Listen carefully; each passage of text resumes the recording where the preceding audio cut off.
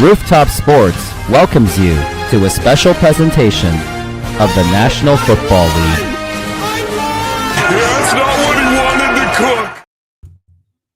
Good afternoon, everyone. This is the Rooftop Sports, and here we are in Super Bowl 60, as it is our beloved Seattle Seahawks going up against the New England Patriots, and there are so much at stake between both these teams. It's the Patriots trying to win their first Super Bowl in the post-Tom Brady era.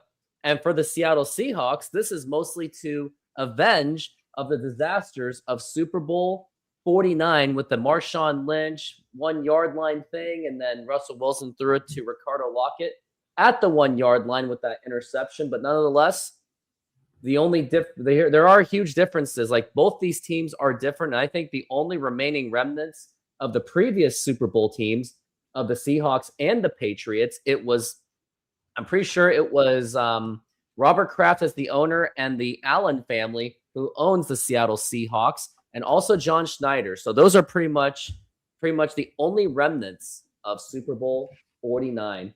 Now, Epic C Films, how do you feel about going into the Super Bowl?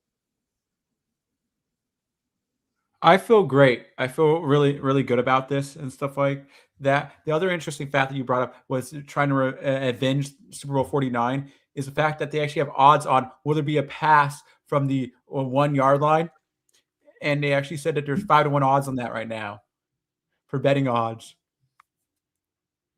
Oh man, they're doing their intro music of they're not even doing the typical one they do, which is the Bittersweet Symphony. You know what? I'll fix that and see if my music is working. Okay. Is it loud? Yep, it's working. Yeah, I can hear it. Let's just do that.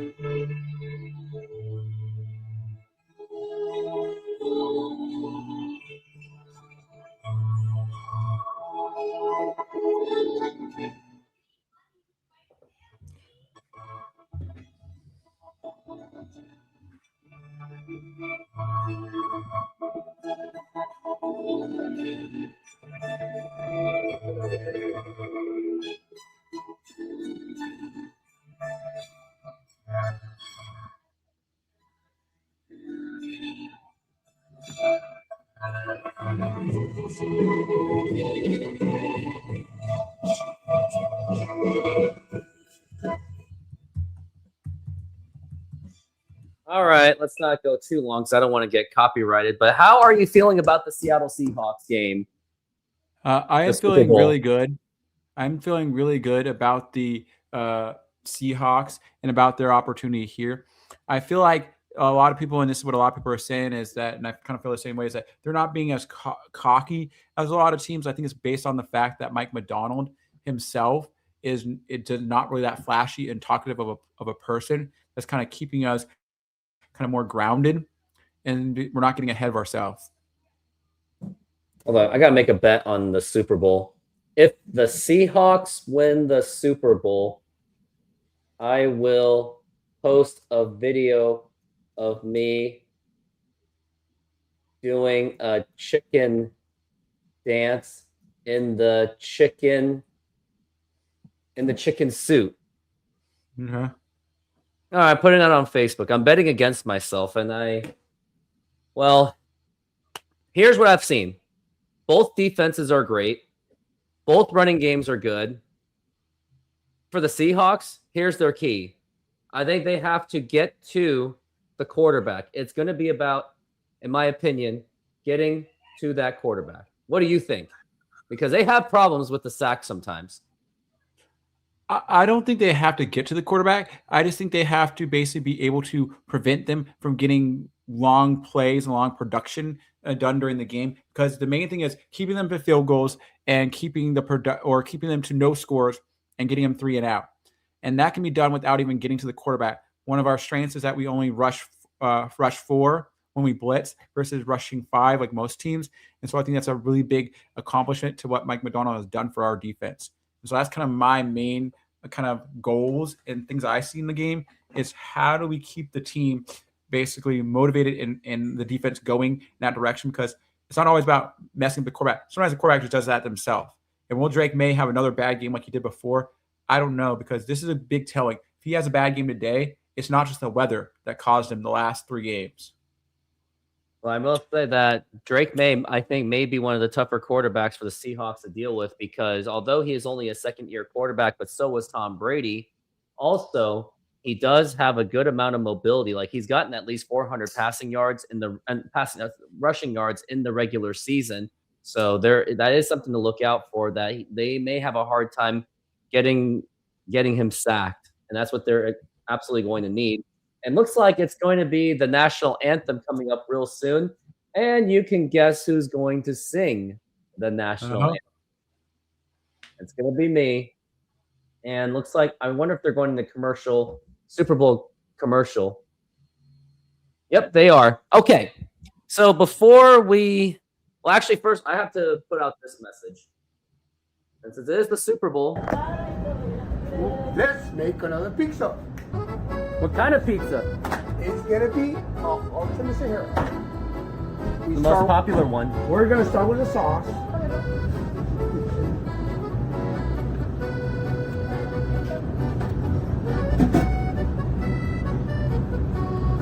So what's your favorite part of the Ultimate Sahara? Building the pizza. What's your favorite topping part of it?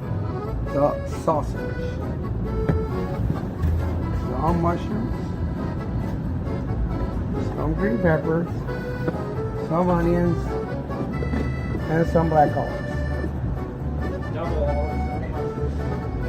Double olives. Double mushrooms.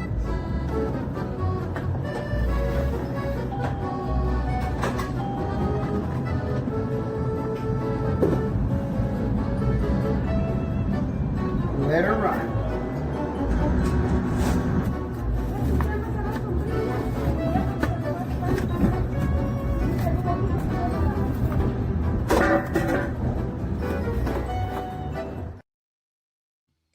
Also, there is a Super Bowl special going on where during the Super Bowl, when between the game starting and the game ending, you'll get a buy one, get one free, any size of that pizza at the Sahara Snoqualmie Pizza.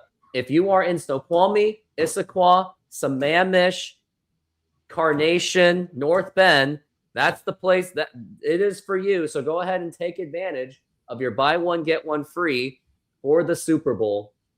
And we're getting ready soon for that national anthem of the United States, as I will be singing it myself. And also tune in for the halftime show, because I hate to say it, I'm not a fan of the Bad Bunny. And it's not because of who he is, where he came from, because, you know, Epic C, I have a history of having a lot of Latino friends, right? I think we've established this, right? Yeah, so it's not the reason. My reason is his music is just not my kind of music. So to combat that, for anyone that does not want to watch Bad Bunny, go watch me doing my bad karaoke songs and possibly dancing in a chicken suit. That's what I'm going to do for the halftime show. I mean, would you watch that, or would you watch Bad Bunny?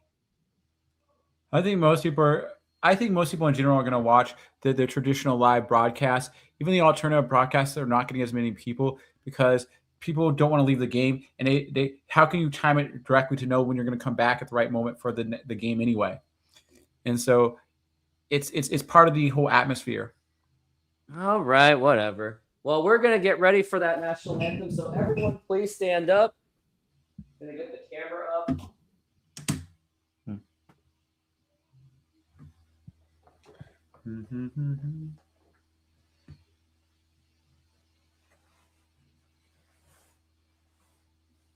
First, they're doing America the Beautiful. I guess I better do the America the Beautiful. I'm already behind.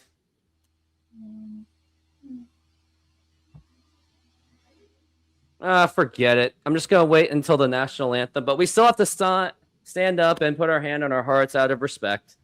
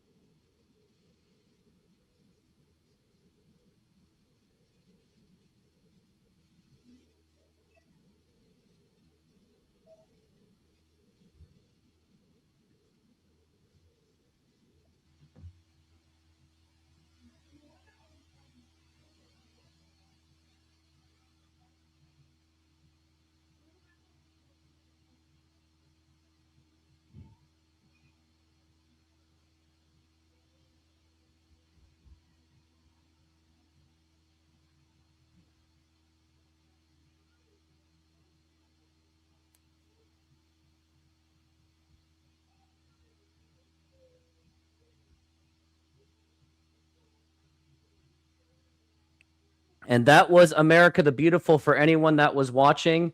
And now it's going to be my turn to do the rendition of our national anthem.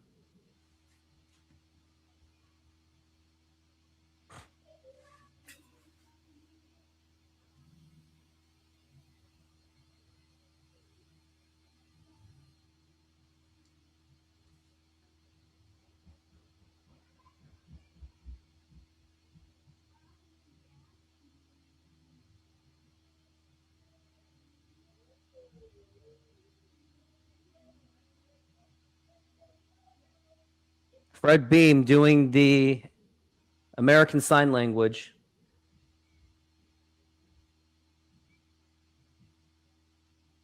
The national anthem of America. Charlie Puth and Rooftop Sports.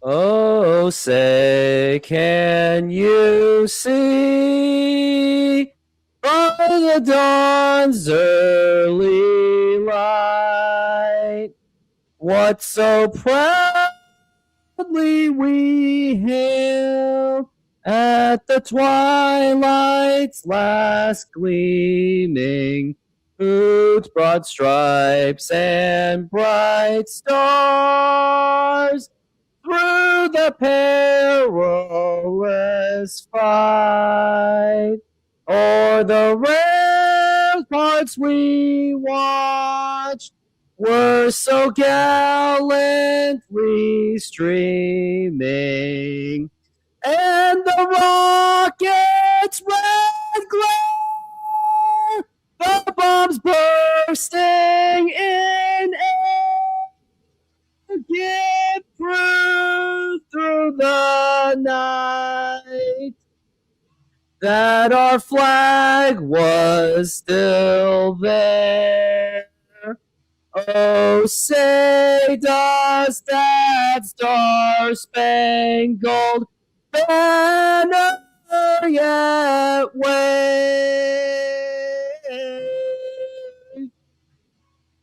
o'er the land of the free?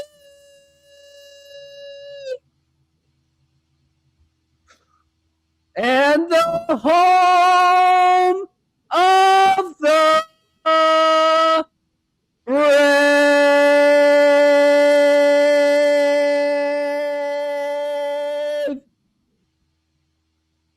Thank you very much for listening to my rendition of our national anthem. And please give me your most honest opinions on my performance of our national anthem. Well, the tone, it's a consistency of tone and like the holding of notes and stuff like that. It's just the tone of those. And, once you get better at that, it's like, it'll be more clear and better. Hey, he said I was better than Carl Lewis. Remember? And the Rockets, I'll make up for it. Mm-hmm. Yeah. So it's just it's just the clarity. Once you get clearer and you've done it more times, you'll get more comfortable with it and stuff like that. And you are getting more comfortable with it. So that's just the thing. And now everyone in the comments, which Super Bowl national anthem performance do you think was the best? My personal favorite was Jordan Sparks in the 2007 Super Bowl between the New England Patriots and the New York Giants. What one was yours? I don't have a favorite one. I don't really pay attention much to the national anthem. Just somebody singing it. This is for you. Oh, yeah, of course. Everyone loves Whitney Houston. Whitney Houston is probably the most highest ranked one. And yeah, I'm the one that's all about that Jordan Sparks. Probably has a little bit of a recency bias. And by the way, we are awaiting the coin flip. And yeah, and also I kind of upgraded my screen for the Super Bowl. I put it on a monitor. I'm on a monitor too. Yeah. Mine's a curved monitor. And also, as the commercials are going on, I did 24 hours ago, my Special Olympics basketball season did come to a halting close. although my team did achieve getting second place in regionals, the difficult part was we did not make it to state. And this was the games where I was actually appointed as interim head coach, and I was working with a team that I didn't have my starting point guard available due to injury. And also my best defensive player, she wasn't available after the second half of the last game that we played. And, a lot of people are saying that the fact that I was able to even lead the team to even a second place finish, a lot of people that I've talked to about it, they said that there's nothing to be ashamed of despite not making it to state. But with what I had to work with, I would feel that I did the best that I possibly could to at least secure second place. Now, we didn't get to state. That was the painful part, but at least we didn't go down in vain, I would say. Mm-hmm. And it looks like we're getting close to the kickoff, especially the coin flip.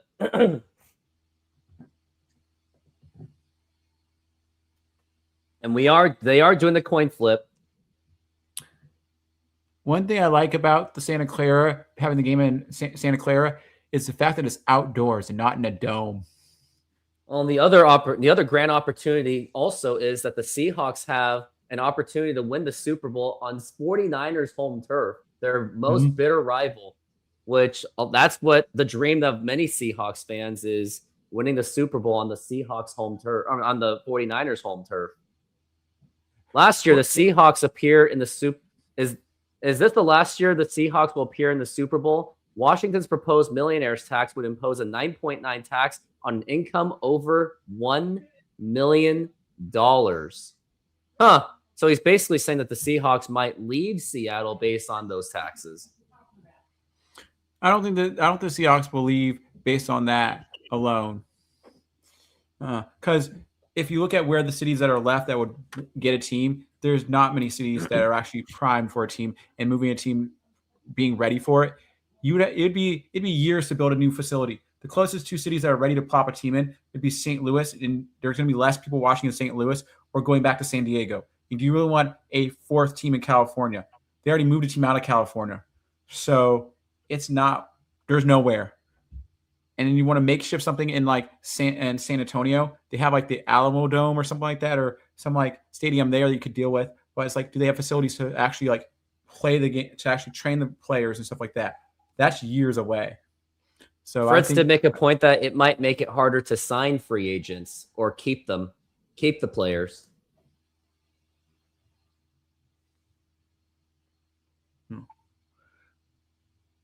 So.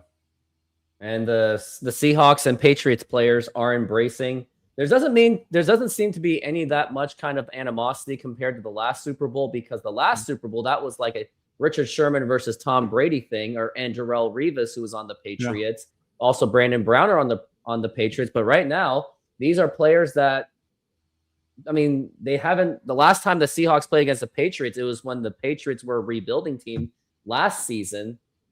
And it was also when the Seahawks they had Geno Smith. So a lot of teams are different. So there's not really much. I wouldn't think there's really much of a rival or any kind of animosity on this one compared to the last one. So to the players themselves, they don't, like the Seahawks they don't really have anything to avenge. It's really just for the fans that they're avenging for, that did suffer the loss of Super Bowl 49. Mm-hmm.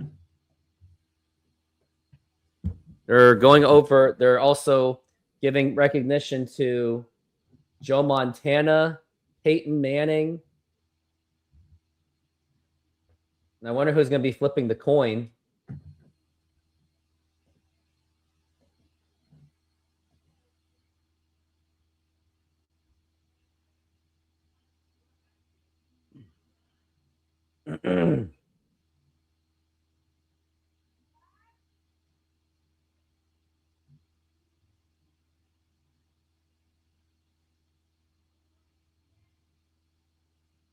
Sean Smith is the game referee, and he has the coin that was made and designed by Ben Franklin, the man on the $100 bill, and was known to invent electricity and was one of the founding fathers of the United States of America.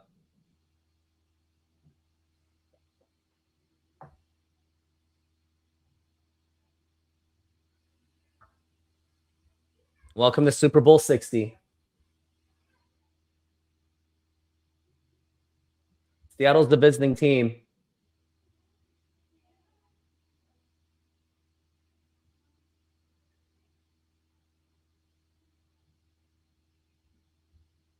Heads and tails. You got to choose tails. Joe Montana, fittingly, is going to toss it. They're calling tails. Tails never fails, right?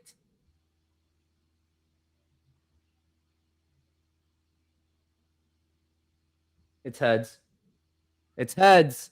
Goes to the Patriots.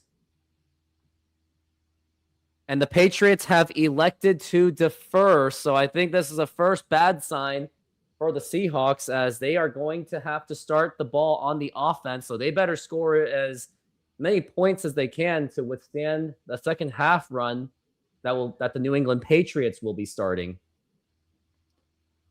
Remember 2 games ago, we started with the ball and we kept that tone for the rest of the game because of Rashid Shaheed touchdown. So starting with the ball can actually be an advantage. Well, he's gonna have to step up, that's for sure. And now it's the kickoff show, and I'm gonna be right back as I'm gonna get my soda. Be right back.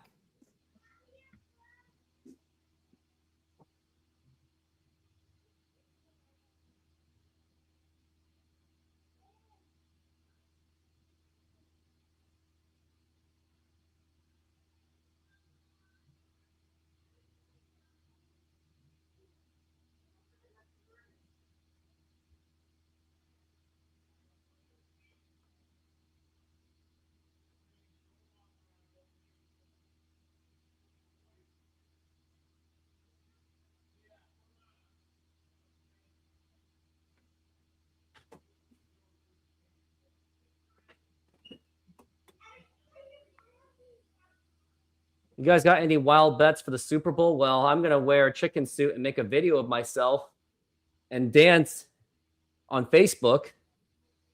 And I also kind of put the money on the Patriots. And also I got my beginning soda, my Fresca.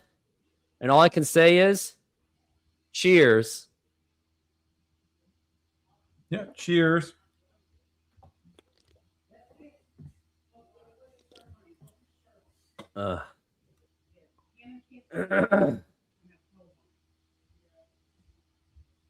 No blame for money on the Patriots. If you got that, that's good money. Yeah, I put some on the Patriots, unfortunately.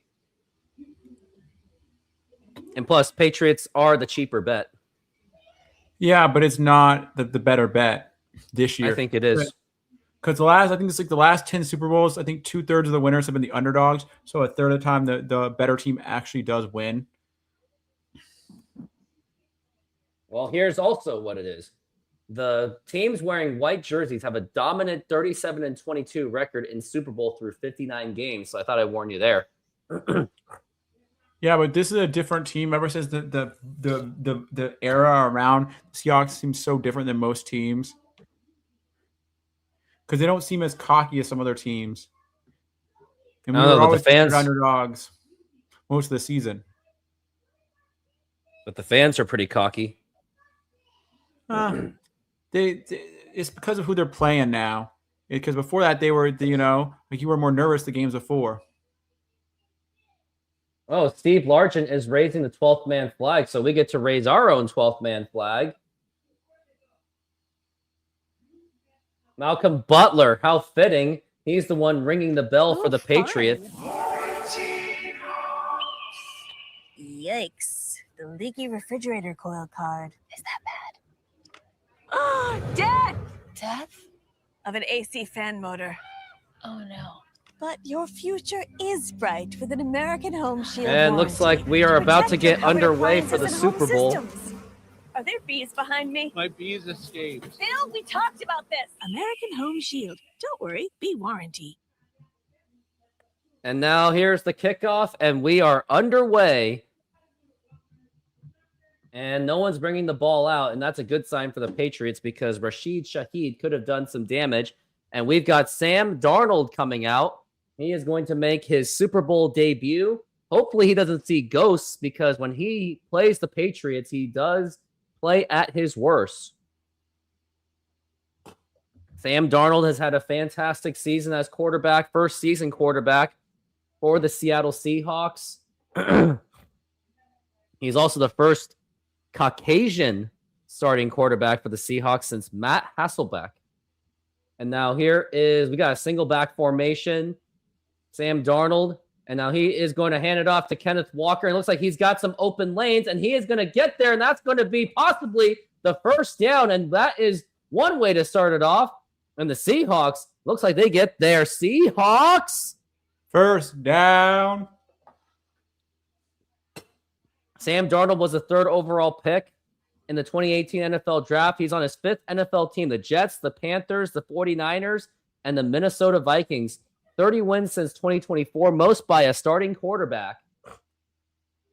And it is now 1st and 10 once again. And they're going to hand it to Kenneth Walker, who is, this time he loses something, probably about a loss of 1 or 2.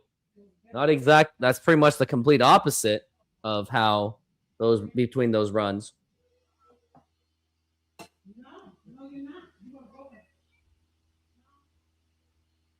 And now it's 2nd and 10.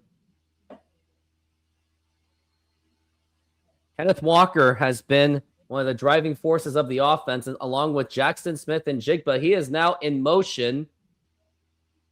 I think they might change this up a little bit, or maybe they might just give him the ball again on a 2nd and 10. And now here's Darnold in the pass from the pocket, and that's going to be caught by A.J. Barner. That is going to be a first down, and we have another Seahawks. First down. And the Seahawks are already coming right out of the gates. On the 3rd play, they achieved their 2nd first down. That looked like that was an interceptable pass, but A.J. Barner was able to catch it. Now a 1st and 10. It's a fake handoff. And now here is a big pass by Sam Darnold. And I think that is caught. And I think that was Cooper Kupp making the catch. And that is caught. And we have another Seahawks. First down. And that is 3 first downs in the last 4 plays. And that was an amazing catch by Cooper Kupp. Was able to maintain control. I wonder if they're going to try to challenge this call, though. Nope, they're going to still run it. And now here is Darnold again. And he is getting out of the pocket, getting pressured. Now here is a pass, and that's going to be thrown away. Didn't really have anyone to throw to. And now it's going to be 2nd and 10. Seahawks at least should be in field goal range. So worst case scenario, you would think they would at least settle for that field goal. And that was an amazing acrobatic catch by Cooper Kupp.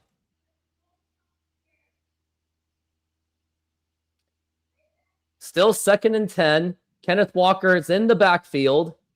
And he's got Cooper Kupp in motion. Rashid Shaheed on the other side on the wideout.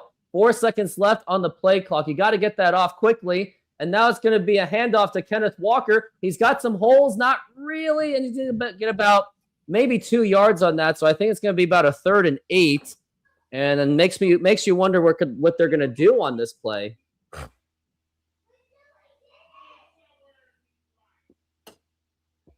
Kenneth Walker in the 2025 postseason, 41 rushes for 190 yards and 4 touchdowns, most in the postseason, especially for a running back.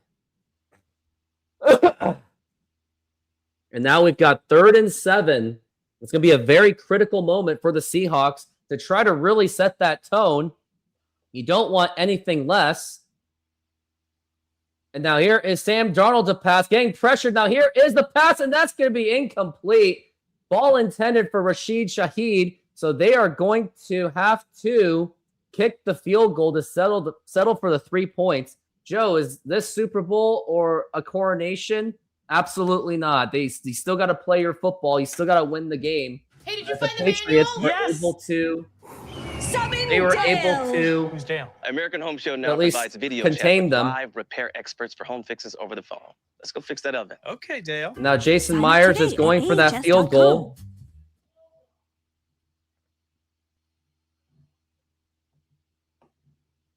And it's for 33 yards. The kick is up, and that will go through, and that is good. And the Seahawks get on the board to give them a 3-0 lead. That was a pretty good drive. They just couldn't complete the touchdown.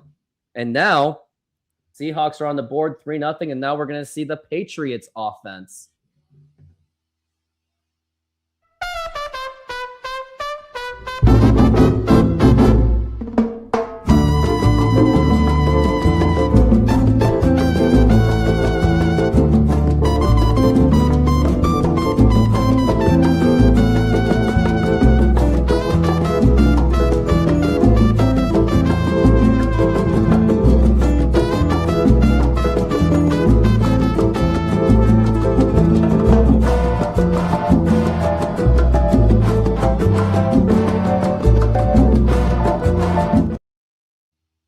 And also, there is a special Super Bowl special going to be $2 tacos. $2 tacos. So take advantage of it at the Snoqualmie Sahara Mexican food truck.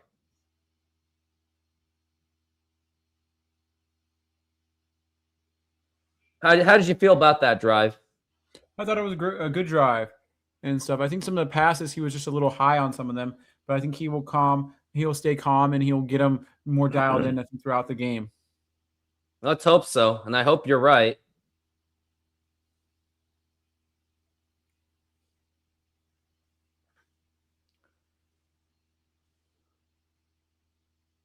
So it looked like they didn't really have much of an answer on the Seahawks. Not much. I mean, it was a pretty smooth drive for the Seahawks, but they're going to have to – now it's going to be up to their defense to see if they can stop them. I mean, Seahawks are coming in as one of the favorites to win this, as the favorite to win the Super Bowl, but I unfortunately disagree. I do expect this to still be a very close match.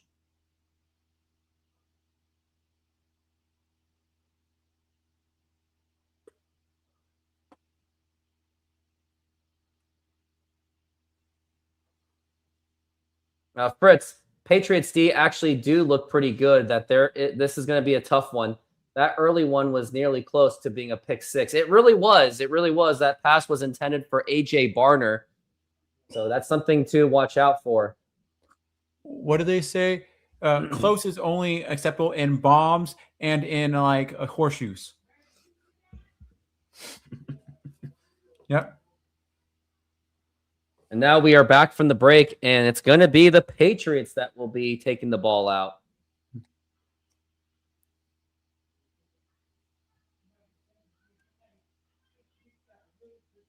And that was about a 3-minute drive. Now I'm curious how many Seahawks fans actually showed up for this game. I mean, they had the easier travel than the Patriots fans. There's no doubt about that.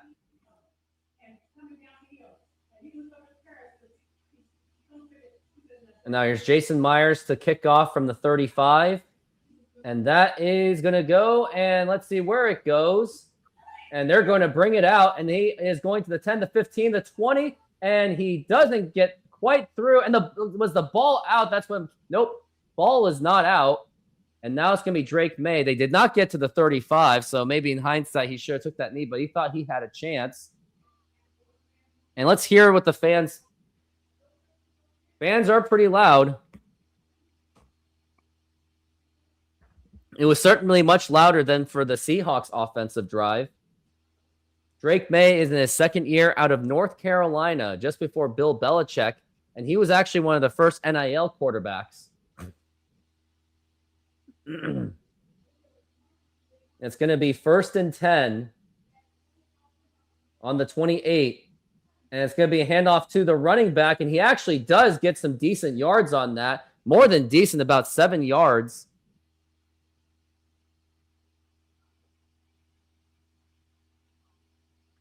He finished second in the MVP voting. Second youngest starting quarterback in Super Bowl history, just behind Dan Marino. 3-0. Why did I say that? 2nd and 4. And Seahawks are on a 4-3. And looks like there's someone looking to blitz. And the running back, and he does get stopped. But it gets a little bit closer. And that's going to be 3rd down and about a 1.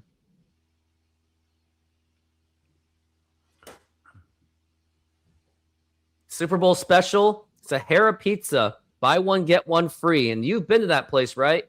Yes, I have. And you loved it, didn't you? Yes. And now we've got, that was Stevenson, the running back, number 38. He has done very well in the postseason. 3rd and 2 is what it is. Seahawks are on the forefront. And now here is Drake May. He is going to pass, and now it's going to be caught. And he does get that first down. He missed on a missed tackle, and New England gets their first down. Julian Love could not make that play. He was about to get him tackled. Drake May had a short pass to Stevenson. Julian Love, just a horrible tackling attempt. And he gets out of bounds, but he does get that first down as the Patriots are moving the ball along. It's going to be 1st and 10. Stevenson has got a man in motion, and it's going to be he's got plenty of time, and that is going to be caught. And that's what the Patriots are going to have to do. They're going to be doing it on the short game, and that was Douglas who made that reception.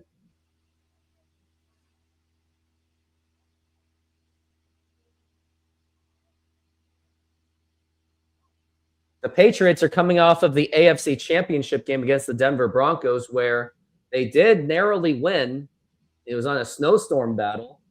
Josh McDaniels, the offensive coordinator, he is back on the New England Patriots. That does seem to be his job of bread and butter. It's going to be a handoff to Stevenson, and then he gets that first down, and New England's able to run the ball very effectively.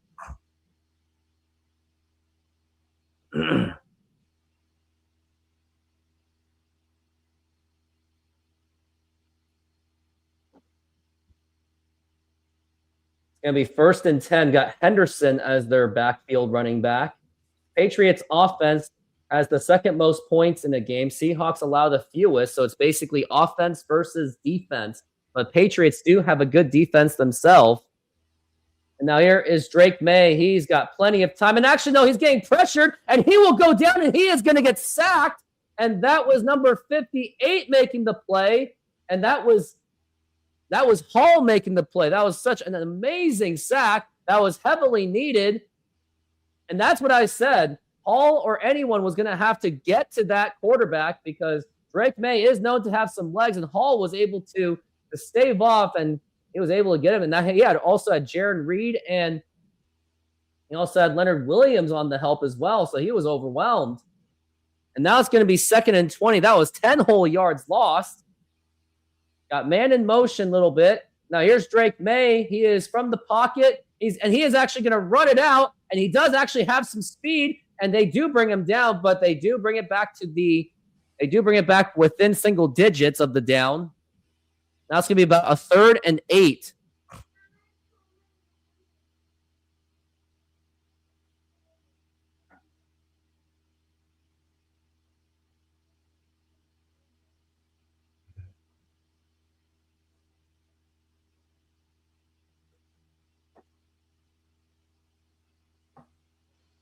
And now it's 3rd and 9.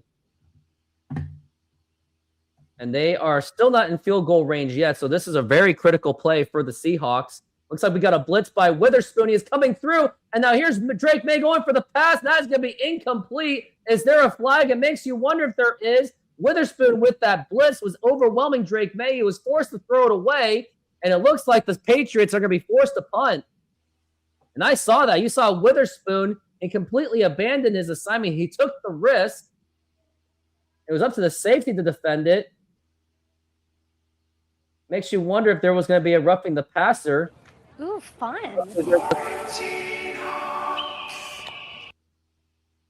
And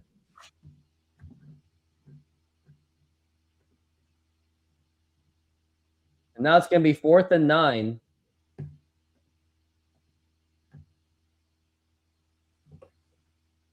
And that's going to be punt. And that is going to go to the 10 and the 8. And yeah, that's going to be a fair catch, and rightfully so. Mm-hmm.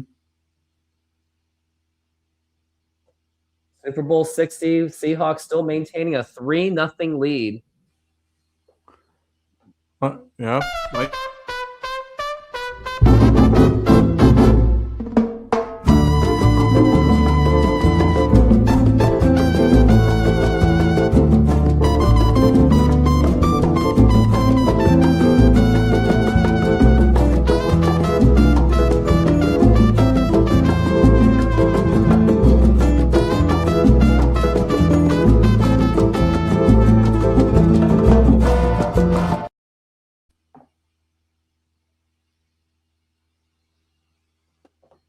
right. What were you saying? You were going to say something. Oh, the Seahawks have better.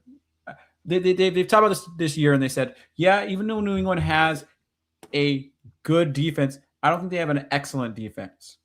And the thing about it is that their offense this year, the reason why you were saying that they had such great yards, points this year, is they played the easiest schedule of any team in the league. And so that could inflate their numbers. Is that what you think? So if you think about that, it's like, that's why some people were saying it's like, did Drake May really deserve it? And there was some weird stat where someone was saying it was like Drake May and Matthew Stafford played 6 of the same teams, and Drake May was 6-0, and Matthew Stafford was 4-2 versus the same teams. I'm like, yeah, you got to think about that at the end of the day. You might have played the same teams, but also the thing about it is that which team's better, which competition is. There's a lot of factors that go into that stat, but I think that the Patriots got very lucky this year. Next year, with their schedule next year, they're going to have a lot tougher road to getting to the championship. I think the Seahawks are more established and more, I think, going to be more consistent. I think they have the better. We'll see. I think the Seahawks have the better future. Well, they have an insane amount of cap space too. Yeah. Like people said, who does the Patriots have as a big receiver? Their only really receiver that people can kind of name is maybe Stephon Diggs, and is Stephon Diggs still good? Well, I think he could be effective.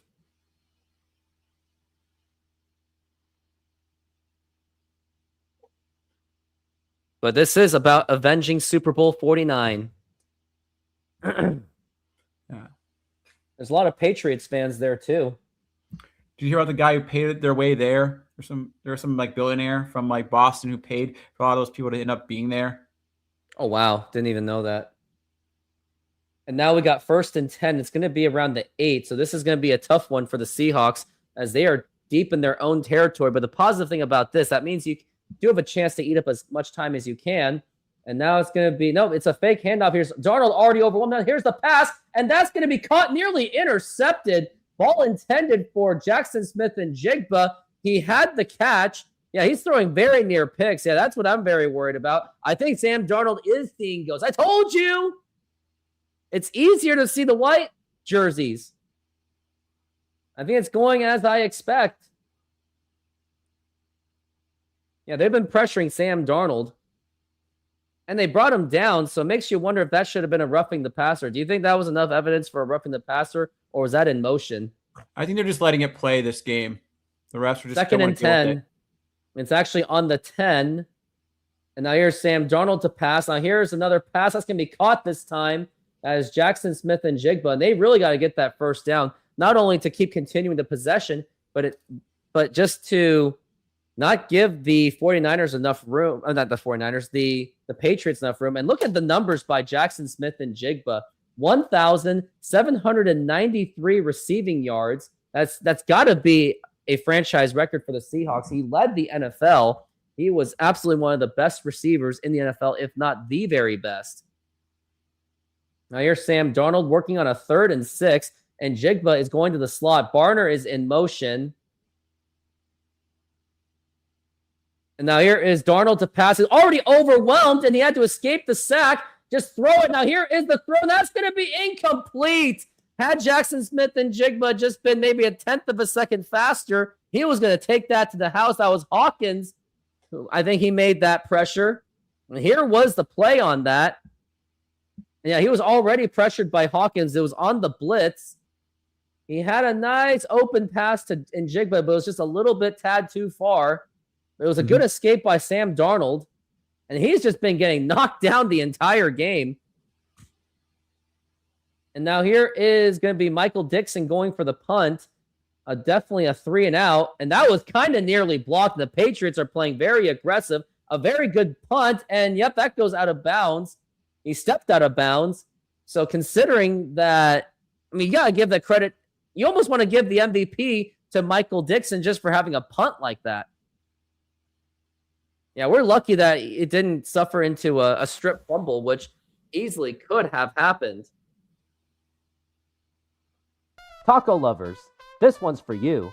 Come enjoy tacos auténticos at Snoqualmie Mexican food truck, packed with flavor, made with love, and always fresh.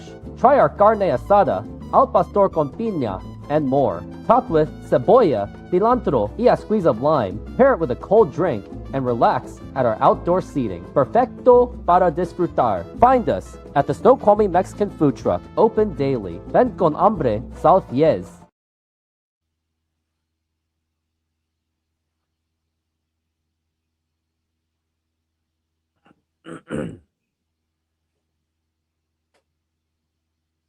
How are you feeling so far? I'm feeling good because most of the stuff that's happened, like you're saying, they almost doesn't count. You know? Yeah, but you would think that it would just be a matter of time until Patriots start doing some damage. Nope. Almost, like I said, doesn't count, because at the end of the day, it's like if the full thing goes through, like almost can maybe, okay, it stopped a play, but it means that you can still punt the ball away. You're still, like, our punter gave great field position. You know, he punted it really far. So it's like you're starting basically at like the 35 or something like that, maybe the 39. So it's like you're not really going anywhere from there. And so then there's a few other things going on where it's like I said before, it's like until somebody really messes up badly, like one of the worst things so far, Drake May allowed 10 yards. He got sacked 10 yards back. That's the worst thing that's happened in the whole game. So I'm still concerned about the passes that Sam Darnold's been making, because he hasn't really gotten much good protection, making him make those panic passes. And he's had 2 passes where they were nearly intercepted. Overall, so far, Sam Darnold's played a better game than Drake May. Hands down. You can't like my argument is that I would say Sam Darnold's played a better game because he has 42 yards. Basically throwing the ball away and no one intercepting it, those are washes. They don't get recorded. What gets recorded is a sack of 10 yards, a loss. Also, here's my you want to hear my karaoke list? What's your karaoke Here are the list? songs I've got.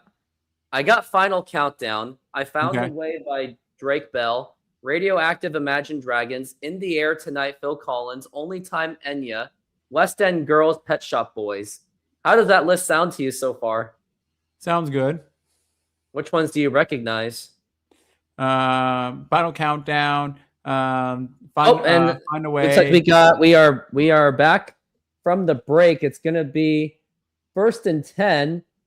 And now here's Drake May. He's got time to pass. Now here is a pass. That's gonna be caught. That was a huge pass by Drake May, and they get themselves into Seahawks territory for a first down. Drake May was able to scramble out of the pocket to make a nice pass. That was a nice, perfect spiral by Drake May.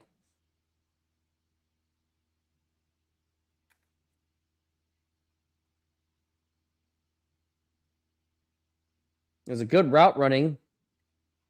And now it is going to be, and they stop the running back immediately. That's going to take them a few yards back.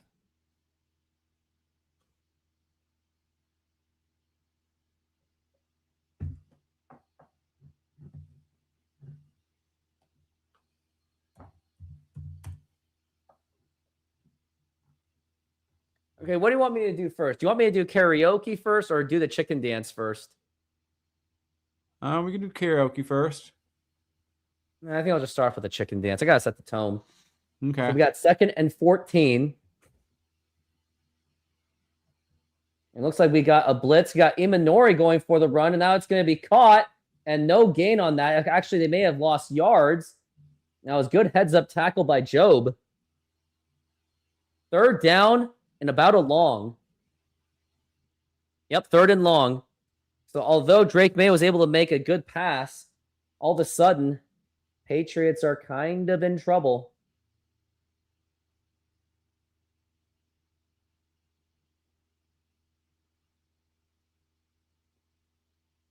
Now we got 3rd and 15. Now here's Drake May. He has to get this one, and he will go down, and he is going to get sacked. And what a huge play by the Seahawks. That was Devon Witherspoon once again with the sack. And that's going to be 4th down, and the Patriots are going to be forced to punt. Did you expect that to happen? Devon Witherspoon went for another blitz. He's kind of doing his little Jamal Adams thing, and he pushed them all the way back. Yeah. And by the way, I have a quiz question for you. How did the Devon Witherspoon end up on the Seahawks? And now, by the way, we got a punt, and it's going to be going down. It looks like there should be a flag. I think there should be a flag. And here is the, oh, no, and the Patriots were able to contain on that punt return. I did see that there was a little bit of push going on. Mm-hmm. So, yeah, what was the origin story of getting Devon Witherspoon? We drafted Devon Witherspoon. Where did we get that draft pick? Oh, is that what you're asking for? Was that from Denver? Yep. Yeah. And who did the Seahawks trade to get that pick? Russell Wilson.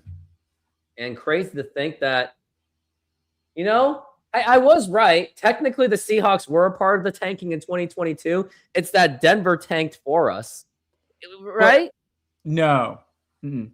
If you look at the Seahawks overall as an organization, they never fully tanked as what you would call a definition of a tank, because they never went from really being really horrible to ever being great. So you're saying indirectly another team helped us. Yes. Indirectly, we got a lot of draft picks that we basically picked really well and got success from those. So that's one thing. But if you look at the other stories, like technically the other school, if you look at it, technically the New England tanked almost. Like they were one of the worst teams one year and got a high draft pick and got the quarterback. So one of your philosophies, yes, it worked out for them, but then they had to wait for like a half a season before they started playing him, and then they had to get a new coach in there because the last coach was so bad. So they basically were bad for like 2 years pretty much before they actually got back better. And now they're in the Super Bowl. Yeah. So it all depends on what you consider it, but the Seahawks were never a tank because even their worst season lately has been 9 wins. If they've always had a winning record, how is that considered a tank? In this decade, the worst season was a 7-10, but the Seahawks had no intentions of tanking. When the season started, they still had somewhat of Super Bowl aspirations. Yeah. Mm-hmm. Right now, they say the quarterback ranking is better for Drake May right now, but he's had more completions. But he's been sacked twice. Yeah. But it's just because of the fact that he's 4 of 5 from completions and Sam Darnold's 3 of 7. I was right. If you saw my prediction show on Friday, I said that the Seahawks had to get to Drake May more than anything. And here's more songs. I got Tub Thumping. Tonight is the Night. We Are Who We Are by Kesha. Fireflies, Remember the Name, Everybody Wants to Rule the World, I'm the Man, I'm the Man, I'm the Man, Never Gonna Give You Up, Busy Earning, Kids. Okay. And now we got First and 10. And they're pretty much starting at their own territory similar from the last drive. And now it's going to be handoff, and he gets stopped immediately. And as of now, we're expecting this to be a defensive brawl. The Souls Dallas gave up those Super Bowls in the 90s, are found somewhere in the brains of Josh McDaniels, along with Soul of the Strippers of Michael Irvin paid. Trying to understand that. And also, Super Bowl special, buy one, get one free. Any pizza, any size, all Super Bowl long. There's the phone number if you need some pizza. And it's going to be 2nd and 8. And now here's Kenneth Walker. They give it to him again. And they're not really committing to the pass. They did get at least a yard out of that, but it's going to be a 3rd down and about a 7. Mm-hmm. I mean, I can kind of understand why they're kind of timid on the pass, because the Patriots have been able to at least pressure Sam Darnold to force make bad passes and throw 2 near pick sixes. Or at least 2 near interceptions, at least. It's going to be now a 3rd down. We got 3rd and 7. The Patriots have actually been the best defensive team in the NFL. And looks like we got a blitz happening. And now here's Darnold. He's going to go for a pass. That's going to be caught by A.J. Barner. And he gets it. And finally, the Seahawks get another first down. First down. That is A.J. Barner. He has gotten 2 of those first downs for the Seahawks. Mm-hmm. He was wide open. Yeah, he was wide open because of the blitz. And that's what you're risking when you're doing the blitz is when there's a blitz that happened, there is bound to be a missed assignment. And now it's going to be 1st and 10.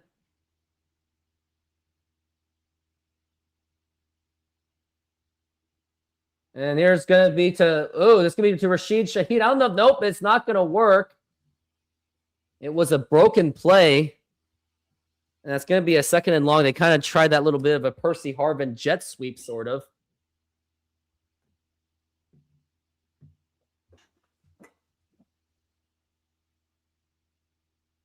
That was Woodson who was credited with the tackle.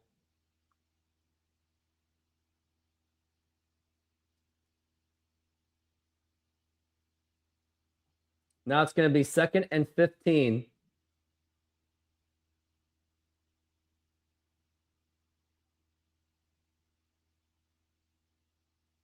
And now it's going to be Sam Darnold's already overwhelmed, and that's going to be incomplete. And that's what the offensive line, they have not been having a good game at all. They're starting to play like the offensive line that we remembered from the Russell Wilson days and the Geno Smith days.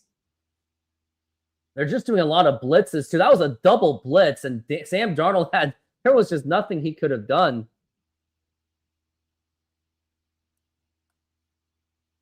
Patriots are blitzing quite a bit. And now we're at 3rd and 15. And now here's Sam Darnold to pass. This time a little bit better protection. And now here is the big pass. That's going to be out of bounds, way incomplete. Ball intended for Jackson Smith and Jigba. And now it's going to be 4th down and 15. He had some good protection, but he just couldn't get it to the right receiver.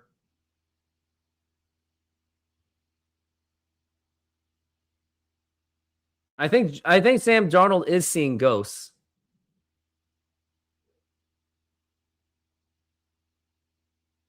They're putting their hands up for whatever reason, the Seahawks, as they are about to punt. And now here is the punt, as this game has been a punt fest so far, punt exchange. And now it's going to be, they bring the ball all the way back.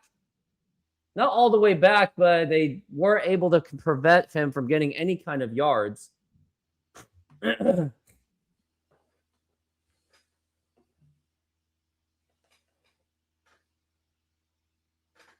By the way, the last time the Seahawks were in the Super Bowl, who was the punt returner?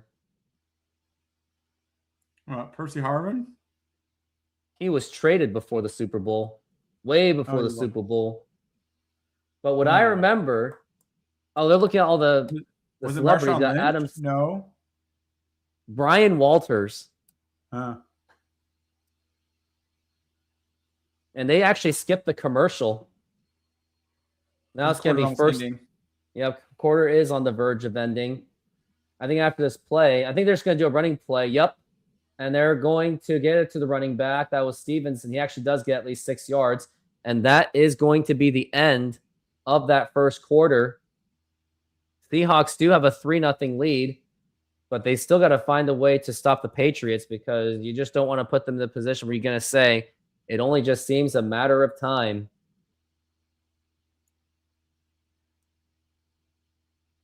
All right, so here's more songs I've got. I got Kids, One Republic, My Way by Limp Bizkit. Next episode, I don't think I'm going to do that next episode because I'm not a rapper. California by Phantom Planet. Daytona, USA. Okay. I got Lose Yourself by Eminem. Glad You Came.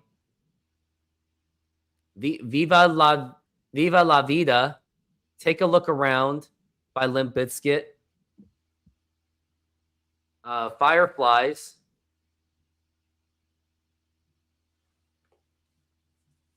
Fireflies, Good to Be Alive by Andy Grammer. Numb by Linkin Park. My Songs Know What You Did in the Dark. A Sky Full of Stars. Pump Up the Jam. I think I'm going to skip that one. Sweet Victory, SpongeBob Song. All-Star by Smash Mouth. In the Air Tonight by Proto Men. The Show Goes On by Lupe Fiasco. Dream On. I'm going to skip that one. Dream On by Aerosmith. Sit Next to Me, Foster the People. Blow by Kesha. Boulevard of Broken Dreams by Green Day. Which one do you like? Which song? Yeah.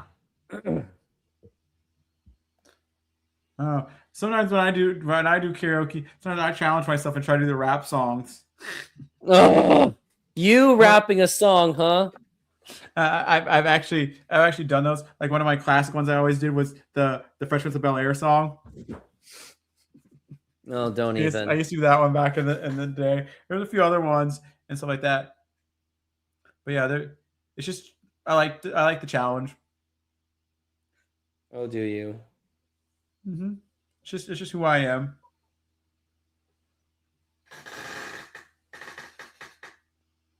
Like one of my favorites, I like doing, but a lot of people don't know this song is "The Kids" by B.O.B.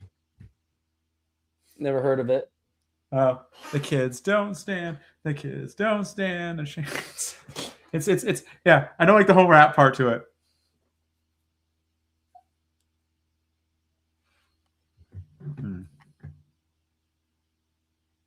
Yep, we know there's another Minions coming.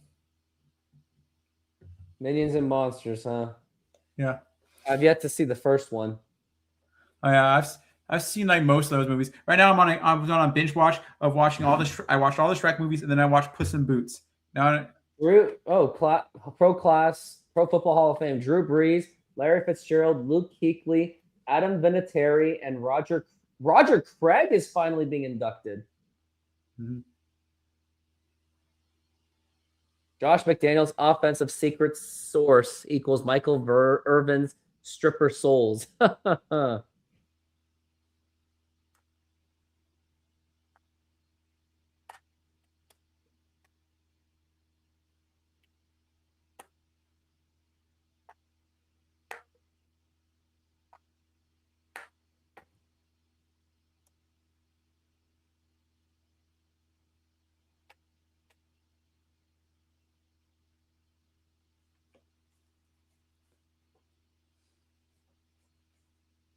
Second and 5.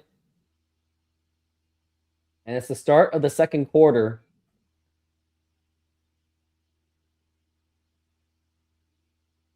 Ooh. And now it looks like we got another blitz. That's going to be, nearly intercepted. There was a lot of contact there. That was between Kobe Bryant and the Patriots tight end. That could have gone in many different ways. That was either going to be an open catch or that could have been intercepted. Mm-hmm. Kobe Bryant nearly got the pick.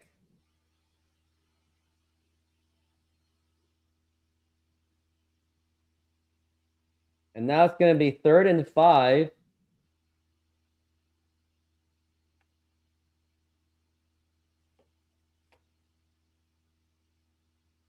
Imanori is looking for the blitz, and that's what they're doing.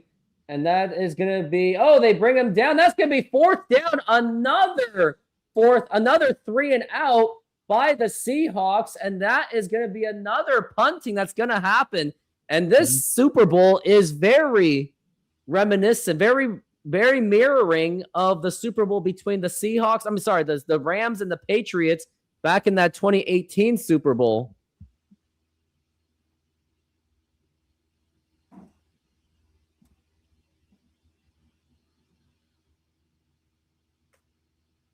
Now it's going to be 4th and 5. And it's going to be a punt, of course.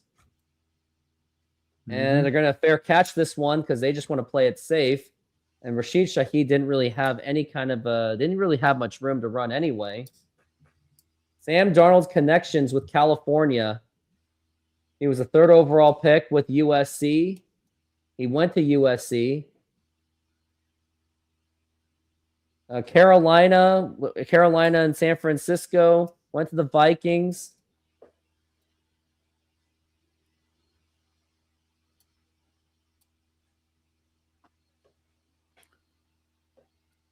And now we've got Sam Darnold. And I think he's going to pass on this one. Actually, no, I think they're going to run with Kenneth Walker. And nope, it's going to be a fake handoff. And now here's Darnold going for a big pass. And I wonder how this is going to go. And that's going to be, nearly picked off again. That is 3 near picks. That ball was intended for Rashid Shaheed. They were trying to make a big play out of it. It was very risky. It looked good. But then there was just too much coverage. They were trying to do the same thing they did in the NFC Championship game. Yeah, Rashid Shaheed, he does have a lot of deep threat, but did not happen. It's going to be 2nd and 10. I think they're going to run it this time. And it's going to be handoff to Kenneth Walker. He looks like he might not have room, and he does. And he's actually going to go through, and he is still running. He is still on his feet, and he finally gets down. And that's going to be finally a Seahawks first down. That was Kenneth Walker with a huge run. I thought he was going to get down almost immediately. Like, there was a lot of people chasing him from the back, and he still went racing through. And now here's going to be Sam Darnold. A pass that was tipped. That's going to be incomplete. Going to be 2nd and 10.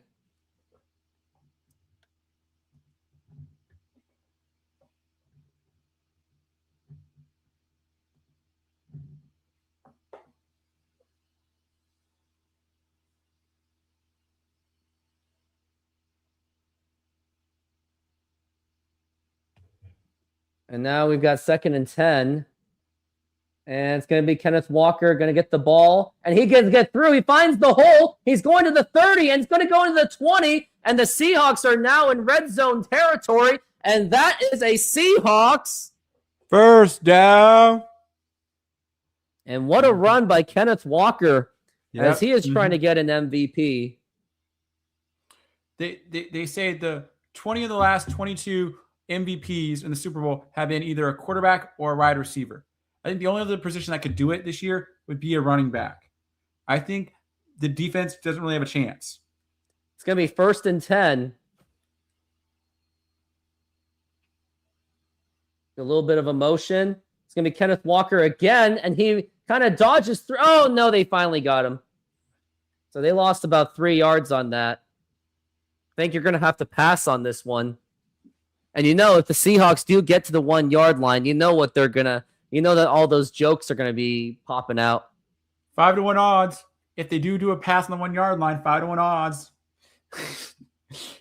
So now they're going over Kenneth Walker's life. He was born in Memphis, Tennessee, one of the most dangerous cities in America, you say. Went to Michigan State, 2nd round pick. He's had an up and down career so far, but he's done great in this season.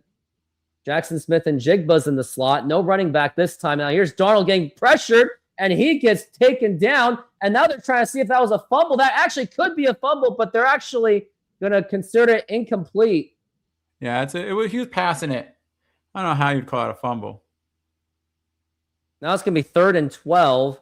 And what are you thinking? Do you think they should pass to make the big play, or just make a small running play and settle for 6 or settle for 3? On a run play, they've actually made 12 yards on a run play. So I could see them still getting it on a run play. It's not impossible. Yeah, because the passing is just not pass. The passing just doesn't seem to be there, as we're at 3rd and 12. Yeah. Pavon Chasen. And now here's Sam Darnold getting it to Kenneth Walker, just as predicted. And he's trying to make the run. He still loses yards. And the Seahawks are going to have to settle for that field goal. And I think even a lot of people did agree that the run play was necessary, because the passing is just not working for Sam Darnold right now. And they're going to go for Jason Myers. He's going to go for the field goal. Maybe he could be in running for MVP too.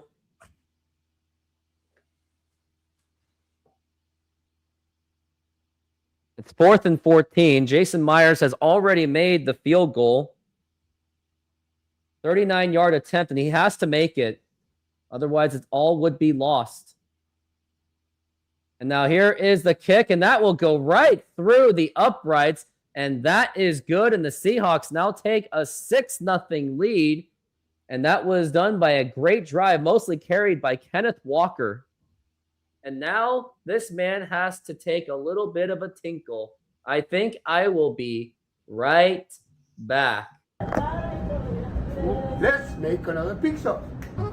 What kind of pizza? It's gonna be ultimate Sahara. The most popular one. We're gonna start with the sauce.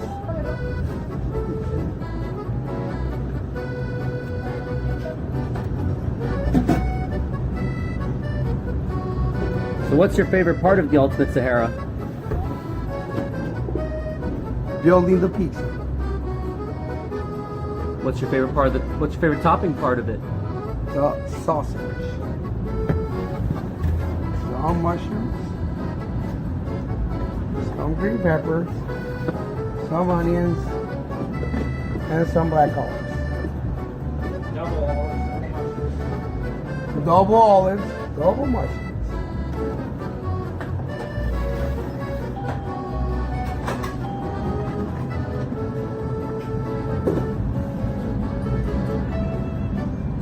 Let her run.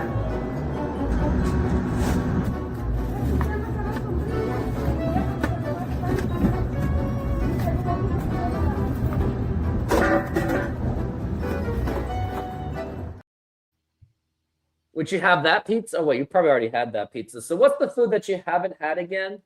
The pasta. So I think Or we the got to wings. So I think the next time we go there, which is possibly either my birthday or the draft, I think we got to try the pasta. We got to dare ourselves to have the pasta rather than the pizza. So some interesting facts is that a team has never won the Super Bowl with only scoring field goals. Every team has scored at least one touchdown, and the lowest scoring game was the game you mentioned earlier, which was the New England Los Angeles Rams, which was the lowest team was 13. It was 13-3 basically. So there has been low scoring games. Just every team has at least scored a touchdown. And oh yeah, I didn't think of that. Yeah. So it could be a weird year that if nobody scores a touchdown and someone wins the game on field goals, that'd be the first ever in history. A kicker could win the Super Bowl. Yes, which would be kind of crazy. We've been a quarter and a half in and no touchdown. So, well, not even a quarter and a half, almost a quarter and a half. And we got 11 minutes left. Mm-hmm.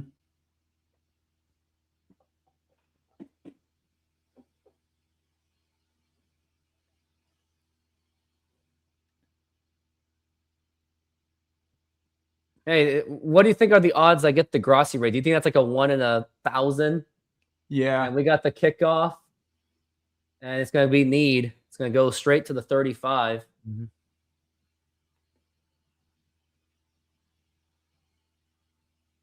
Mike Vrabel patching up the Patriots. I like they're doing the home renovations. 30 players in first year with the team, most by any Super Bowl team. So this has been a brand new team. 17-3 this season. They improved by 13 wins. And now it's going to be 1st and 10. And it's going to be the handoff to the running back. He does at least get a few yards on that.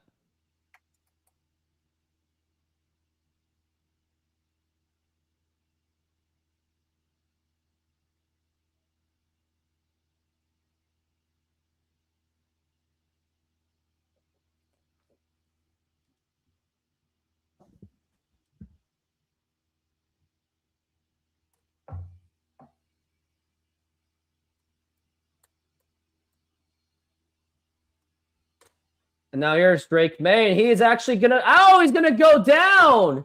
And that's going to be the 3rd sack. And oh my goodness.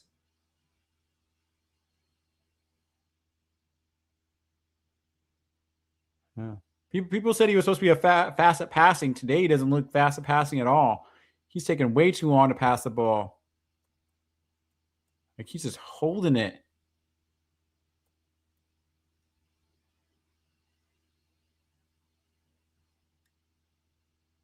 And now it's going to be 3rd and 17. And now here's Drake May going for a short pass. And looks like this man, nope, this is not going to go anywhere. It's going to be another 3 and out. The referee ended up on the ground. Did you see that? Yeah, I guess so. He did, didn't he? There was a little bit of exchange going on.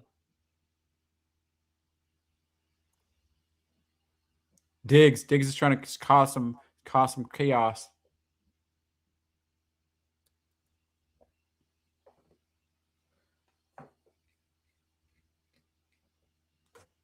Now it's going to be 4th and 12. They're going for another punt. Let's see if Rashid Shaheed can make a big play out of this one. Mm-hmm. I mean, if he gets a punt return, he might be the Super Bowl MVP if they win. 9 minutes left, and that's going to be punt. And I don't know if there's going to be enough room on this one. Nope, it's going to be another fair catch, which understandably so. Well, at the rate you're going, you say, who could be MVP right now? I guess Kenneth Walker. The Seahawks maintained his pace. Kenneth Walker might be the guy. He might literally be our MVP, which is kind of sad to say when, like, he's had a couple big runs, and that's about it. He's the one that got us in the field goal range. So that's basically why we're winning. Second to that would be the kicker for making the field goals. That'd be your 2 best players of the game, unless you want to give it to some defensive guy. Well, you want to give it to Devin Witherspoon. But if you most likely know they're going to give it to an offensive player, it would have to be Kenneth Walker right now. He's the reason why we're winning. Yeah, Kenneth Walker has been a huge reason. And also, out of those songs, which ones do you like the most? The Final Countdown. I remember that one. I remember Find a Way. I remember that. Lose Yourself. Those are some of the ones I remember. One of the Limp Bizkit. It was some, yeah. I don't know. It was a few of the songs I remember. I think I will decide.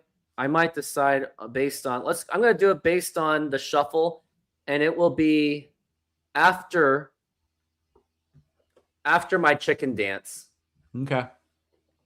Oh, it's going to be Kesha. It wants me to start with Kesha. Kesha, We Are Who We Are.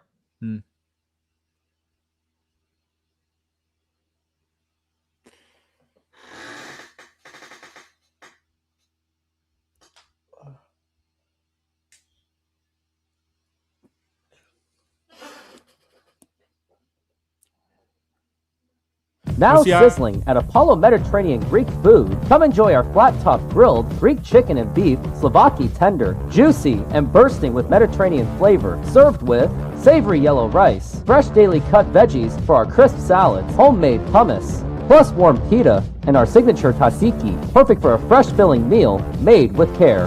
Cold beer available. Order now at apollogreekfood.com. Come visit us for a delicious meal and a cold beer. We'd love to serve you.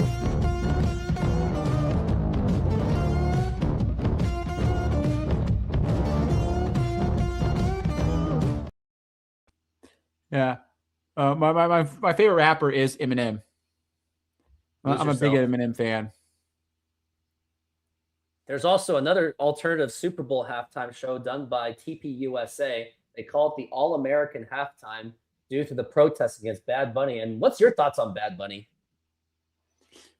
Hey, the league decided to do the game. I don't think there's anything wrong with it to decide to do the Bad Bunny thing.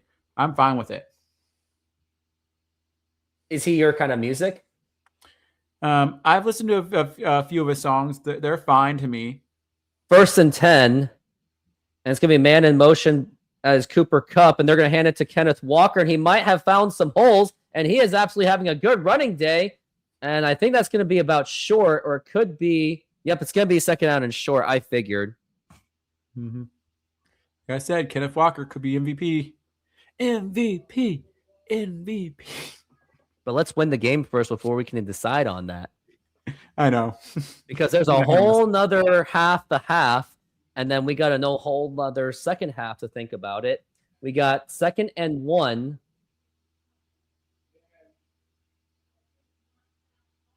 And it's going to be handoff to Kenneth Walker again, but he's not able to. Nope, he is not able to get through.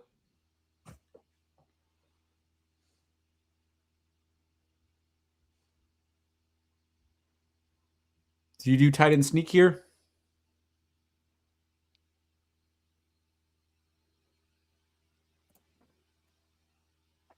Oh, they said it was a first down. Oh, they did get the first down. So that's going to be a Seahawks. First down. Yeah, they were able to push him through. It's going to be 1st and 10.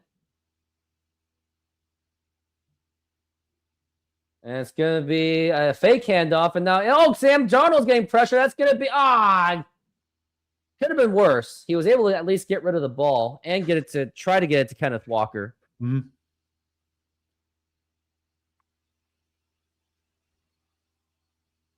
Kenneth Walker has really stepped up because Zach Charbonnet is not available. And yeah, he knows deep down that he would love to be a part of this Super Bowl. Where's George Halani? How haven't they been using him yet? Because Kenneth Walker is just too hot. But yeah, they finally just took him out. They figured that he needed a break. So George Halani is now in the backfield. Man in motion is Cooper Kupp. I think they're going to pass it on this one. And now we got a blitz coming. And now here's Sam Darnold with a pass. And that's a solid pass to Cooper Kupp. But it's going to be 3rd down. So they're going to have to come up with a first down. I at least want to have 2 possessions on this. We got 7 minutes left in the half until I put on my chicken suit. And also, if you're still hungry, you still got the deal for Sahara. So Kwame Sahara Pizza. Buy one, get one free. You can have it delivered or you can go to it. 3rd and 2 for Sam Darnold. Got man in motion.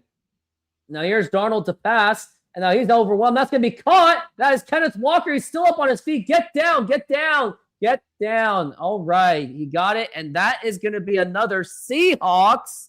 First down. Now we got 1st and 10.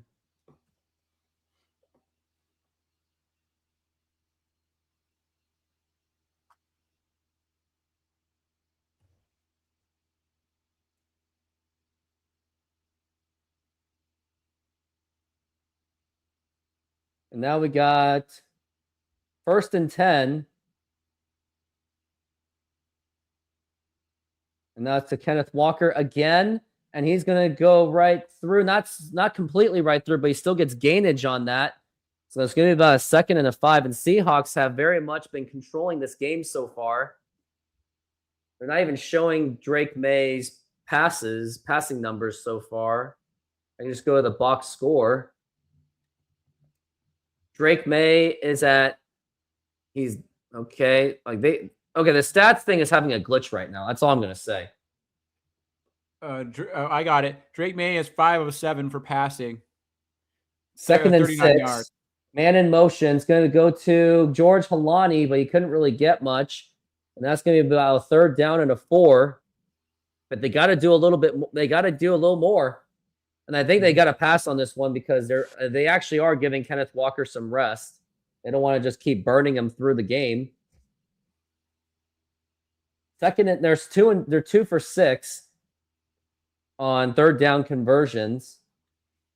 And this is going to be critical because if you can't get the first down, there's not going to be even enough. There's not enough for Jason Myers to do a field goal. So you got to get the first down. It's going to be critical. Got Kenneth Walker on the backfield. He's looking at Kenneth Walker, and that is going to be caught, but no, he dropped the ball. And that's going to be 4th down and 5. So do you go for the field goal here? You can't. There's just not. It's still too far out. I think what they should do is this. You go for it on 4th down and see if they're willing to fall for the jump.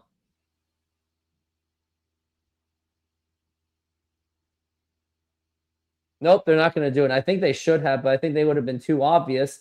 And that's going to be a punt, and that is going to go to inside the 10-yard line. Mm-hmm. Maybe Michael Dixon for Super Bowl MVP. Like I said, 20 of the last 22 were either quarterbacks or wide receivers. Yeah, it mostly goes to them. Yeah. So it's getting close to the half. And which song are you looking forward to me singing out of that list? Well, yeah, let's see some of the ones. Lose Yourself would be interesting. See you try to do that one. And I'll do Lose Yourself after Kesha. Yeah. It's going to be really bad. Like, I'm calling it the bad Rooftop Sports bad halftime show.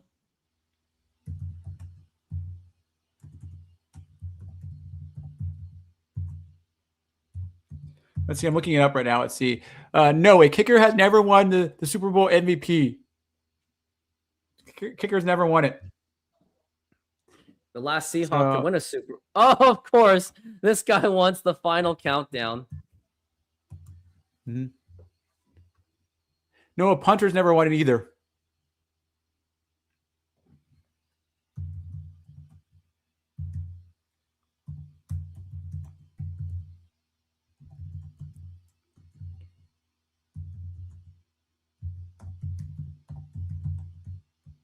Okay, let's see. So last defensive player to win MVP for a Super Bowl was Von Miller. Von Miller, huh? Yeah, as the last player to win last defensive player to win Super Bowl MVP. Well, I'm gonna start with Kesha Blow, then Kesha We Are Who We Are. No, I'll do Kesha Blow, then Lose Yourself, then We Are Who We Are, because one of my friends dared me, and she was actually from the Special Olympics basketball team, and she requested that I did do We Are Who We Are by Kesha. Mm-hmm. As you can tell, I have a very special relationship with the Special Olympics basketball team. Yep. And you would say that I have nothing to be ashamed of, do I? No. And I'm not going to use the injury as an excuse, because I think if I did that, that probably would do the the one who's performing the Super Bowl halftime show is going to be Bad Bunny. There's another option. There's the TPUSA, the All-American conservative kind, and then there is me with my bad karaoke singing and the chicken dance in a chicken suit. Mm-hmm. I wonder if you're looking forward to that. The karaoke is going to be fun. I'm looking forward to that. And the chicken song. Mm-hmm. And now we've got 1st and 10. And they're at their own 2. Oh, my goodness. And now it's going to be handoff to the running back. And he's still able to get some yards out of that. It's actually a pretty good run. A good bruising run by the Patriots. And we are at less than 5 minutes to go. But yeah, you would agree with me that blaming an injury for not making it to state would be an excuse. Yep, it would be an excuse. Mm-hmm. And it'd be insulting to the player who was injured. And it's going to be 2nd and 7. Now here is Drake May. He is looking to pass. And it looks like there's a timeout has been taken by Seattle.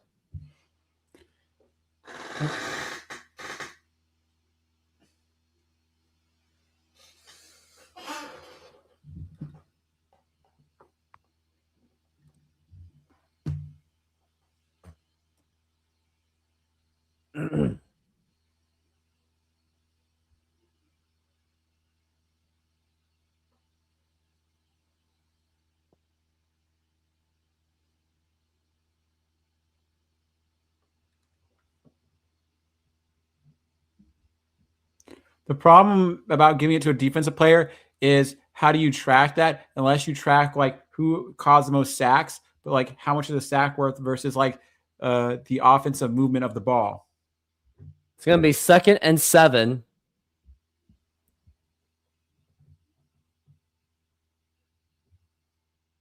Now here's Drake May. He's got plenty of time. Now here's a quick release. That's going to be incomplete. Julian Love was able to stop him. Now it's going to be 3rd and 7. And if the Seahawks can keep him in this position, it's going to be Sam Darnold's going to have a chance to get some points out of it, especially with being in possibly good field position. Now, if the Patriots are able to convert to the first down, then never mind. I just jinxed the whole dang thing. We got this. It's going to be 3rd and 7. I don't think they necessarily have to blitz on this one. There's not a way they're going to get a safety. And now here's Drake May to pass. Now here is a pass. That's going to be caught. And that's going to be a Patriots first down. That was Douglas making the catch.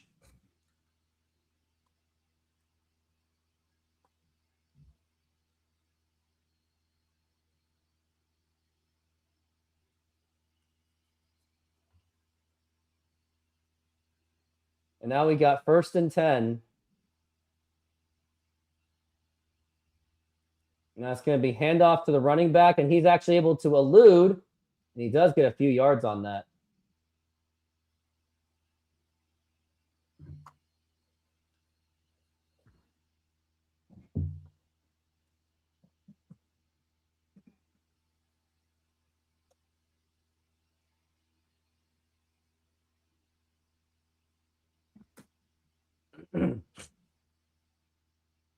Now we got 2nd and 7. And now it's going to be Drake May, and he's actually running away from the pocket. And that's going to be incomplete as the Seahawks. They are doing the best they can to contain against Drake May. They've been forcing him to move out of the pocket, and he's been sacked 3 times.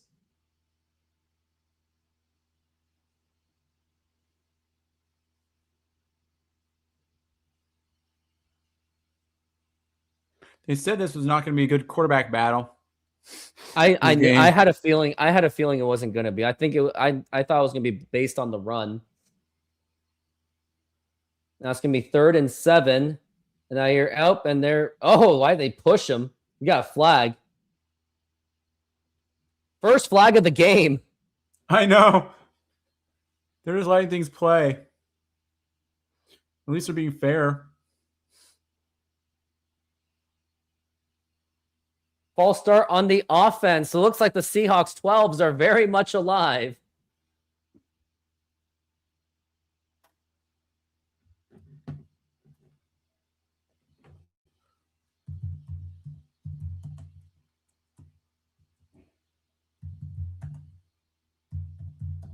Now we got 3rd and 12. And now it's going to be to pass. And now here's Drake May going for a huge pass. And that's going to be incomplete. 4th and 12. The lowest total penalties in a Super Bowl was Super Bowl 10, and it was 2. 2? Yes, 2. What was the game? Super Bowl 10. I don't know what year that was, but it was the number 10 game Super Bowl. Let me find out here. That was... Now it's going to be 4th and 12. 1976. And that's going to be a punt. And it's going to be Shaheed. And he's going to try to bring it out. And he's actually having some trouble. And he actually did get some yards out of it. Yeah. Considering how it was going. Yeah, so Super Bowl 10, which was in 1976, which was basically 2 penalties. We've had 1 so far in the first half. So we can only get 1 more to tie it. Or if we get no more, it'll be crazy.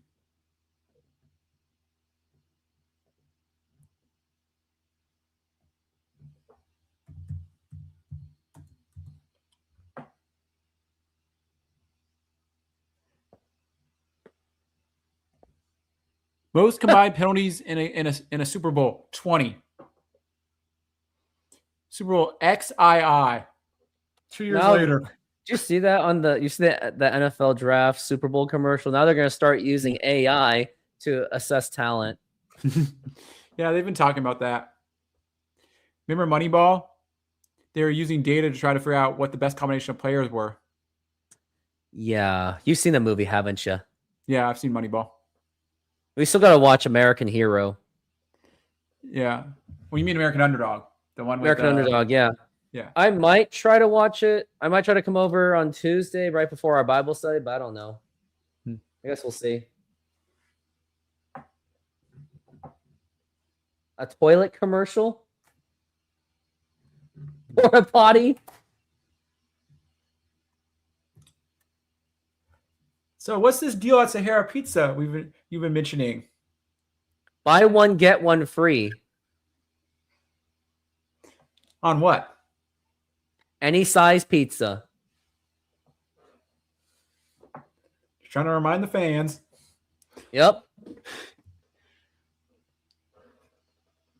Wow, the NBA must be desperate. They literally put a ton of money towards a Super Bowl commercial to advertise the NBA. That's just sad.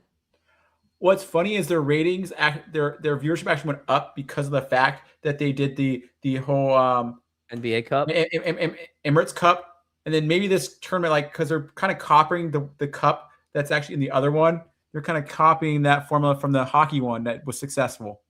What? So they're going to start playing around the world? No, remember they had that hockey one where they did the Four Nations kind of thing for like their All-Star game. Yeah. Yeah, they kind of took a week and like did this like Four Nations thing. Looks like funny thing is, I think some of those players, even on different nations, were still NHL players. Yeah, they were all NHL players. It was just the NHL's All-Star game. It was like broken into like a couple games. Do you think that was a better idea? It got more people caring about it. Yeah. And now it's going to be 1st and 10. George Halani is out on the backfield, and Seahawks absolutely have to score before the end of it, because Patriots are going to have the ball second half, and now it's going to be a fake handoff, and now here's Darnold with the pass. That's going to be caught. And just watching a completed pass just feels like an absolute miracle, as Sam Darnold was absolutely overwhelmed. The Patriots defense has done a good job containing him. And it's 2nd and 3. And most people are saying that this might be a boring Super Bowl. Like, do you, like, in an objective standpoint, without the Seahawks, do you find this as a boring Super Bowl? Yes. There's nothing to shout about in this game. Has it really been? But the game's still close. Close doesn't mean exciting. 2nd and 3. This is going to be to Kenneth Walker, and he gets through, and he will get through, and that is going to be a Seahawks first down. Yeah. So if I had to give it to a wide receiver or a quarterback for MVP right now, especially based on who's winning, I would give it to Cooper Kupp. If I couldn't give it to a running back, I'll give it to Jason Myers. Yeah, I'm just saying because the only other one is if you wanted to switch it over to a tight end and say AJ Barner has been our best catcher, possibly. Yeah. So, but if Trent had to go a certain way right now, you think about if it had to be a quarterback or a wide receiver only, And has the MVP ever gone to a player that's been on the non-winning team? Let's find out. Yeah, that's that. Super Bowl MVP losing team. Chuck Howley, Dallas Cowboys linebacker, is the only NFL in history to win the Super Bowl MVP while being on the losing team. He achieved this honor in Super Bowl where he recorded 2 interceptions and forced a fumble on a 16-3 loss to the Baltimore Colts when he was a Dallas Cowboy. Wow. So it has happened once, but that's so rare. Like you'd have, like they said, look at the stats he had to do just to get the MVP for being on the losing team. He had to get 2 interceptions. Yeah. And a fumble or whatever it was. Yeah. Yeah, it's 2 interceptions, so that's crazy to think. Yeah.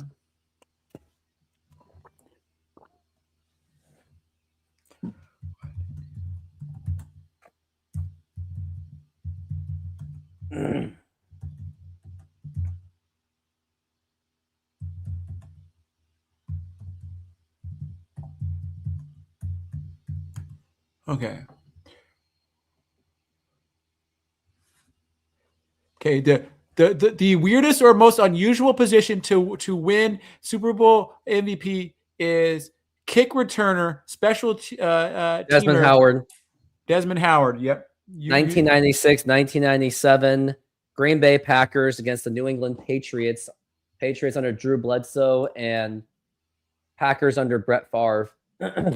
That's an interesting one. So a kick returner was the weirdest one they call it. Head coach was Mike Holmgren of the Green Bay Packers, and Patriots was under Bill Parcells. And guess who was the defensive coordinator for the New England Patriots?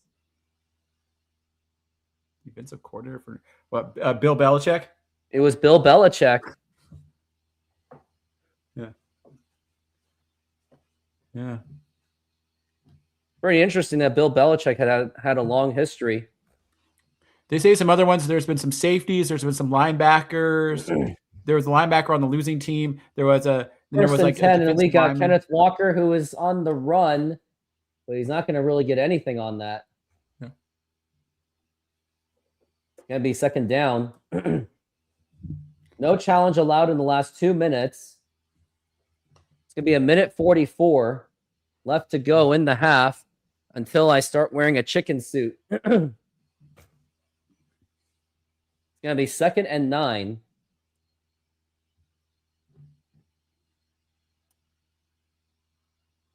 It's gonna be a lot of time has been burned on this. I think they're just trying to get to the field goal range at this point, but I want to get a touchdown. Now here's Sam Darnold to pass. Now here's the pass. That's going to be caught by George Halani. Fakes him out, and he gets a nice amount of yardage. It's going to be about a 3rd down and a 2. Yeah. We got OKC No Face, my most favorite Oklahoma City Thunder fan. And we got Jay Moore on my Facebook.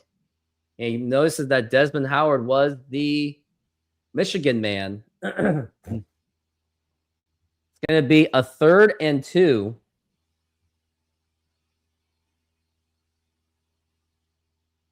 $40 seconds in the half. They really are burning clock. And that's going to be right through. That was George Halani making nice little runs. Sweet. And that's going to be a Seahawks first down. And you can tell that the Seahawks are really just milking the clock. And actually, they call the timeout. I think they're going to try to... What do you think they're going to try to do? I think they're going to try and make one little pass to see if they can keep getting a first down. But I think deep down, I think they're... But they have to get at least a fair amount of yards for Jason Myers to work with on field goals, too.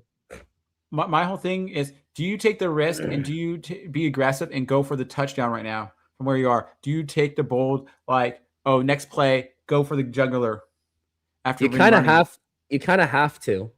You know? I just feel like you have to. Yeah. Well, you have to be bold sometimes, and it's like, how much of a risk is it? The risk you could lose potentially is getting it intercepted. Would be the worst thing that could happen. But in the middle case scenario is a field goal, and then you don't get the field goal. But do you just keep handing it off as a run play because they know they're going to give you a run? As long as Seahawks can maintain the lead, it should be okay. Yeah. Is this an AI commercial? And I don't think it's AI. I think it's mostly computer generated. That Tom Brady? That was Tom Brady commercial. Yeah, it's a Dunkin' Donuts one. No, I think what they did was they just put they did the special effects. So they actually brought them in as real actors, but then they put the faces, they put the dots on their faces to make it more the younger side. Yeah. AI, it would take a lot of writing to do it. AI, the technology is still very young. Yeah, it is. Because sometimes you write, it takes you longer to do the AI and prompt the AI to do it than it is for you to actually write it and do it yourself. Like do the animations? Yeah, like sometimes the animations, it's like if the AI is too slow and if your prompt is too long, it took you too long to create the prompt. Sometimes it's quicker just to write it and get it done yourself. So it's just a trade-off. Like for simple tasks, AI is great, but for longer tasks, it still needs work. That feels like false advertising. she says.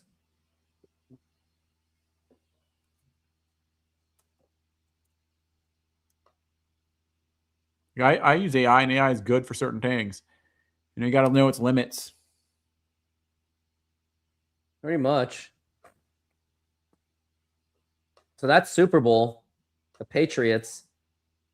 Bill Belichick was an assistant head coach and defensive backs coach. Mm-hmm. Yeah. Like I always think is like, what would be the weirdest position to take a guy and make them the head coach from? Like they've had special teams people, but I'm like, what would be weirder than that? I don't know. I'm going to take the kickers coach and make him like the head coach of a team. 32 seconds left. And I think they're actually going to pass. It looks like they are setting for a field goal. Now here's Sam Darnold to pass. And now here's a short pass, and that's to Cooper Kupp. He's going to try to run out of bounds. I don't think he's able to. Timeout taken by the Seahawks. I think they might just take... I think they're just going to run one more play to see if they can just basically just get Jason Myers a little bit more. And then after that, it will go for the field goal. I think they're going to pass it here. I think they're just going to run it. I think they're just milking this first half.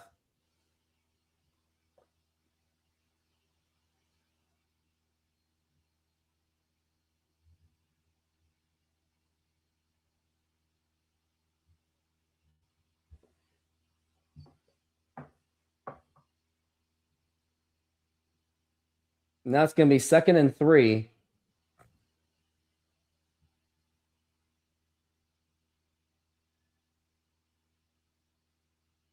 Now here's Sam Darnold to pass. And that's going to be caught. And that's going to be caught. And now they got a first down, but they got to spike that ball.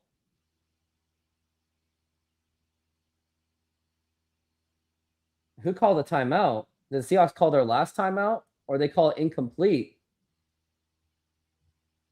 They're trying to see if he actually caught the ball. So I think the play is under review. Well, he bobbled the ball, but then at the last second, he had control of it. Watch this. He still was above the ground. It never hit the ground. No, I think it hit the ground. Oh, it did. Wow. The ground aided in it. Unless there's just not enough evidence. There might not be enough evidence. It depends on what angle you take it from. Oh, here's a better angle. Oh, yep. I think that'll do. I think that's the evidence right there. Yeah. The only positive thing about this is it does stop the clock. Yeah. At 15 seconds. Yeah. Seattle's out of timeouts. I think they're really trying to get just one more play. Well, with 15 seconds, you could try to get another play out of it.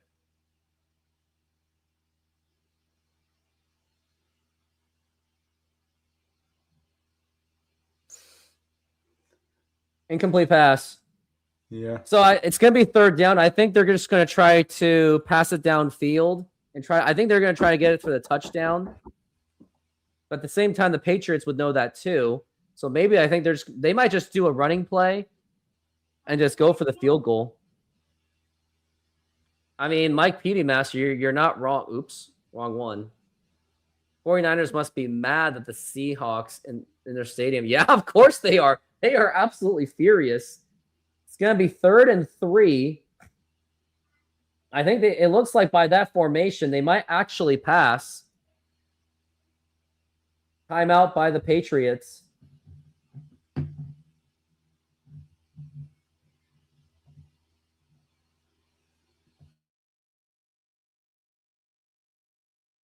Mike Vrabel was the former coach of the Tennessee Titans. He was also with the Browns in 2024.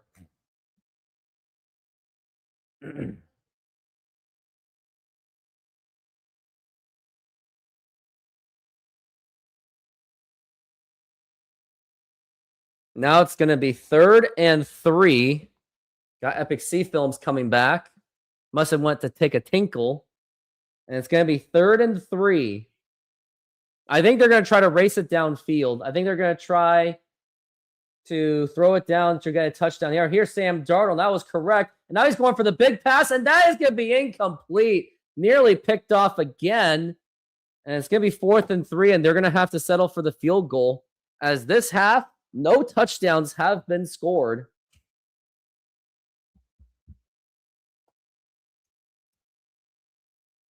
Also, Devon Witherspoon is also a possible candidate for Super Bowl MVP. And also, your microphone needs to be turned on. Thank you. And now we've got 4th and 3. And now it's going to be the kick, and that is going to go right through the uprights. And that's going to be 9-0 Seattle Seahawks on a field goal by Jason Myers.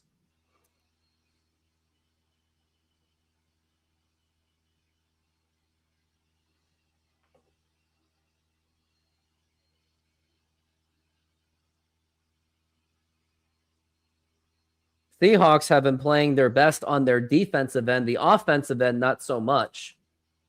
I think New England's only gotten like 2 first downs throughout the entire game on the offense. Let's see if that's even correct. Also, Kenneth Walker has 94 rushing yards. Sam Darnold is 9 for 22. His passing hasn't been anything good. Seahawks have 10 first downs, and New England has 4. New England has 4. Jinx.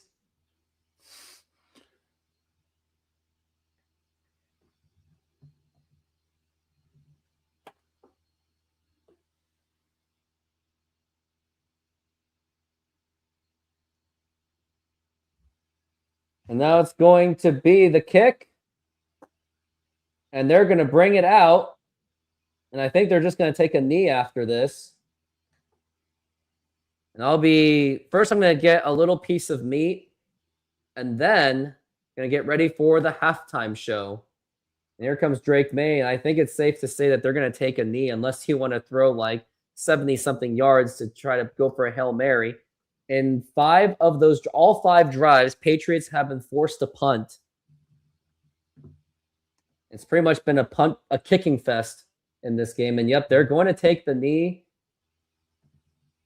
And he does take the knee, and they are going to go into halftime with the New England Patriots trailing against the Seattle Seahawks 9-0. They're already interviewing Mike Vrabel, and I will be right back as I'm going to get a piece of meat. Let's make another pizza. What kind of pizza? It's gonna be ultimate Sahara. The most popular one. We're gonna start with the sauce.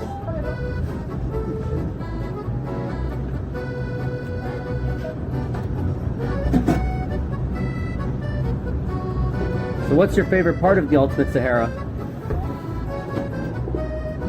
Building the pizza. What's your favorite topping part of it? The sausage. Some mushrooms. Some green peppers. Some onions. And some black olives. Double olives. Double mushrooms.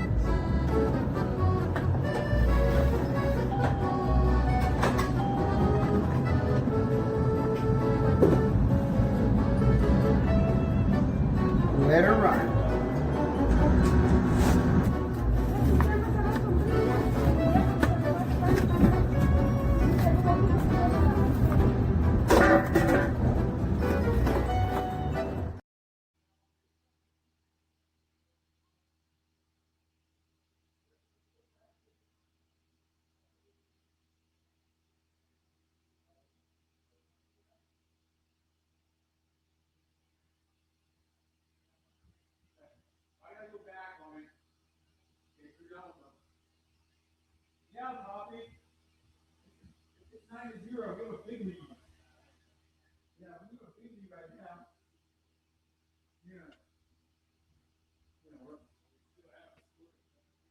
No, they said a team Since 2022, I have been building the Rooftop Sports YouTube channel, and I want to thank all of you for your support and engagement. Without all of you, there is no Rooftop Sports. Now, if you would like to take your support to the next level, join my exclusive YouTube membership program for just $5 a month. Get first access to new videos, ad-free content, and exclusive insights from my fantasy sports, as I do play many fantasy sports leagues. Plus, follow along with my softball seasons like never before. You also get access to my own emojis to use to comment on my videos and my live streaming shows. For just $5 per month, become a bigger part of my community and get ready for unparalleled sports experience. Let's do this.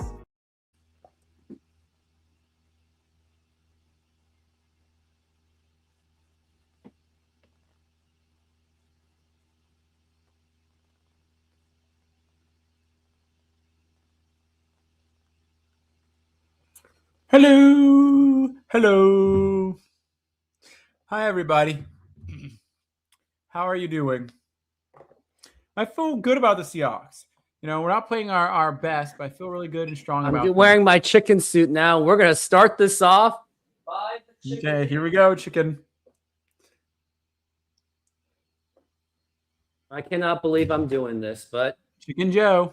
I'm paying up to some people. First, let's do a sound test. Can you hear the song?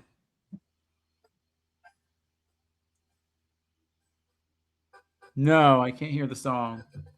Can you hear it? Now I can hear it. Okay. Yeah, we're good now. All right, let's do this.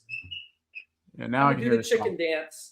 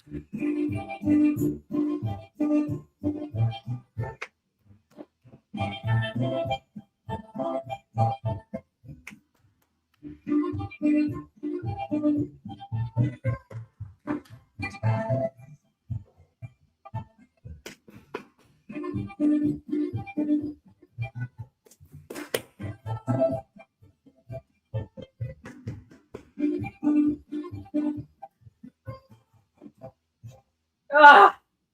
I can hardly breathe in that thing. I'm taking that thing off. Okay.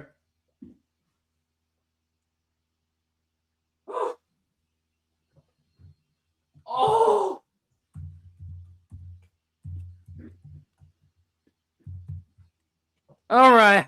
What did you think? Huh? At first, I thought it was funny, and then it just got repetitive. Yeah. Now we're gonna start with. Yeah. We're gonna start with Kesha Blow Okay.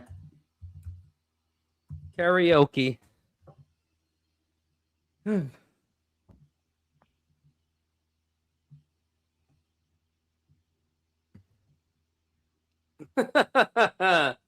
Dance. Can you hear the song? No. No, I hear. Back door crack, we don't need a key. We get in for free. No VIP sleaze. Drink their Kool-Aid, follow my lead. Now you're one of us. You're coming with me. It's time to kill the lights and shut the DJ down. Tonight's about to tonight. We're taking over. No one's getting out. This place about to blow. Oh, oh, oh.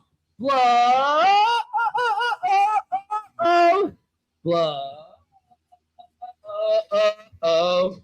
Blow. Oh, oh, oh, oh, oh. Blow. Oh, oh, oh, oh. Blow. Oh, oh, oh. Oh, oh, oh, oh, oh, oh. Blow. Oh, oh, oh, oh, oh. Now what? What? We're taking control. We get what we want. We do what you don't. Dirt and glitter cover the floor. We're pretty and sick. We're young and we're bored. It's time to lose your mind and get the crazy out. This night's about to tonight. We're taking names cause we don't mess around. This place about to blow. Blow.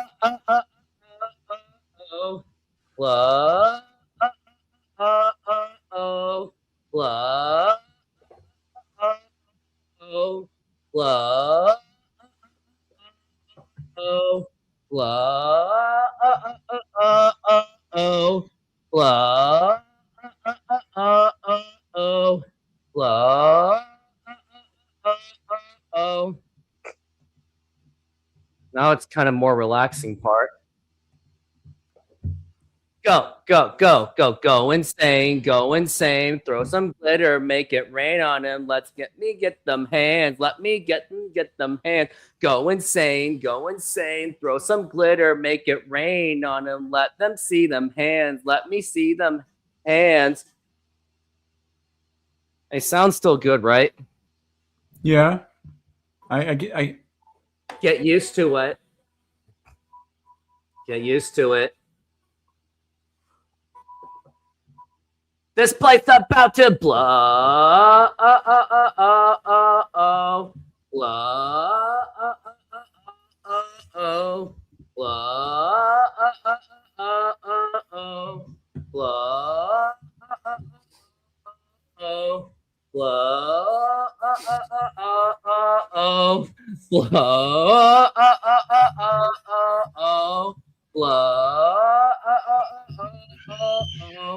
Blow.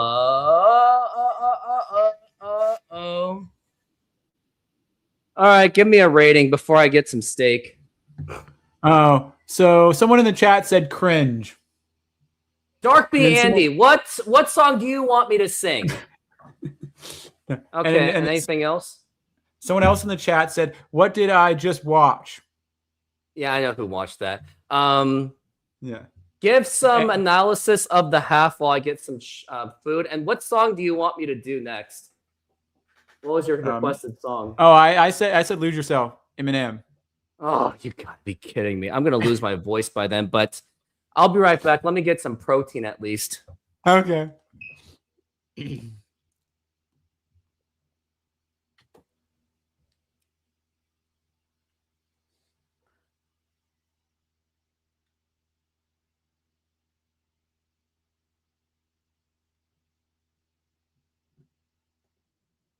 So the first half, the positives of the first half, and so just talking about this in general, is that Kenneth Walker was the star of the first half.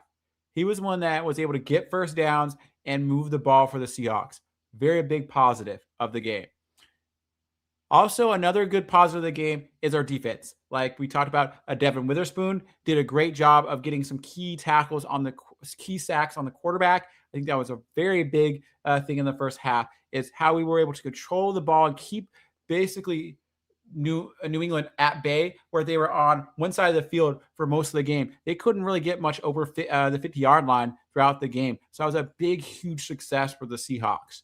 Other things I noticed in the game is that both teams' defenses are playing and are stepping up. But I think the one thing that's benefiting the New England's defense a little bit is how Sam Darnold is not passing well today. His passing game is off. So that is very benefiting them and making them look better when they really aren't playing that excellent. I think overall the Seahawks defense has played better than the New England's defense, and our running back has played better than their running back. And I think overall that's the reason why we're winning, is because of running back play and defensive play. Well, I'm ready for some lose yourself. Are you ready for this? Yes, I am. You're torturing me. I actually did karaoke for this song, and I lost my breath because of it. Okay. Water.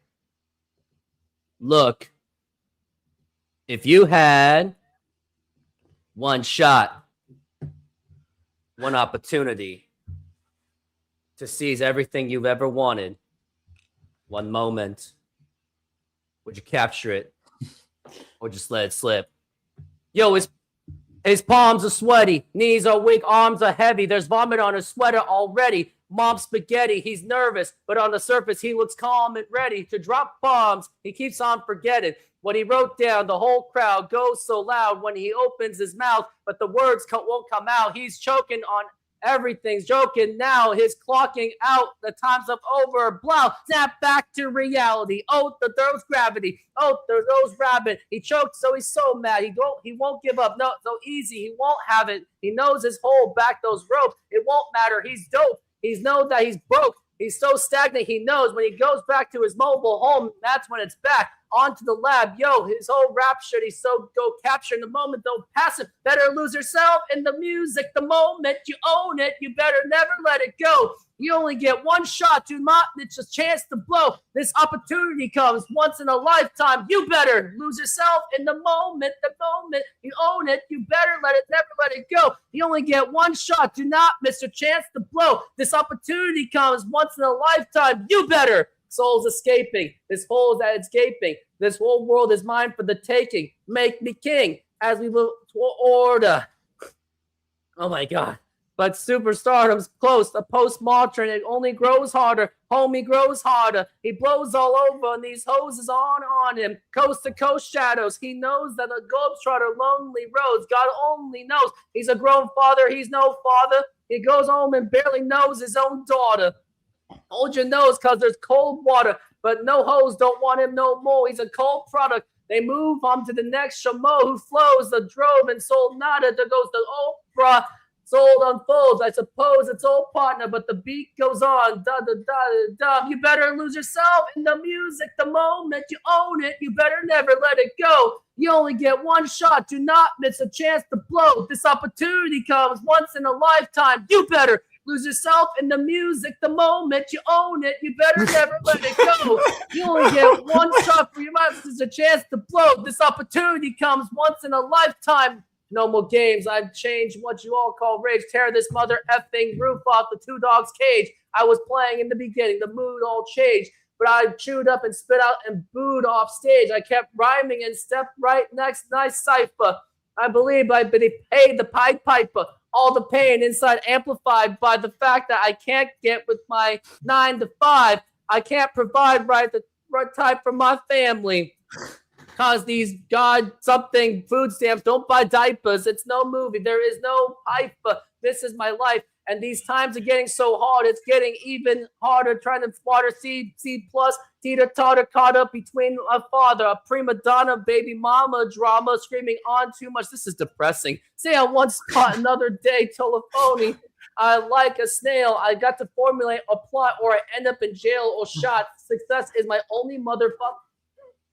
Failure not. Mom, I love you, but this trailer's got to go. I cannot grow in the Salem's lot. So here's a shot to fail me. But maybe not this the only opportunity that I got. You better lose yourself in the music the moment you own it. You better never let it go. You only get one shot. Do not miss a chance to blow. This opportunity comes once in a lifetime. You better lose yourself in the moment you own it and never let it go. You only get one shot. Do not miss a chance to blow. This opportunity comes once in a lifetime. You better.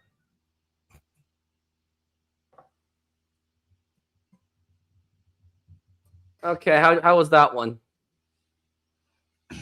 You have to be completely honest. You can't just say I'm good just because you're my friend. I didn't say you were good. I was gonna say you were good. No, like people were saying, it's I couldn't really hear the music, and you trying to do it. It just wasn't clear, and so that, and also like your timing wasn't good either. All right, I'm gonna do your other Kesha song. No, I'm gonna do the Kesha song after West End Girls. Okay. For anyone that knows Pet Shop Boys. Okay.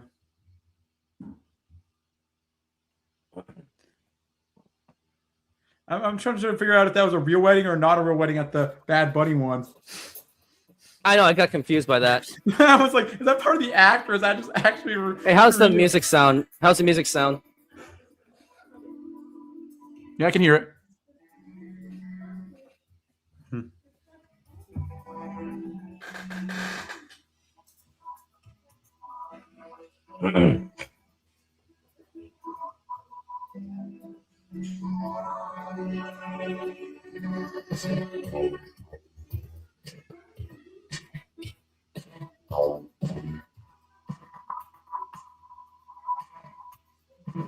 Sometimes you're better off dead. There's a gun in your head. It's pointing at your head. You think you're mad.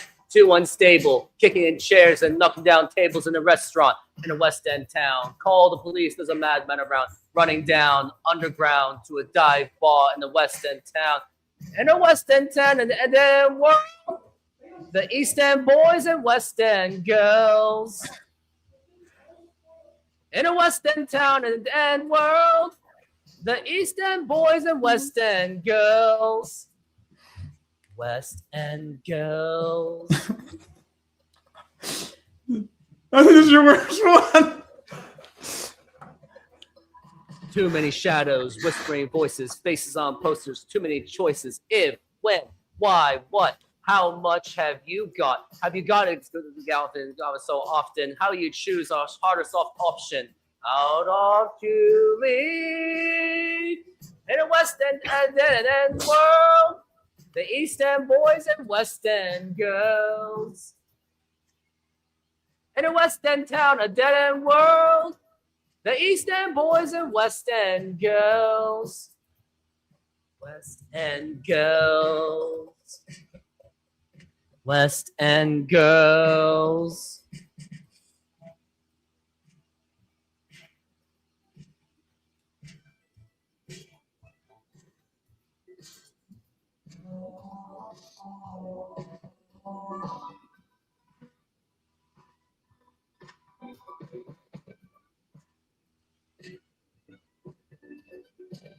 How was Julie in a West End dead end world?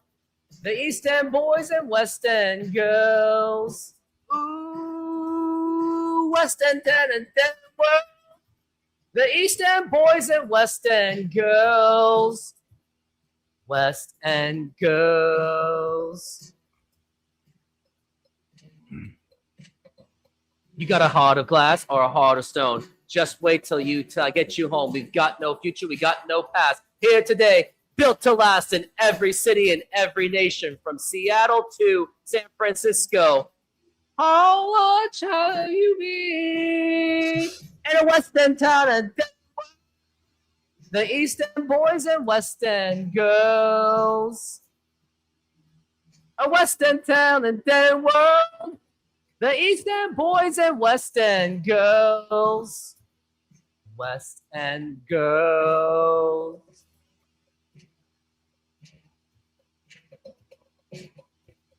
West End girls.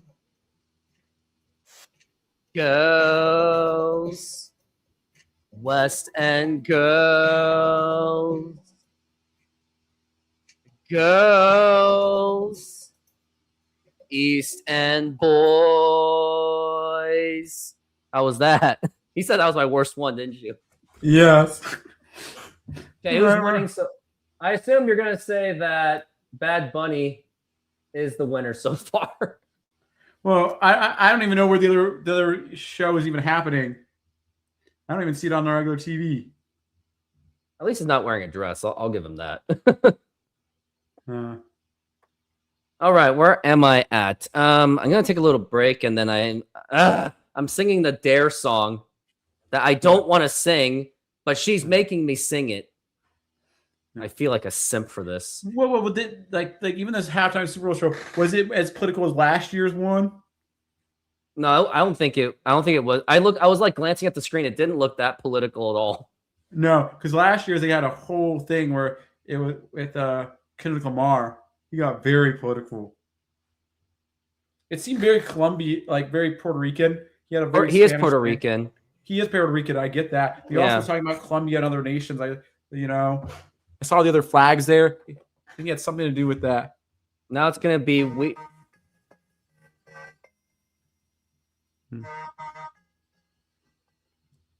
hot and dangerous. If you're one of us, then roll of us. Because we make the histos fall in love, and we've got our hot pants on and up. And yes, of course we do, because we're running town just out of the club, and you don't want to mess with us. Got Jesus on my necklace.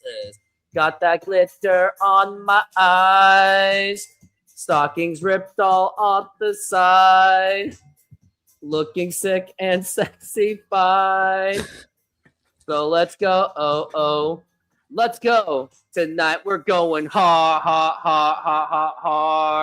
Just like the world is ours. We're tearing it apart. You know we're superstars. We are who we are. We're dancing like we're dumb. Our bodies going numb. We'll be forever young. You know we're superstars. We are who we are. DJ, turn it up. It's about damn time to live it up. Because I'm so sick of being so serious, it's making my brain delirious, literally. I'm just talking truth. I'm telling you, we're sitting on, sleeping on cars, resting it down, hitting on chicks. Got that glitter on my eyes. Stockings ripped all off the side. Looking sick and sexy fine. So let's go, let's go. Tonight we're going hard. Just like the world is ours.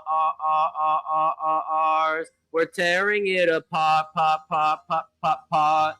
You know we're superstars. We are who we are. Dumb. Our bodies going numb. We'll be forever young. You know we're superstars. We are who we are. DJ, turn it up. DJ, turn it up. DJ, turn it up. DJ, turn it up.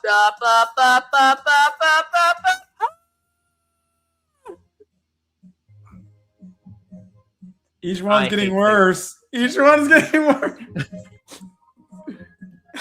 I think Bad Bunny might be more manly than me. Tonight we're going hard. Just like the world is ours.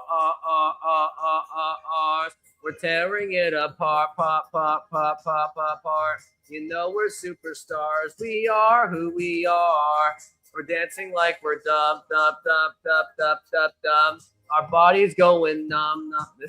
This song is cringe. We'll be forever young. You know we're superstars. We are who we are. F me. Okay. I'm going to do final. No, I'm going to do final count. Final countdown. Okay, final countdown. That one's more fair. Okay. Because we got to get ready for the half. I know.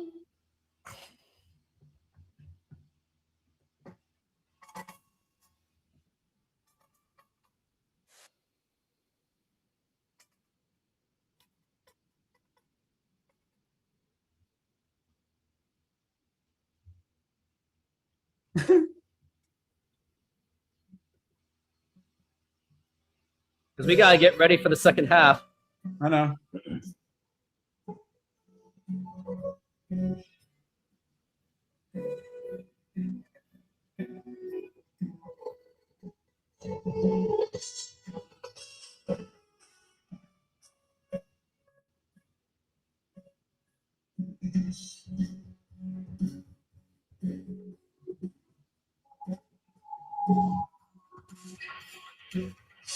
We're leaving together, but still it's a farewell.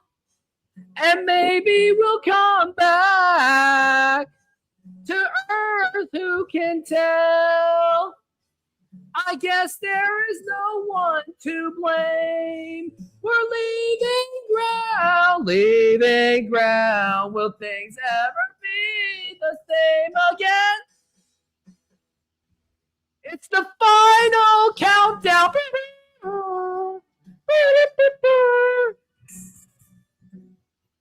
The final countdown.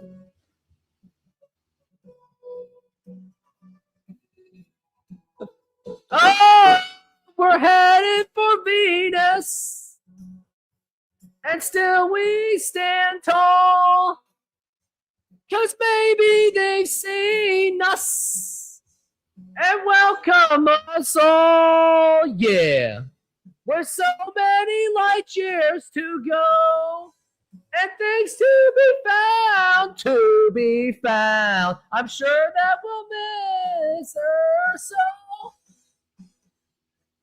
It's the final countdown.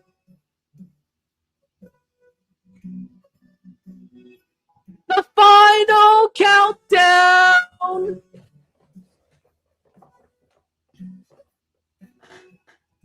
The final countdown. Oh!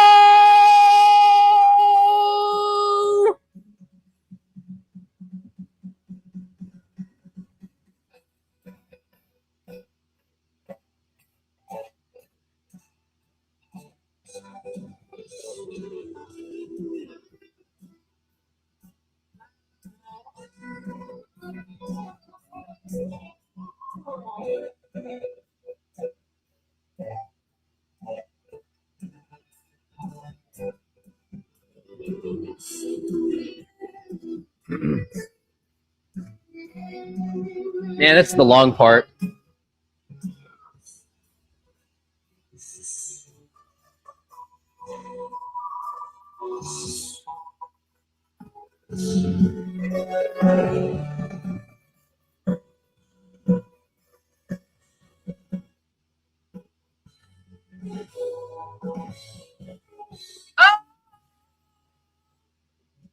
It's the final countdown.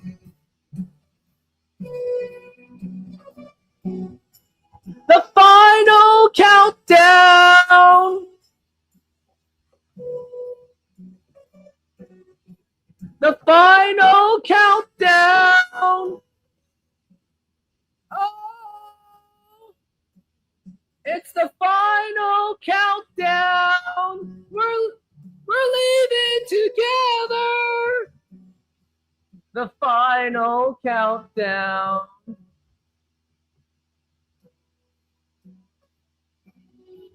The final countdown. Oh. All right, how was that one? Was that one better than my last two? Because you said those were disasters. Oh, yeah. It was better, but yeah. Well, that's your Super Bowl halftime for you. So would you have rather watched the bunny or Me. I think Bunny. Bunny, of course. And you know how I feel about that, don't you? Sounds about right. Mm-hmm.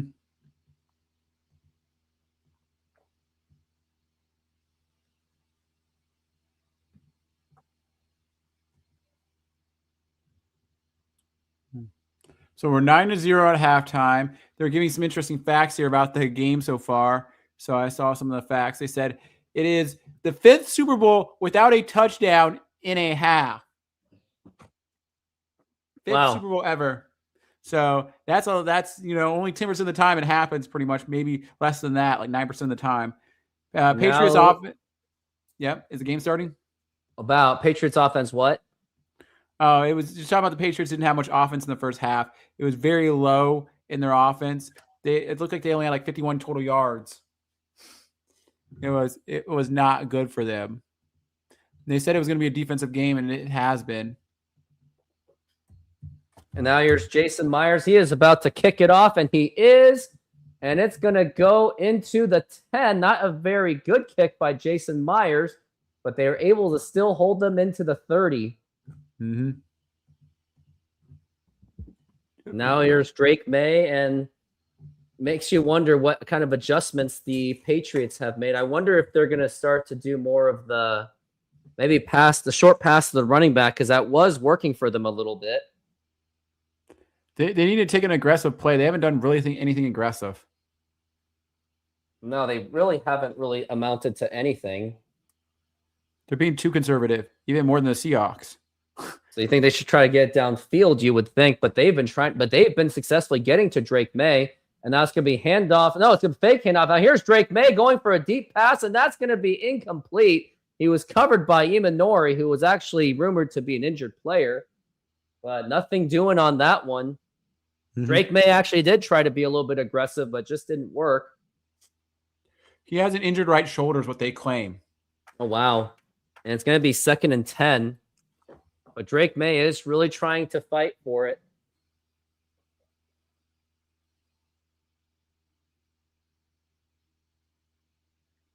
Their backup quarterback is Joshua Dobbs, who's 30 years old. And now it's going to be kind of a jet sweep. And it is going to be 2nd down.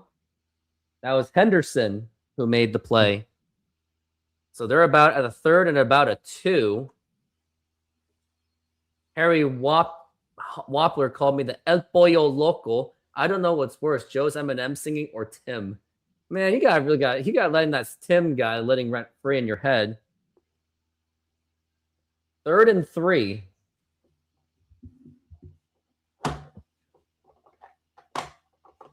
So this is going to be critical for both sides. And now here's Drake May. He has to pass. He's got plenty of time. Now here's a pass, and that's going to be incomplete. And if there's any no flags, and that is going to be another 3 and out for the Patriots. Wow. Yeah, Patriots offense so far as of now has been a disaster. That was great coverage by Joe. But also, I think you noticed that Tariq Woolen hasn't really been playing much today either. You haven't seen him. No, I think it's because of what he did when he taunted. I think that kind of cost him arguably his job. Mm-hmm. As Jake Bobo, he's going to try to run for charge.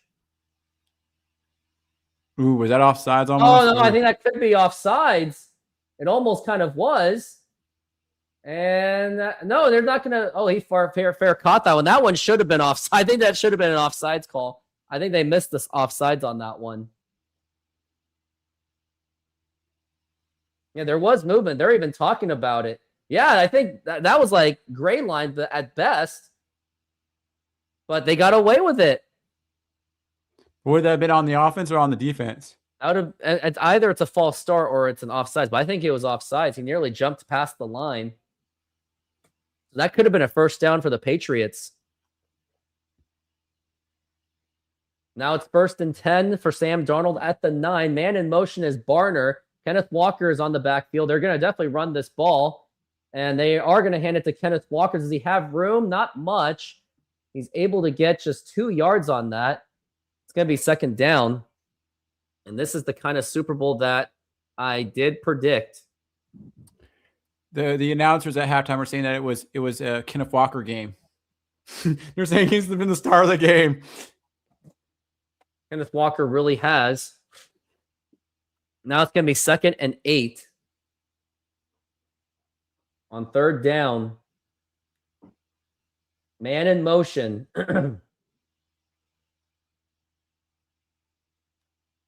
Now here's Sam Darnold to pass, getting overwhelmed already. Here is the pass. That's going to be caught. And that was a wonderful catch by the Seahawks. And that is going to be a Seahawks. First down. That was by Rashid Shaheed making the catch. Yes, one of my favorite players of the Seahawks right now. Yeah, and it looks like the Patriots, they're really trying to not give JSN an inch. And that is a point that Fritz did bring up. Man, that ball was bobbly. Yeah, I think there may have been like some kind of a partial kind of block. I think it was partially blocked. And Sam Darnold's been getting beaten up all day. And now it's going to be 1st and 10. Kenneth Walker's on the wide. I think they're trying to pass more. And now here's Sam Darnold to pass. And now here's the pass. That's going to be caught. That is Jackson Smith and Jigba. And that's going to be another Seahawks. First down. That was a first down indeed.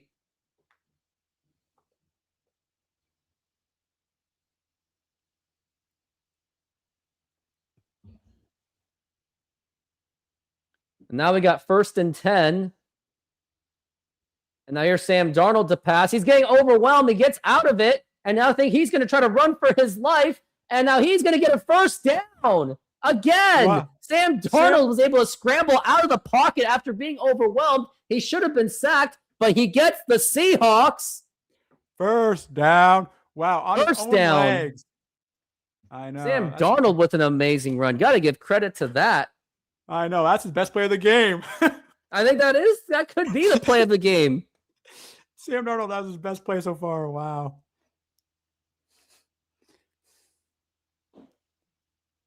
Now it's going to be into Patriots territory. It's going to be handoff to Kenneth Walker, and he still breaks the tackle, and he does get positive yards. Yeah. And I think we can tell that Seahawks really want to milk this clock. I think they want to milk the heck out of this game. Mm-hmm. They just want this game to end.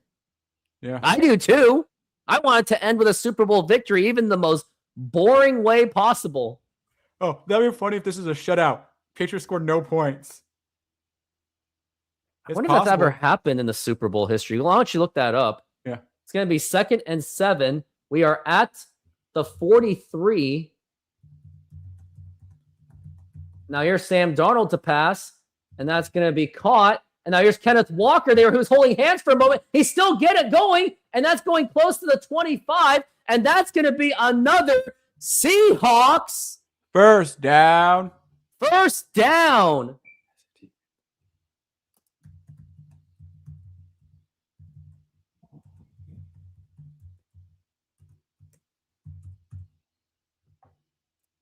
No team in Super Bowl history has ever been shut out, scored 0 points. Well, there is an opportunity for history. They were kind of holding hands. Did you see that for the moment? Oh, no, I didn't see that. 99 rushing yards for Kenneth Walker. He is on pace possibly to be the MVP, and that's going to be another handoff to Kenneth Walker again, but he gets outside, out of bounds. He gets maybe 1 or 2 yards on that. 2 things could happen in this game. Patriots score no points. Seahawks win with only field goals. 2 history-breaking things could happen in this game. We're on track for that. Let's do both. I know. It's like, do you want that to happen? Oh. Hey, why not make some more history? I know. But more importantly, you know what's more important than both of those? Seahawks winning. Seahawks winning the Super Bowl no matter what. Yeah. But just be icing on the cake if they did those 2 things. 2nd and 9. Hope we didn't jinx it there. 9 minutes left in the quarter, and I think that's going to be a timeout. Yeah. I think it's New England calling the timeout. No, that's us. Oh, I wouldn't have done that. Mm-hmm.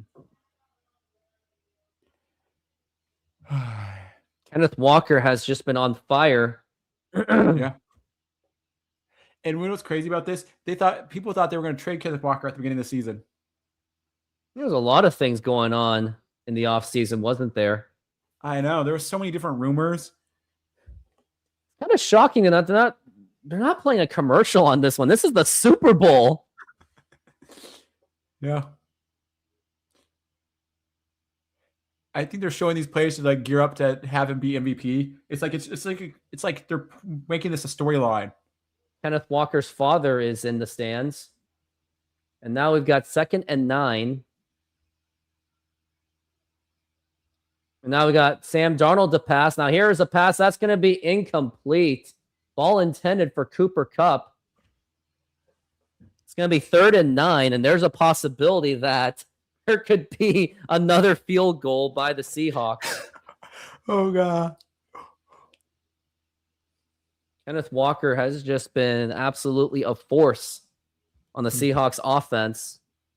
Well, to be like one of the lowest scoring games ever, you'd have to score less than 12, less than 13.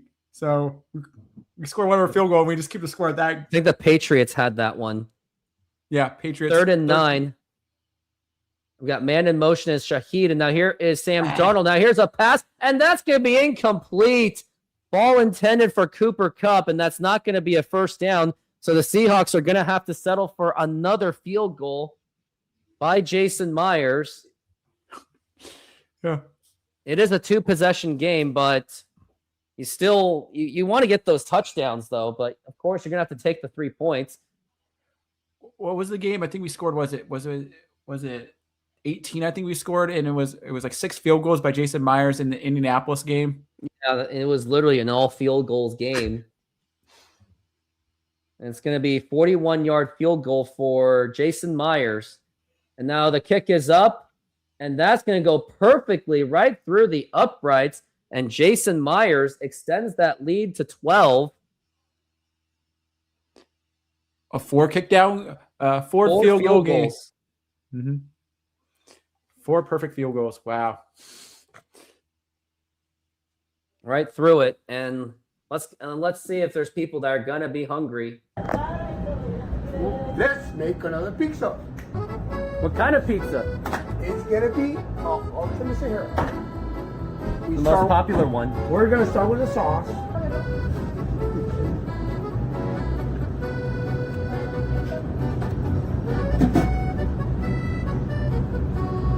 So what's your favorite part of the Ultimate Sahara?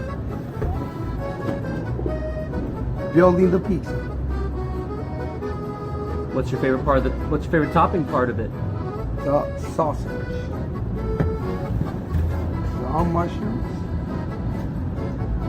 Some green peppers. Some onions. And some black olives. Double olives. Double mushrooms.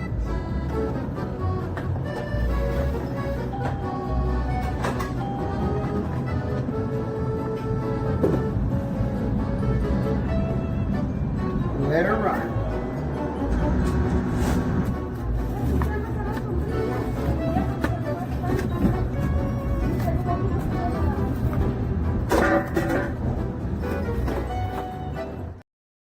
Fake history.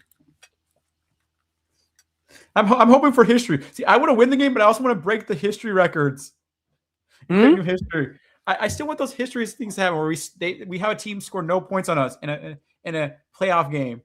Like, this would be crazy to see, like, if this happened in a Super Bowl. And an all field goal game. I know. This would submit us in a crazy history. Yeah. But let's win the Super Bowl first, right? I know. But what's interesting about this, they're talking about earlier, is they're talking about John Schneider's legacy and like what he's done during his thing. Would he ever get into the Hall of Fame? What does he need to do? You know, because this would be his 3rd Super Bowl he's went to. If they pull off and win it, that's 2 Super Bowl wins and 3. Does that make him a Hall of Famer? I don't know. That's a good question. But it's rebuilding. But either way, he has done an excellent job rebuilding this team. At least bare minimum kept the team afloat. Yeah. Well, the thing about it, was it him or was it the combination of a lot of things that happened? Because like Pete Carroll was there, other things like who really drafted the players. I think it's a combination of a lot of things. It was also all of the scouts too. Yeah. And at one point, John Schneider lost all those scouts. Hmm.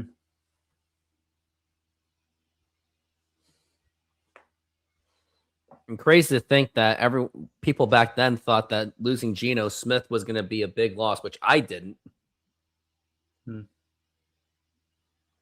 Now Jason Myers is going to kick it off. Seahawks still have a 2-possession lead. And he's going to kick it off.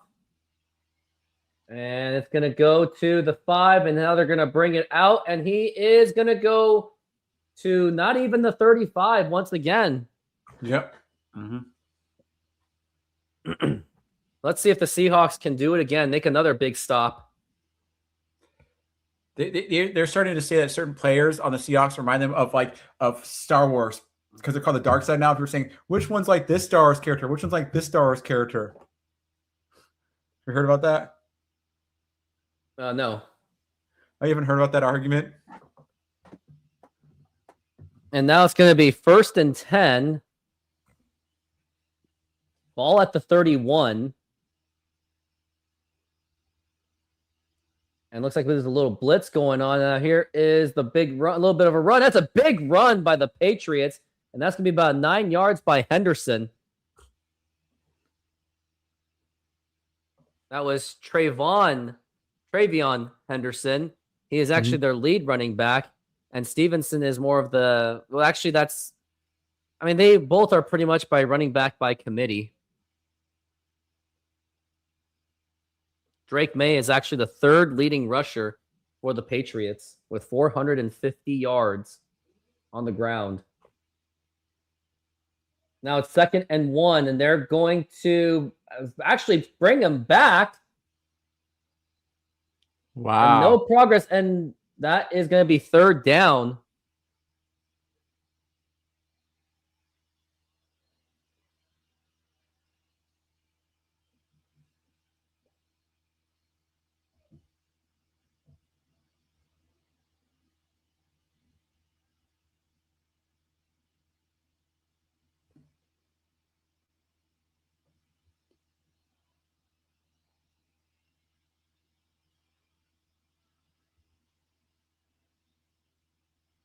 And now we're at 3rd and 1. And now here's Drake May. And he is going to throw, and that is incomplete again. Wow. And that is another 3 and out. And looks like they're coming out. Maybe go for it on 4th down and try to get them to jump, maybe. But then you don't want to burn that timeout either. That's the other thing. Yeah. He was 1 vote. I think he was one vote away. I think he was 1 or 2 votes away from being MVP. Who won the MVP? Matthew Stafford. Yeah, that's an obvious choice right there. I think he was a better choice than Drake May. Oh, by far. Yeah. And I'm not saying this because F the Patriots. I'm just saying this because they're just the messenger. Now we got to get this touchdown. And now it's going to be the punt. And that is going to go to the 18. Fair catch made by Rashid Shaheed. Not much action for him today. No. Yeah. Some people were saying they were trying to say some stats like what, but it's like there was a weird stat that someone was trying to bring into the conversation saying that why Drake May should have won over Matthew Stafford. And I was like, just because they played 6 of the same games. They played 6 of the same teams, and Matthew Stafford was 4-2 against them, and Drake May was 6-0. And I'm like, but the thing about it, that's a team stat. Winning games is a team stat, not an individual player stat. Let's make another pizza. What kind of pizza? It's gonna be Ultimate Sahara. The most popular one. We're gonna start with the sauce.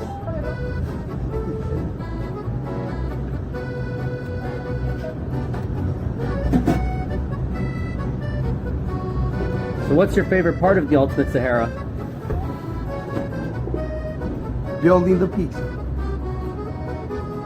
What's your favorite part of what's your favorite topping part of it? The sausage. Some mushrooms. Some green peppers. Some onions. And some black olives. Double olives. Double mushrooms.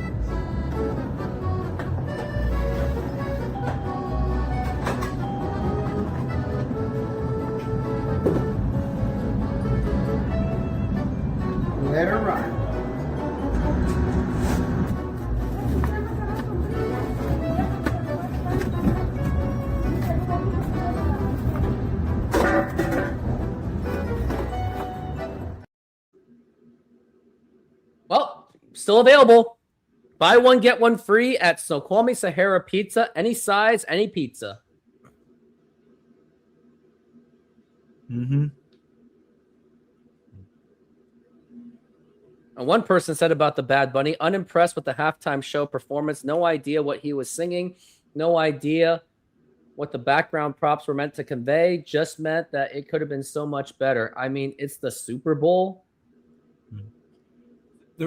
One of the things I say, the reason why they did the Bad Bunny Super Bowl is because they're trying to reach a global audience. There's a lot of Hispanic people and Latino people in the world. And so I think that's it's like the second biggest, one of the biggest languages in the world. So talk about top 5 languages spoken. So I can see why they did it, was just to reach a global audience. Espanol. Yeah. Mm-hmm. There are Patriots fans and Seahawks fans in Brazil. Mexico, there's a big gathering. Mm-hmm. London, England. Mm-hmm. Germany. I wonder if they're going to show Japan and South Korea. Nope. Roger Goodell being shown on the camera. Yeah. The NFL commissioner. And now we got 1st and 10. Seahawks have got to come up with something big. I really want to get a touchdown. Don't want to just keep settling for the field goals. And now we're at 1st and 10. Man in motion is Jackson Smith and Jigba.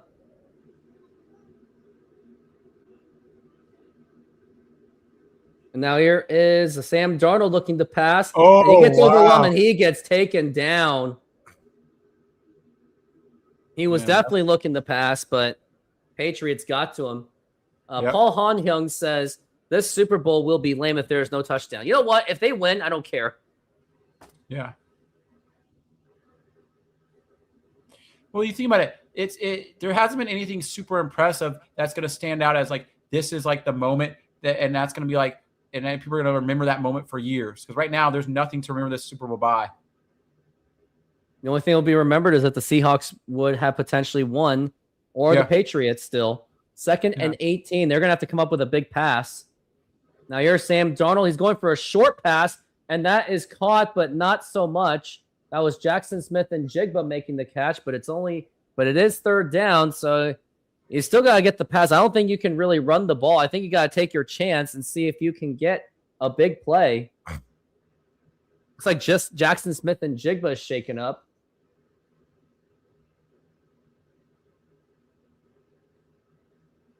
He was having an ankle injury or something. And that's why he's not been getting so much action today. So now we're at 3rd and 14.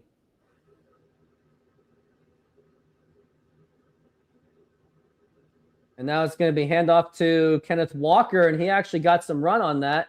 But it's going to be a 3-and-out, and the Seahawks are going to have to settle the punt. Mm-hmm. Definitely a defensive shootout so far. To most people, a game like this, where it hasn't even it has been a defensive game. The problem is the fact there's been no big defensive play, no interceptions or anything. It's going to be 4th and 8.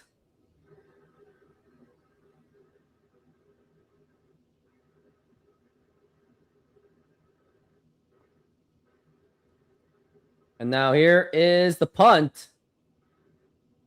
And that's going to go to the 35. He gets met immediately. They're trying to force that fumble, but now they actually got some field position, but we got a flag, and I wonder what that flag is about.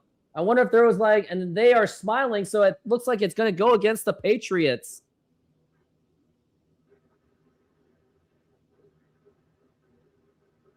Oh, illegal block in the back. Del Pettis, that was illegal blocking. Block on the back. Seahawks caught a huge break because that could have been something for the Patriots to work with. That was momentum. That was the momentum. It may have killed it, but we'll see what Drake May has got. Mm-hmm. Think about it. Even though this is a defensive game, like I said, there hasn't been any, nothing big. Where's been the big play? Where's been the flashy thing to make this game seem like, oh, this is going to be memorable? At most, you're going to remember maybe Kenneth Walker for his 100 yards, over 100 yards of running. That's pretty much the most catchy thing in the game. Another Try our commercial. delicious burgers today. Satisfy your cravings with our mouth-watering burgers. Double cheeseburger with classic double beef patties with melted cheese, lettuce, tomatoes, onion and house sauce, a fresh, flavorful delight. Double bacon cheeseburger, crispy bacon, fried onions, barbecue sauce, and double cheese. Double guacamole bacon burger, double cheese, crispy bacon, guacamole, lettuce, tomatoes, onions, and our special house sauce. Pair any burger with fries with an ice-cold drink for the perfect meal. Come down and taste the difference. You can only find these burgers at our Snoqualmie Mexican food truck. Mm-hmm. Mm.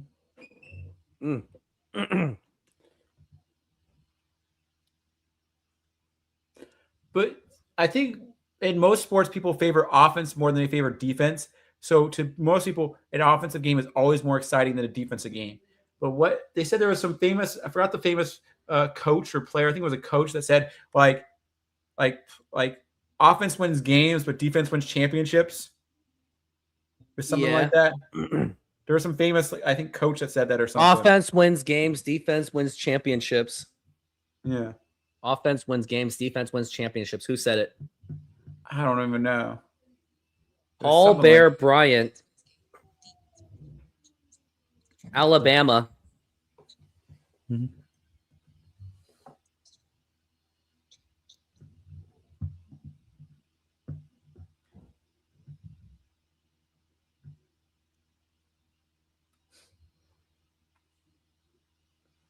A lot of people did not like the Bad Bunny show. Yeah.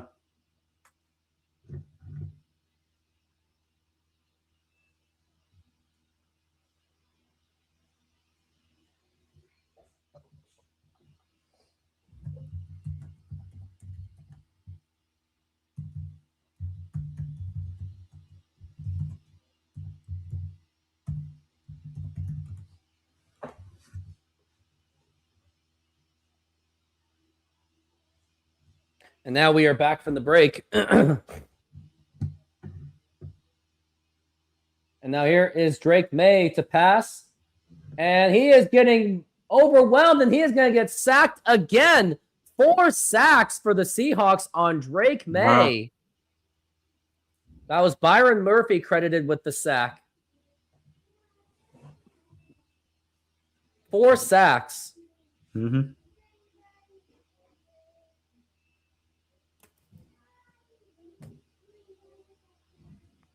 Like a calm person is underrated where the loud persons are overrated. Yeah, just like Chris Rock versus Will Smith. 2nd and 12, and now here's Drake May looking to pass. Now here's a pass, and that's going to be caught. And now that's 3rd down, but you still gotta at least try to secure that first, at least force that 3 and out.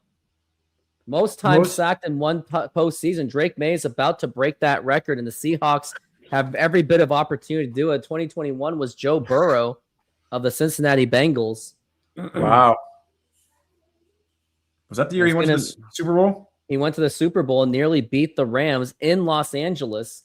It's going to be 3rd and 4.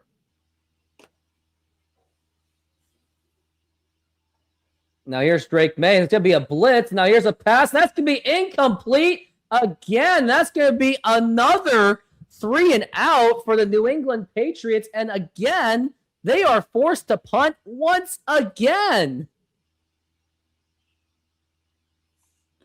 Almost 3 quarters and no score from the Patriots.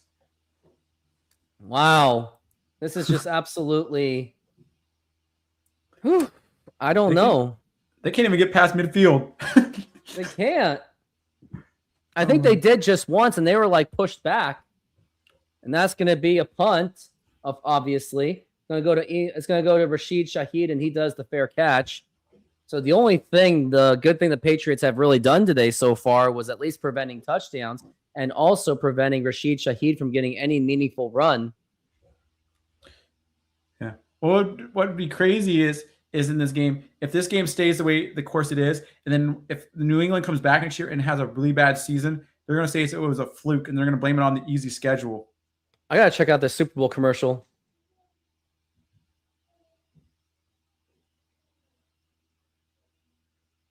What? What?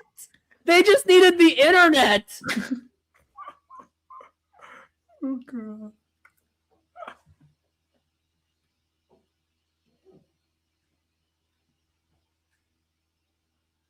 What? Are you serious? What kind of commercial is this? What?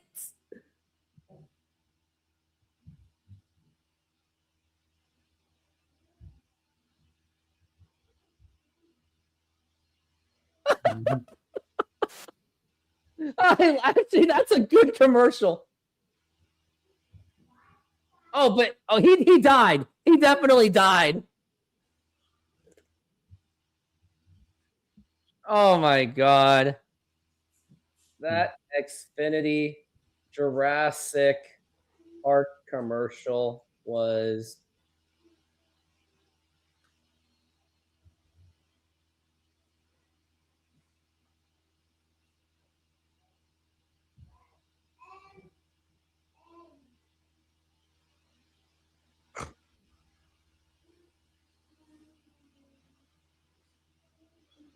Some people say that the commercials are actually more entertaining than the actual game for Super Bowl sometimes. well, that's what a lot of people. That's like what the masses actually say.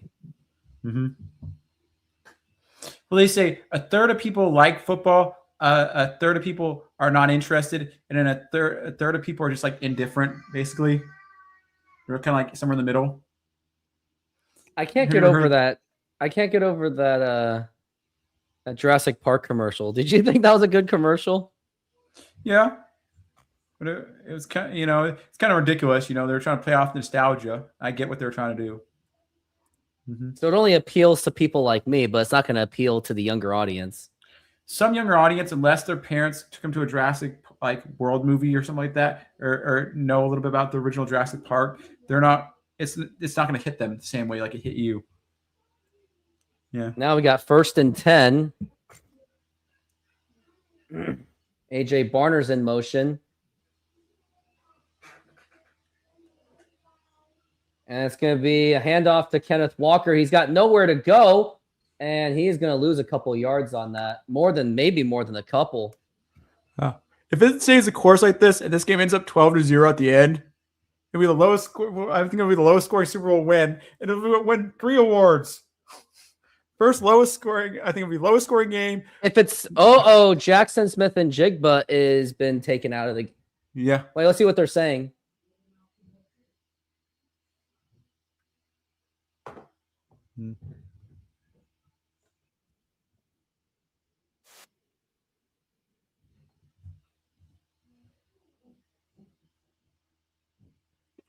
Second and 12. And now here is Sam Darnold. He's got some time, and that's going to be incomplete. Ball intended for Cooper Kupp. I guess if you don't have Jackson Smith and Jigba, who are you going to throw to? Rashid Shaheed. Jake Bobo. Yeah, Jake Bobo's another choice. Yep. More Bobo. Bobo. It's Remember in the preseason we had that preseason Tim Tebow? Oh, yeah. I remember when Tim Tebow tried to be a tight end. Oh, yeah. I heard that was a disaster. 3rd and 12. Now here is Sam Darnold to pass. Now here's a pass that's going to be caught by Cooper Kupp. He just can't get it in there. It's going to be another 3 and out against the Seahawks.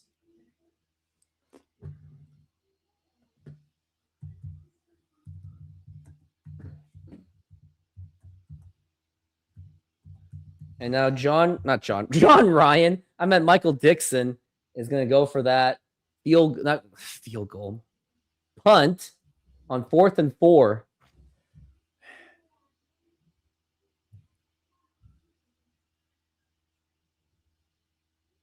And now here is the big punt by Michael Dixon. And it's going to be bouncing. And it's going to go into the 27. This game could set 3 new records. But if the Seahawks score again, then it's no longer the record. No, it still is because the lowest scoring game was actually 16 points versus 13-3. So if they score one more time, they'll still be below that. If they get a field goal. No, but it'll be 15-0. 15-0, but the lowest scoring game was 13-3, which was 16 points. So we'd still be under the radar. Oh, wow. I know what you mean. Yeah. Yeah. So it's really close, Now here is going to be a handoff to the running back and maybe only about a few yards. Yeah. So at most, to keep the thing alive. And if they can't score a safety, because if they score a safety, it screws them. Because Drake May only has 56 yards passing. Stevenson with 23 yards. Henderson with 19 yards. Mm-hmm. So they have held their offense to yeah, just an absolute almost nothing. Yeah. And now it's going to be Drake May. He's got all day to pass, and he is getting overwhelmed. And now he's going to have to run out of the pocket, and a flag is down. I think that may be a holding call based on that, since he was able to escape from the pocket, unless there's some kind of roughness. I don't know. I think it's going to be a holding call. Let's hear it. Let's see.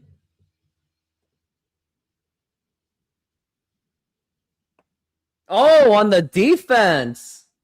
Oh, wow. That was on Witherspoon. He had a defensive holding. Wow.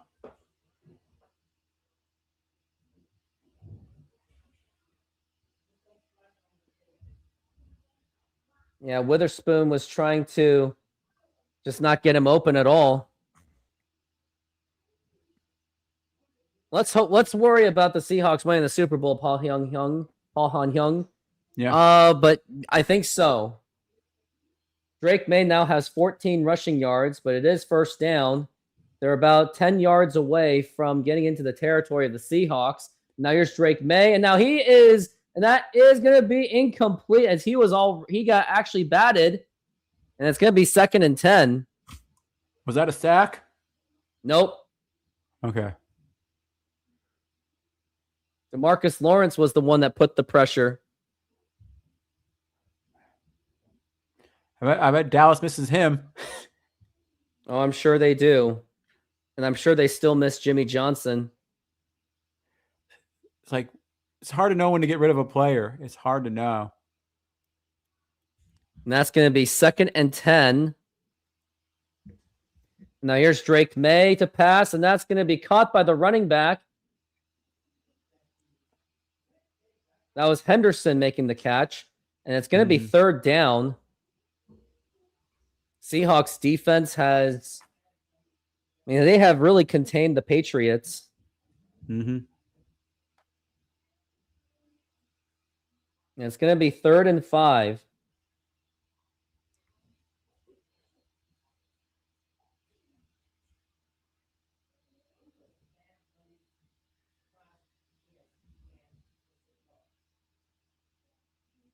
And now here's Drake May looking to pass, and now he's getting overwhelmed, and the ball is out! The ball is out, and it is recovered by the Seahawks, and it's going to be the Seahawks ball, and what an amazing defensive play by the Seahawks. I thought it was just going to be another 3-and-out kind of thing, but the Seahawks get the ball back, and of course they got to do that silly Seahawks celebration at the end zone. You hadn't scored a touchdown yet. Come on! Wow. Has this been the worst for a quarterback ever in postseason to still get this far? I think it might be. Because Drake May, even look at the games before this, he has not played great in the postseason. He played great regular season, but postseason he played harder competition, and he's been flubbing. He's been bailed out a lot. I guess so. Because look at one of the games, CJ Stroud had 4 interceptions. You have less interceptions than the other guy, you still won. The last game was 10-7. Wow. He played a backup quarterback in the previous game. Drake May's been so lucky. 1st and 10, 5 sacks. That's going to count it. And that's now, owns the record. Now here's Sam Darnold to pass. That's going to be caught by A.J. Barner. And he gets pushed into a Seahawks. First down. Oh my goodness. Wow. And it's now the end of the 3rd quarter. And we are going into the 4th quarter. Dominant effort by the Seattle Seahawks. We got one more quarter to go until either the Seahawks are crowned Super Bowl champions or the Patriots just make an amazing comeback and get their, I think it's like their 8th Super Bowl. Let me check how many Super Bowls they won. They won in 2001, 2003, 2004, 14, 16, 18. They have won 6 Super Bowls. Yep, 6. And they're trying to get 7. I think one was Drew Bledsoe, wasn't it? No, Drew Bledsoe was part of the 2001 team, but he was back up to Tom Brady. Oh, okay. Paul Hahn, if everything stands, it would be the Seahawks' 2nd Super Bowl. Yeah.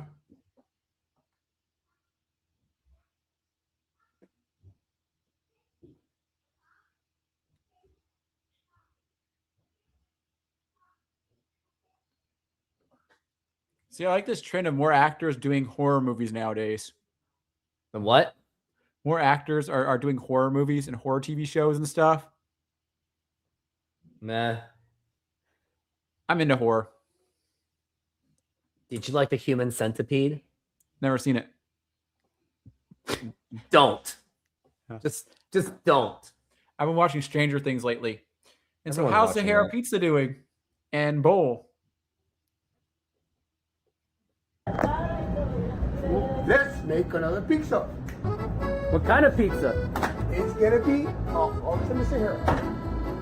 The most popular one. We're gonna start with the sauce.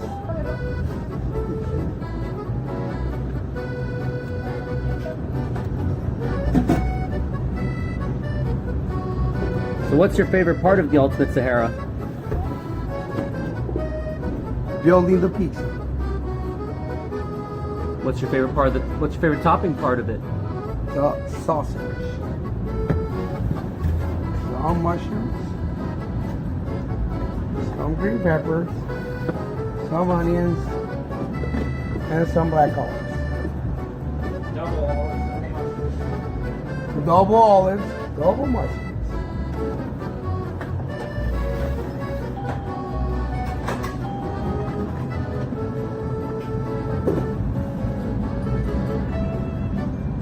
Let her run.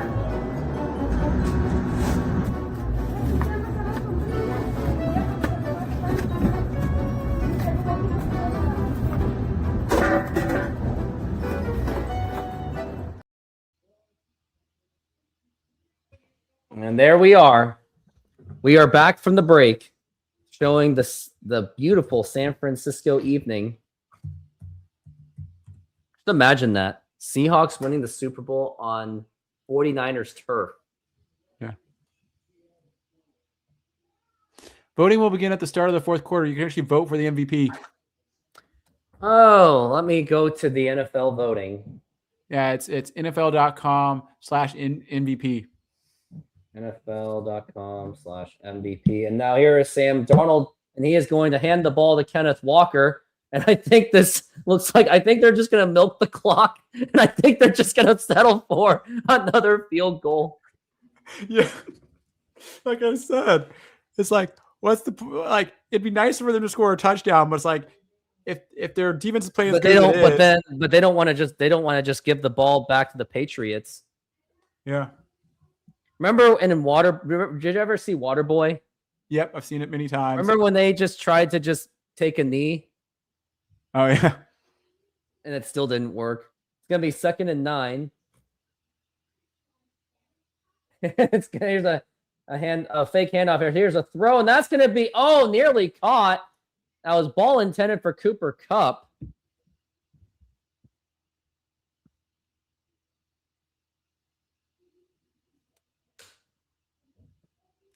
Well, they didn't get the one record, which is least amount of penalties in a game. I think there's been 3 so far in this game. So yeah, would you argue that was a pass interference? It kind of does look like it, doesn't it? That was a no-call pass interference. They're just letting it doing it. Yeah, they're just letting things play. 3rd and 9. They got to get this one. Now here's a big pass, and that's going to be caught. And that is Cooper Kupp making the catch this time. And that's going to be a Seahawks first down. Oh, man, it's getting closer and closer, but it is still 14 minutes left. Yeah. Still waiting to vote for the Super Bowl MVP. Basically, you can vote for anyone that you want. Sam Darnold actually has 172 yards. I'm going to give it to Jason Myers. That's not even an option? That's lame. 1st and 10.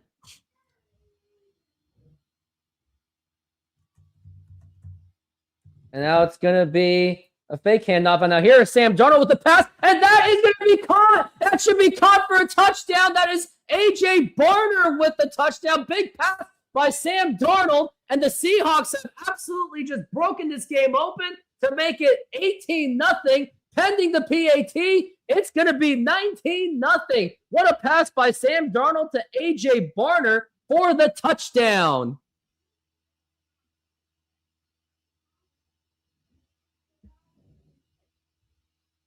It's like Epic Sea Films is kind of frozen. I guess we needed the frozen good luck.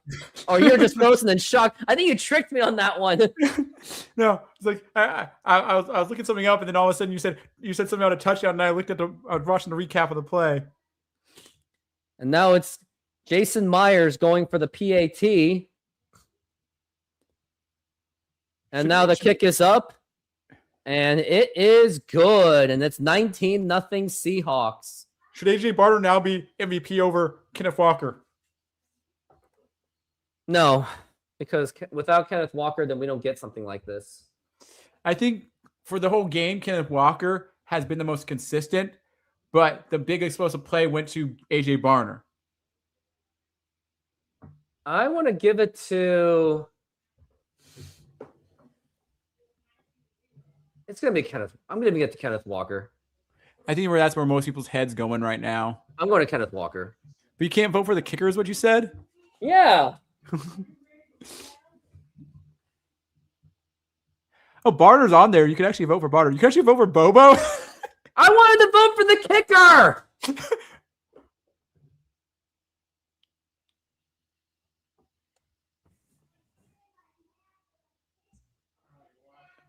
Defense still has to do the job. You can't even vote for everybody on here. You can only vote for specific players. That's interesting. Are these like only the starters or something? I'm confused. Oh, I could vote for Rashid Shaheed, but he hasn't done much today. Yeah.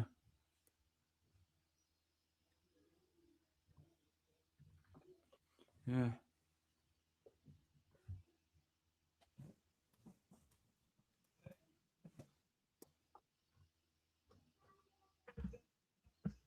Yeah, right now, really the only guy on defense to vote for really would be Devin Witherspoon.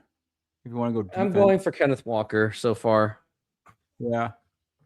I think it would be better fitting to give it to a running back, considering that a running back from Super Bowl 49 should have gotten the MVP had the Seahawks won that Super Bowl. This would be ironic. Yeah, if Kenneth Walker wins it. It would be the most ironic thing, yeah. It would be hilarious.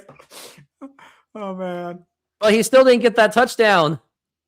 I know he didn't get a single touchdown in the game. I'm still want to give him the MVP. Yeah. He's helped us the most, if you think about in this game. He's been very critical. If you're talking about one individual player and their performance in the game, he's done the best. But I'm going to say it's not the dagger yet. It's still far from over. Yeah. Because the only players like, okay, he's played okay, like Sam Darnold. He hasn't played horrible. And then you're talking about who else would receive it. You could go with like AJ. I think first would be Kenneth Walker. I think second would be AJ Barner to me. Like I would give second to AJ Barner and first to Kenneth Walker. I'm giving it to Kenneth Walker. Yeah. And then third, I think it would be Cooper Kupp potentially. And then Sam Darnold maybe fourth. Like I think Sam Darnold would be ahead of Jackson Smith and Jigba, which would be like, yeah. They're saying that the strength of the schedule was what was the detriment of the Patriots because they hadn't really played anyone yet. Can't even score a field goal. Can't even get past the 50. And now they have to take a knee. That's probably their most effective offense is taking a knee so they can get to the 35-yard line. I know because they haven't been able to on us get past it when they run. The defense has just been absolutely dominant. Mm-hmm. Yeah.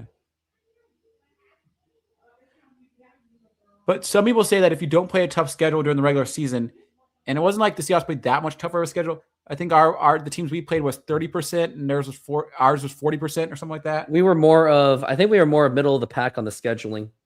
Yeah.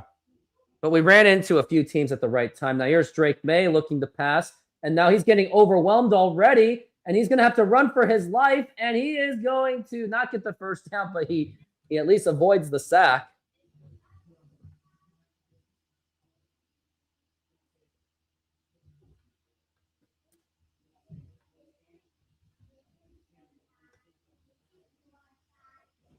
Because like I'm looking at the New England side, there's no one impressive on the New England side at all. You know, now 13 minutes left in the half, or in the game, shall I say. 2nd and 4. Vrabel's just looking very frustrated. What is going on? I think there's a fan running on the field. Yep, there's a fan running on the field. there was a fan. I didn't see it. What? And of course, they're not going to show it. Oh, he's getting mad at that, where the guy pushed him after the fact. He pushed Diggs, and they got in a fight right here. Oh, and they grabbed the helmet. Yeah. No flags were thrown on that either. Wow. And then Job threw a punch. You see that there? And nothing's happening. Okay, I see why Rabel was upset.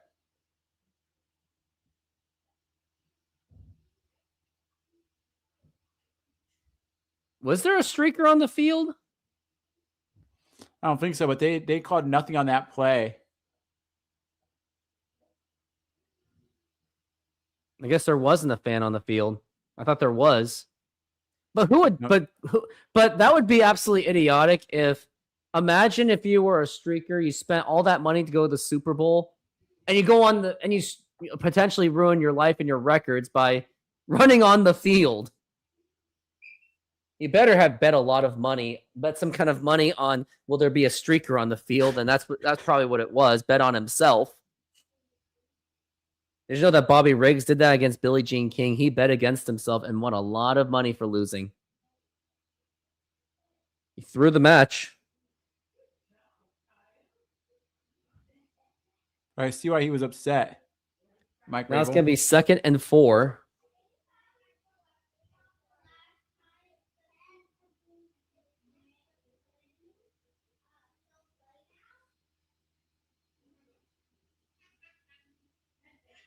Now here is Drake May looking to pass. And now here is a pass. That's going to be caught this time. And now they are into field goal territory. Uh-oh. No, I'm actually concerned. You never know. No, I'm concerned because they're going to score now and have a 0. I want this to be a shutout. I just want it to be a Super Bowl win. I don't care. Now here is Drake May looking to pass. He's going for a deep pass. And that is going to be caught. And that is going to be a touchdown for the Patriots. And guess which corner blew that? Rick Woolen. Rick Woolen. He should not be in this game. Get him out of here. Rick Woolen's so bad. Rick Woolen. Rick Woolen is terrible. He's slow. Oh, he missed that step too.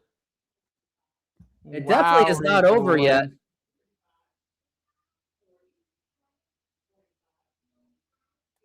Wow.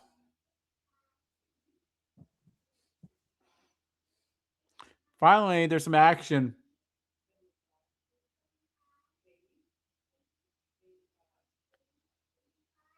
And now it's going to be the extra point PAT. Okay. And that's going to be good. And a good thing the Seahawks scored that touchdown because the game would have been a little bit closer. But yeah, Drake May with that nice spiral. Yeah. But you never know if they would have scored a touchdown after the fact if we didn't score that and we went to a field goal because we might have had a different outcome. I don't know. Yeah. But now, so those other 2 records are gone now. I was just hoping for some cool records to be broken, but we did break the sack record. Did break the sack record, So we got one of those.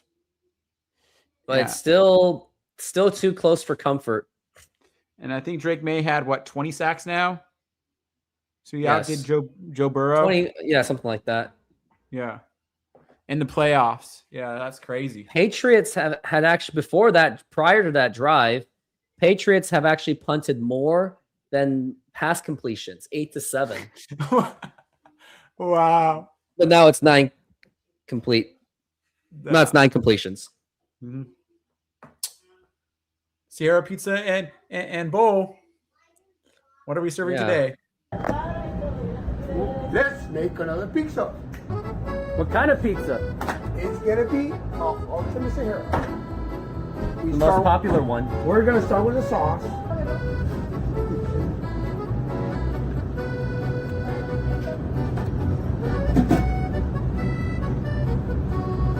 So what's your favorite part of the Ultimate Sahara? Building the pizza. What's your favorite topping part of it? The sausage. Some mushrooms. Some green peppers. Some onions. And some black olives. Double olives. Double mushrooms.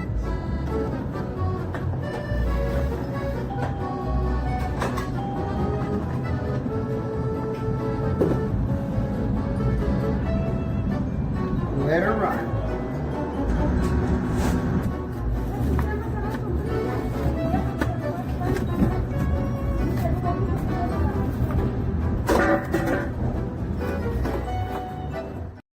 Yeah, we were hoping that. We were hoping that, mommy. And it was Still get the buy one, get one free. Dark Andy says, guys, I won't be able to watch the event. How many minutes are left? It's going to be... Are you at work right now, Andy? Is that what it is? 188 yards for Sam Darnold. Drake May with 119. The game's still far from over. Yeah. Like, it can get very close very quick. Mm-hmm.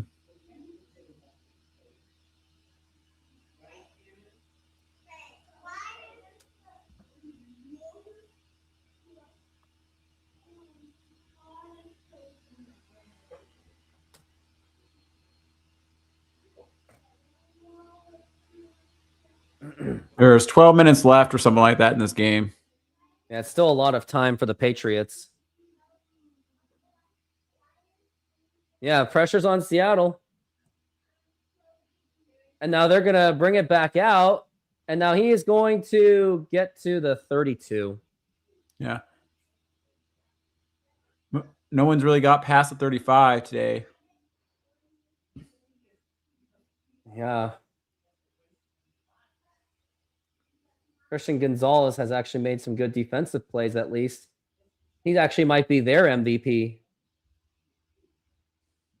No, most likely they're going to give it, if it's the Patriots, they're going to give it to an offensive player. I think it'll be Christian Gonzalez. Looks like Jackson Smith and Jigba's back on the bench at least. Now here's Sam Darnold.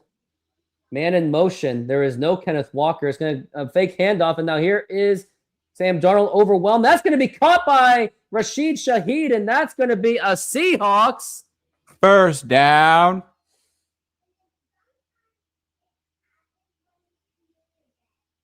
Whoever predicted the score of this game correctly is I bet could make a lot of money.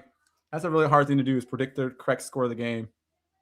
Yeah, I wouldn't do that. I wouldn't want to waste money on that. That's I think that's even worse than a lotto ticket.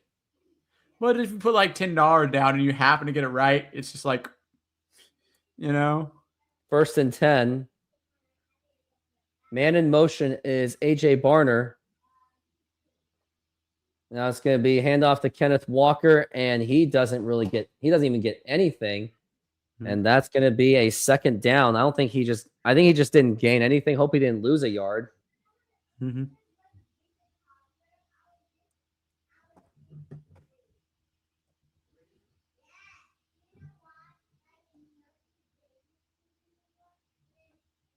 Let's see if this updates in real time. Yeah, it does. The voting. And now it's going to be 2nd and 11. So he did lose the yard. We got to get at least into field goal range. Now here's Sam Darnold being overwhelmed already. He throws it away. And I think that's going to be incomplete. I almost thought that should have been intentional grounding. I think Kenneth Walker was in the vicinity. Let's see. Oh boy. Patriots defense coming alive.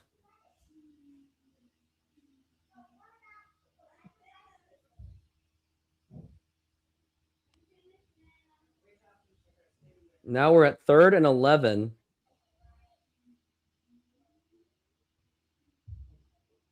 AJ Barner is in the motion. Need a blocker. And that looks like we have a blitz again. Now here's Sam Darnold going for a huge pass. And it's going to go, no, just by the inches. That was a good attempt on Rashid Shaheed. But now the Patriots are they just forced a punt. And that means they get the ball back. They have a chance to put it to within a 1-possession game. They do have that opportunity. Oh, no. I'm not liking this. I'm still liking it. I don't. I think this is the time for the Patriots to make that comeback. And the punt is going to go. And it's going to be... Oh, we don't want to make that touchback. And they get that stop. And now they're at pretty much their own 1. Wow. That was a clutch one. Dixon. The team helped Dixon. Wow. That was very clutch. Mm-hmm. Look at the ref almost getting in the way. Imagine if the ref did actually make contact. The guy who picked it up, at least his foot was on the line. That was good. I was making sure his foot wasn't on the touchdown line, the end zone line. Ooh. And now it's going to be 1st and 10. It's going to be at the 4-yard line. Oh, they called it the 4. I thought they were at the 1. I thought so too. And now here is Drake May, and he's got some time. Now here is a big pass. That's going to be incomplete.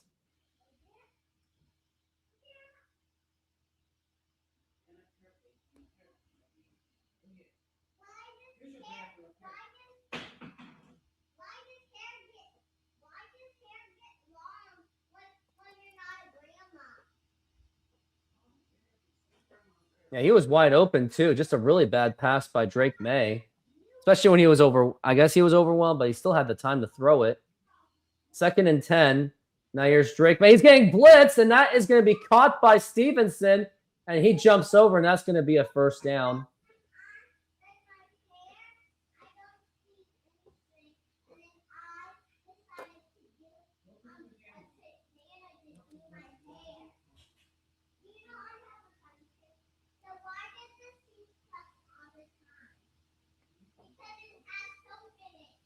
It's about getting it to the running backs. Now here is a 1st and 10. And now Drake May is going for a long pass. And it's going to be, that is nearly picked off. And they were looking for a pass interference. It's going to be 2nd and 10. Now, if that was an interception, not saying I would have been convinced, but that could have killed the momentum. Nope, no pass interference there. Yeah, Kobe Bryant. It was on double coverage too.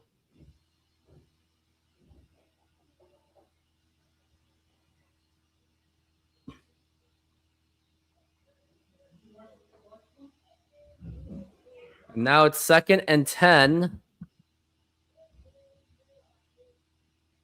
And now here's Drake May. He's got plenty of time. Now here's a short pass. And it is complete. It's going to be 3rd down, though. It's going to be 3rd down and like a 5. Yeah. So the Patriots still have some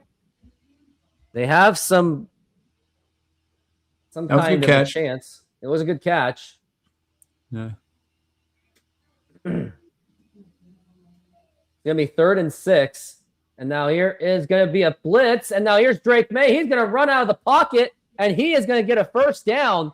And he gets to the 40, and that is what I warned about the Seahawks is getting to Drake May. Yeah, they have the 4 sacks or 5 sacks, but still.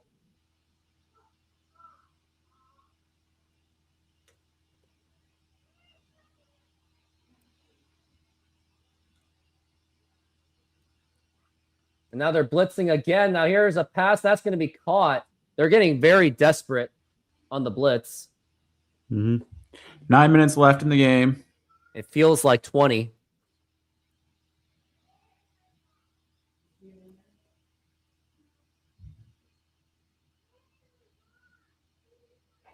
Now we're at 2nd and 3.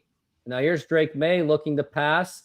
And now he's going for a big cannon throw, and that's going to be intercepted. The ball is picked off, and they are still going, and it's going to go into the 40. And that is Julian Love with the interception, and that may have just killed the momentum that the Patriots had on the offensive end. And now the Seahawks have the ball, and they are in New England territory. Yep. At least enough for a field goal. Maybe. Wow. Yeah, but like, look at this.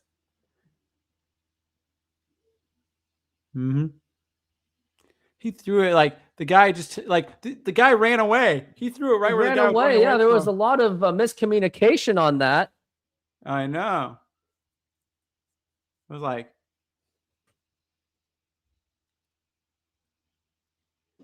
Drake May is absolutely frustrated, as he should be.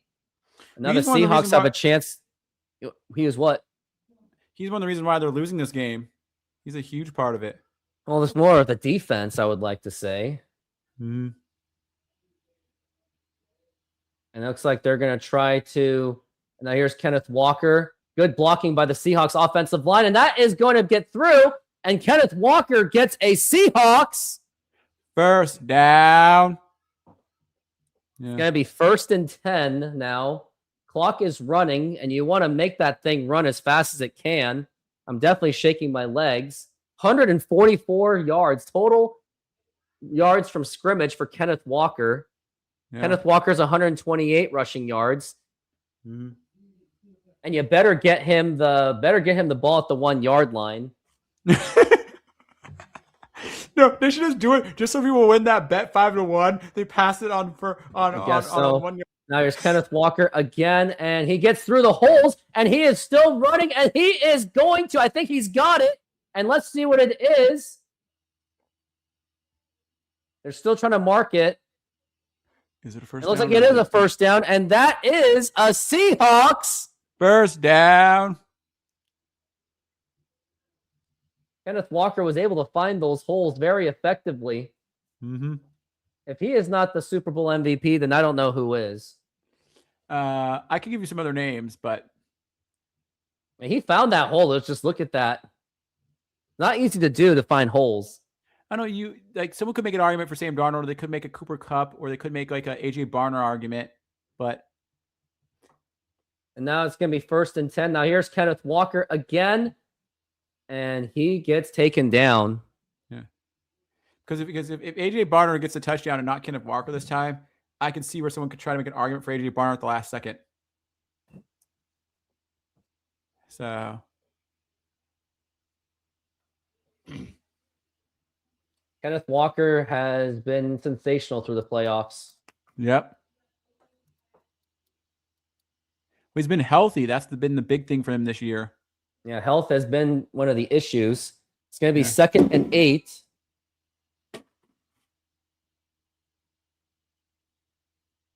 And now here's Kenneth Walker. He's going to get the ball, and he is not so much. And he is already down, although he fumbled it. But it's going to be 3rd down.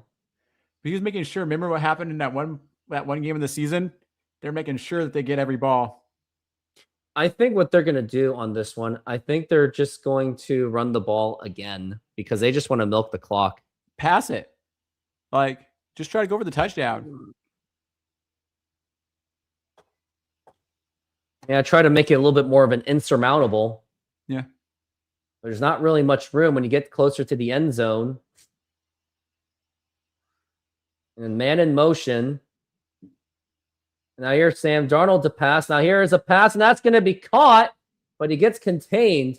That was for Jackson Smith and Jigba. It's not going to be a first down. So they're going to have to kick the field goal to make it possibly 22-7. If they don't, Patriots just might have a momentum where potentially you can get a touchdown and then possibly force an onside kick.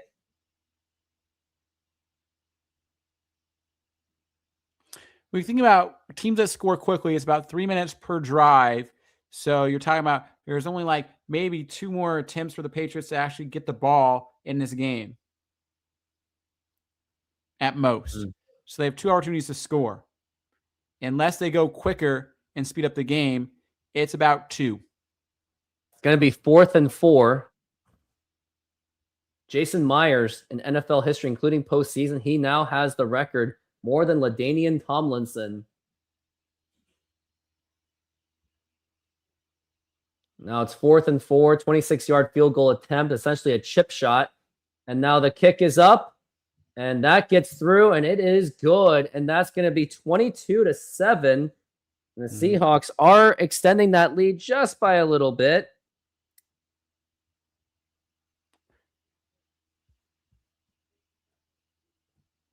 Now we got just over 5 minutes left, and I think I got to take another bathroom break. Since 2022, I have been building the Rooftop Sports YouTube channel, and I want to thank all of you for your support and engagement. Without all of you, there is no Rooftop Sports. Now, if you would like to take your support to the next level, join my exclusive YouTube membership program for just $5 a month. Get first access to new videos, ad-free content, and exclusive insights from my fantasy sports, as I do play many fantasy sports leagues. Plus, follow along with my softball seasons like never before. You also get access to my own emojis to use to comment on my videos and my live streaming shows. For just $5 per month, become a bigger part of my community and get ready for unparalleled sports experience. Let's do this. Yeah. Yeah, it's been more exciting the fourth quarter. I think that's been like a big thing. And when I think of a game and stuff like that, like there's opportunities, like a team, if they needed to, could score in less than a minute. But usually what happens in a game is you have these opportunities where teams are actually, usually it takes about 3 minutes for a team, you know, if they're kind of like be due diligent and even like be quicker with their plays, it's 3 minutes per possession to score. If they're quick, they'll be 2. And you're talking about like a 7-minute game left, you know, and if you're able to get a team out, it's about 1.5 to 2 minutes at the quickest to get a team out. So it would take you down to like, so if you scored in 2 minutes, that'd be 5. It gets you down to 1.5 minutes, and 1.5 minutes, or let's say 2 minutes, rounding it down, would be 3 minutes left. Get the ball back, and then you have 2. So that's 2 possessions where you score within 2 minutes. When you have the ball at 3 minutes, then you have 1 minute left. It's like if you do an onside kick, then that's your opportunity to score 3 times and get 21 points. But that's if you're able to score each time you have the ball within 2 minutes. So the chance of it happening is possible, but you see where I'm going with it? That's how I kind of broke down the analysis. So and so I think that's kind of an interesting thing. And what's interesting about this game is I think they're letting things play because they remember what happened with previous Super Bowls, especially with the Seahawks, about how the calls have been really bad. On the calls on the Seahawks, like... Yeah. Remember the Steelers game that everybody complains about or something like that? It's like... but the most controversial one, I think, was the pass interference. Not the offensive pass interference. That was the worst one. Yeah. And so I think they're letting things play because if they call a call, it's just going to make more chaos than not calling the call. Now there's Jason Myers. Yeah. Now what the Patriots have to do is this. They have to score a touchdown. Then they have to do an onside kick. And then try to tie the game by doing a touchdown and a 2-point conversion. And now they're bringing the ball out, and he is going past into the 30, going into the 40. So there is still an opportunity for the Patriots to at least get into this game to make it interesting or make the most unlikely comeback in Super Bowl history. Like I said, I thought there was 7 minutes left. There's actually only 5.5. So it actually makes it tougher for them than what my math was. Drake May was a Panthers fan when he grew up. Mm-hmm. Well, he went to North Carolina. He did. Now it's going to be 1st and 10. Mm-hmm. And now here is Drake May. And he is going to go down and he is going to get sacked. And that is the 6th sack for the Seahawks. Yep. That was Byron Murphy. Mm-hmm.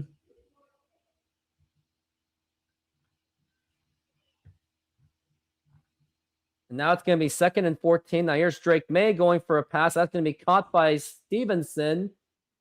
And he can't really get much. Guess what they just added to the voting? They just added Jason Myers to the voting. Yes! He's Yes! in the voting now. Yes! He's in the voting I'm now. voting for Jason Myers. Vote Jason Myers. Jason Myers. It's hilarious. They just added him. If you refresh it, they Jason just Myers, the MVP. Yes! Jason Myers! Yeah. I was like, and now it's going to be 3rd and 8. And now here's Drake May going for a pass. That's going to be caught. And that's going to be a Patriots first down. And now they're getting into, they are now in Seahawks territory. But they have to score fast, do an onside kick, which actually can happen. mm-hmm.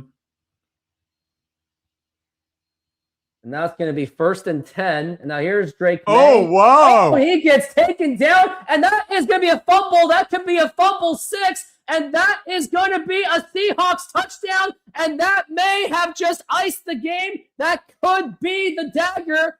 Touchdown Seahawks on the fumble recovery. Let's Oh see, my goodness. Let's see what the review is. Let's see the review of this. I think they are going to review the call. It's now 28-7. Pending PAT, it'll be 29-7. Wow, but I think that, yeah, this is in. Yeah, because I think it is a touchdown. I think it is a touchdown, but I just want to make sure. I think it is a. Because he's stunned I think that right now. that may have killed the game.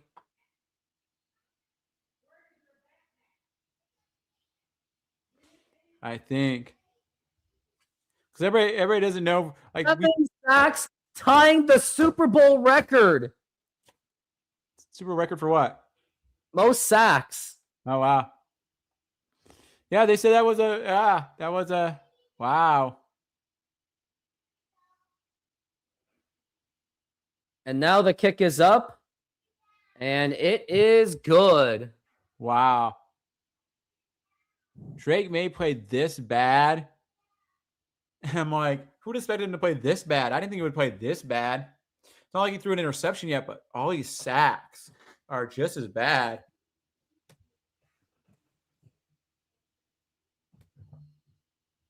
Yeah. Wow. A fumble 6.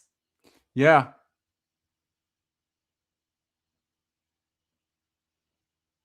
Mm-hmm. Yeah, I got to see that play again. They're showing it again. Yep. Yep, that was clearly a fumble because the ball did not go forward. But if that was the tuck rule Tom Brady thing, they would have called that an interception 6.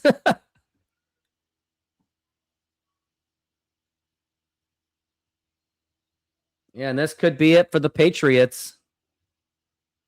Kenneth Walker showing his smiles. I don't think he really even started his motion to pass. It's going to be a kickoff. A flag has already been thrown. And I wonder what this could be about.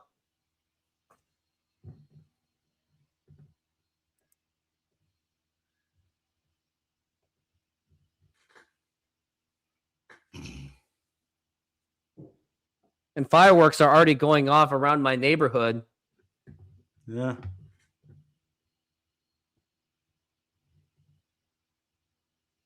Can already feel it. People are already pouring out the bottle rockets going boom.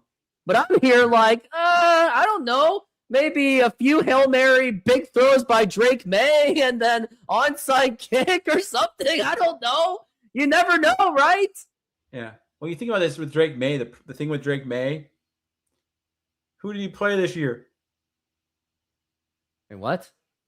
Like you think about it, like in the games, like we talked about this before, who we played and like the teams he played. Like there was no Patrick Mahomes in the playoffs this year and no Lamar Jackson. It was parody. It was definitely parody on parody. Because think about this: it's like if Patrick Mahomes was there or Lamar Jackson was there, there's no way. And next year, okay, Patrick Mahomes is going to be back next year sometime and going to play better. We know Lamar Jackson has a new coach. He should be able to play better if he's healthy. So it's like those two teams are going to. If the coach is any good, though. And then Josh Allen has a new coach too. Oh no! Why is Rick Wolin in? Okay, just throw the Rick Wolin side, and you're gonna yep. He's looking at Rick Wolin. No, and that's going to be he just rolled over. Probably gonna be a Patriots first down. Yeah. Mm-hmm. Where is my game? Did your game disappear? No, my game's still here. My game is like just gone now all of a sudden. Oh, no. Okay, so there's Drake May. He had a pass to number 3. Oh, my Xbox was turned off. Are you serious? Now I gotta just cover for a little bit. I am covering. So that was a pass to Douglas, and so now it's 2nd and 2. And let's see what we're doing here. Really lame. And then Drake May is going for another pass, and that is now to 81, and that is a touch. That is a first down. Yes. Yeah, my game just turned off. That's kind of hilarious and horrifying. Good thing that didn't happen on the fumble. Yeah. Well, the new coach of the Ravens is Jesse Minter. He was a backup to Jim Harbaugh. He was like assistant with Jim Harbaugh. And now it's 29-7. Now here is Drake May. He is looking to pass. He's going for a run. He's going for a run. Yeah. Yeah. I don't know if you were still. Is your thing back yet? Now it is. Okay. I didn't want to overtalk you. And that's good. Looks like there's going to be a flag.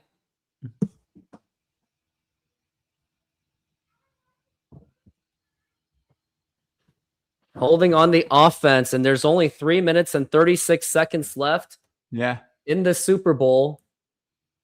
Oh yeah, that's an obvious hold. Oh yeah, it's a big time hold right there. Mm-hmm. And this has turned out to be a huge blowout. Mm-hmm. Patriots only held to 7 points, and it shouldn't have happened. Rick Wolin ruined the shutout. I know. Now we're in history making. And now it's going to be 1st and 20.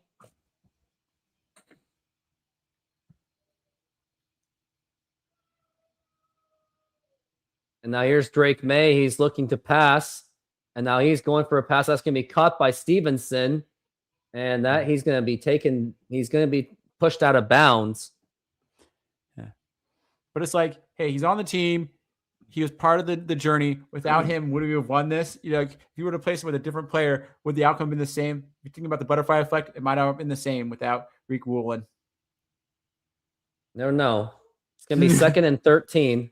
Yeah. Just like with my basketball team, even if my team was at full force and with my coach, results could have also been the same. Yeah. Because even if you have just like the New England Patriots, they had everything. Randy Moss, Tom Brady, Wes Welker, and they still lost to a potentially banged up Giants team. Like that just squeaked into the playoffs. Yeah. So yeah, I do acknowledge that even if I had all my players and my head coach, we still may be talking about it in this way. And now here's Drake May to pass. Now he's being overwhelmed. Oh. Now here's a throw, and that's going to be caught, and he just gets taken down by Kobe Bryant. That was Stephon Diggs making the catch. And the Patriots have got to hurry up. They're not really showing that much of urgency. They're letting the time go. Drake May isn't exactly going that much fast. Now it's 1st and goal, and looks like the play has been stopped. Looks like it was timeout by the Seahawks.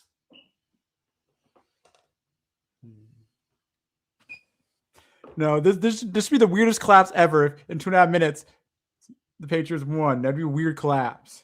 How would it happen, though?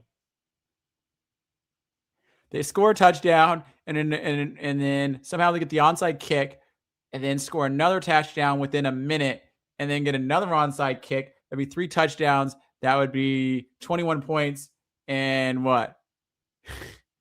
and they somehow have to get a 2-point conversion. Somehow. In some way. But it'd be 2 onside kicks, and it'd be really unlikely. And they would have scored within like 45 seconds for each play or something. And now we're at 1st and goal. And now here's Drake May to pass. Now here is the pass, and way over the head, and that is going to be incomplete. Yeah. If the Seahawks win the Super Bowl, do you think Super Bowl 49 memories and PTSDs and horrors will be all thrown in the toilet? No, I think it's a different era, you know? It's like it's this different New England team. It's not the same team. I think it's like people will be happy that we won. They'll just forget that we even lost that game potentially. They might still have it in their head in the background, but at the moment it'll be this game being the winning. 2nd and goal, and now here is Drake May, and he is getting overwhelmed. He's got to scramble, and he gets it, and that's going to be a touchdown. And that is Stevenson. Drake May kind of almost tripped himself. Yeah. He was able to do a shovel on Stevenson. And Mike McDonald doesn't look too happy about it. Oh, it didn't touch the ground. It may. Probably not.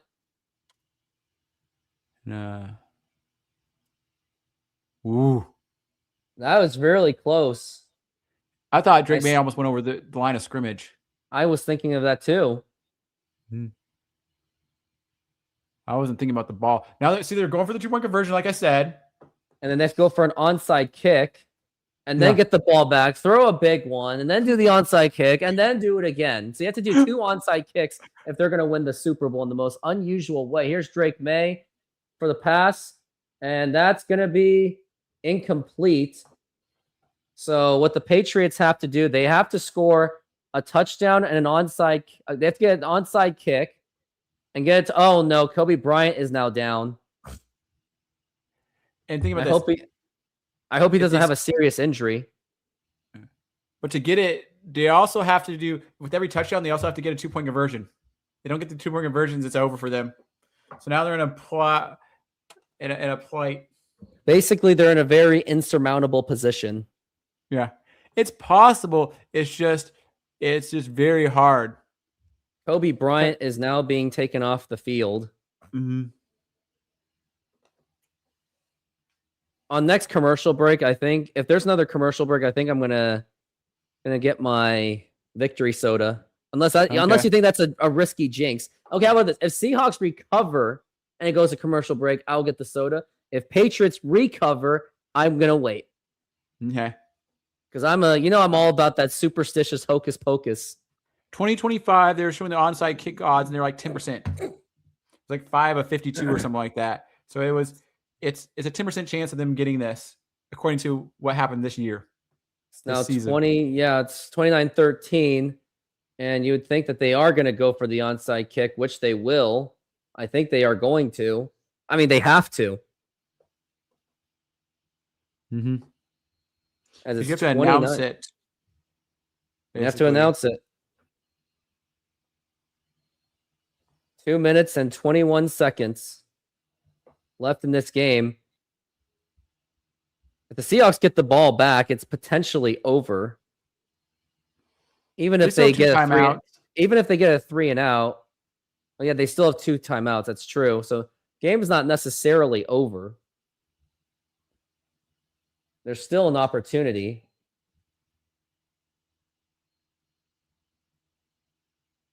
Who called the timeout? I think Seahawks are going to burn that last timeout. Yeah. Mike McDonald, who was hired as head coach of the Seattle Seahawks, he worked under both Harbaughs. He worked for John Harbaugh, and he also worked for Jim Harbaugh. Did you hear about the new Harbaugh prospect? Jesse Minter is the guy who's now the Ravens head coach, and he worked under both Harbaughs. So, and then also there was also another Harbaugh, Jay Harbaugh, and look at that, Jim Harbaugh and Jay Harbaugh. Yeah. So it's interesting, like how these people in the tree, they call it like the branching of the tree, like the trees of all these people that come, like the coaching trees nowadays in the NFL. It's good to see Harbaugh is succeeding. Yeah. Now Jim Harbaugh just needs that Super Bowl. Oh, he kicked it right to our player. Kick right to the Seahawks. Helani.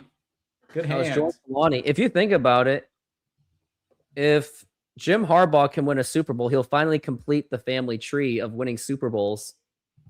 Because John Harbaugh got one, Jay Harbaugh is getting close to it, and then Jim Harbaugh. So go get that Super Bowl next year, Jim Harbaugh.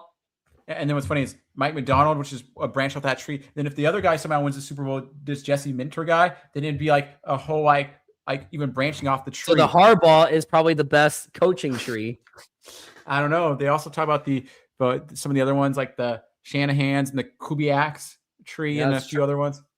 The 1st and 10. Now here's Kenneth Walker, and he is going to get at least positive yards. Mm-hmm. And he did dive for it. He didn't want to go out of bounds, so just going to keep the clock running. But New England calls a timeout because, I mean, why not, right? I mean, there is some kind of improbability. They could force a fumble, score the touchdown, then do an onside kick, do a 2-point conversion, and potentially force overtime. Yeah, it's like I always say, anything is possible, but not everything is probably going to happen. All right, it's going to be 2nd and 7. And I think at the 2-minute warning, I think I'm going to go get my soda. Yeah. And now it's going to be Sam Darnold, and he just takes a slide, but it's going to go down to the... I don't know why New England took the timeout because it's still a 2-minute warning. So they kind of... You know what they just did? They just wasted the timeout when there was a 2-minute warning ahead of you. Yeah. So now they have to get the first down. Mm-hmm.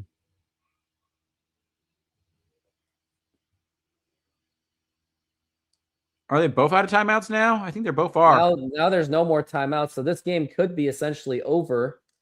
But Seahawks still have to get a first down to not force a punt.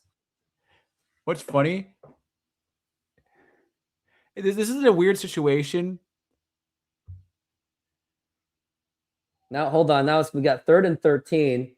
I think they're just going to run the ball, honestly. I don't think they're going to pass.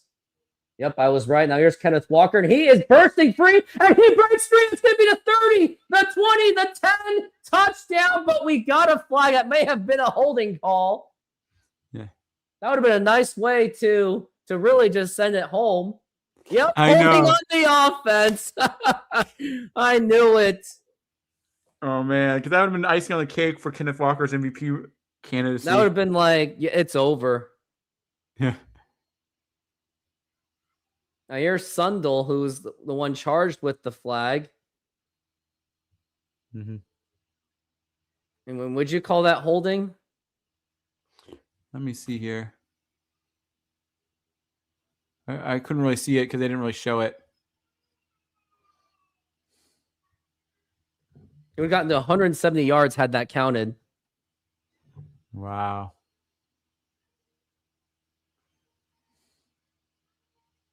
I mean, 3rd and 23. I still think they're going to run the ball either way.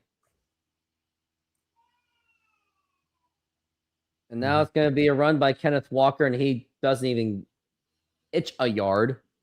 So they're going to punt. They're going to punt the ball.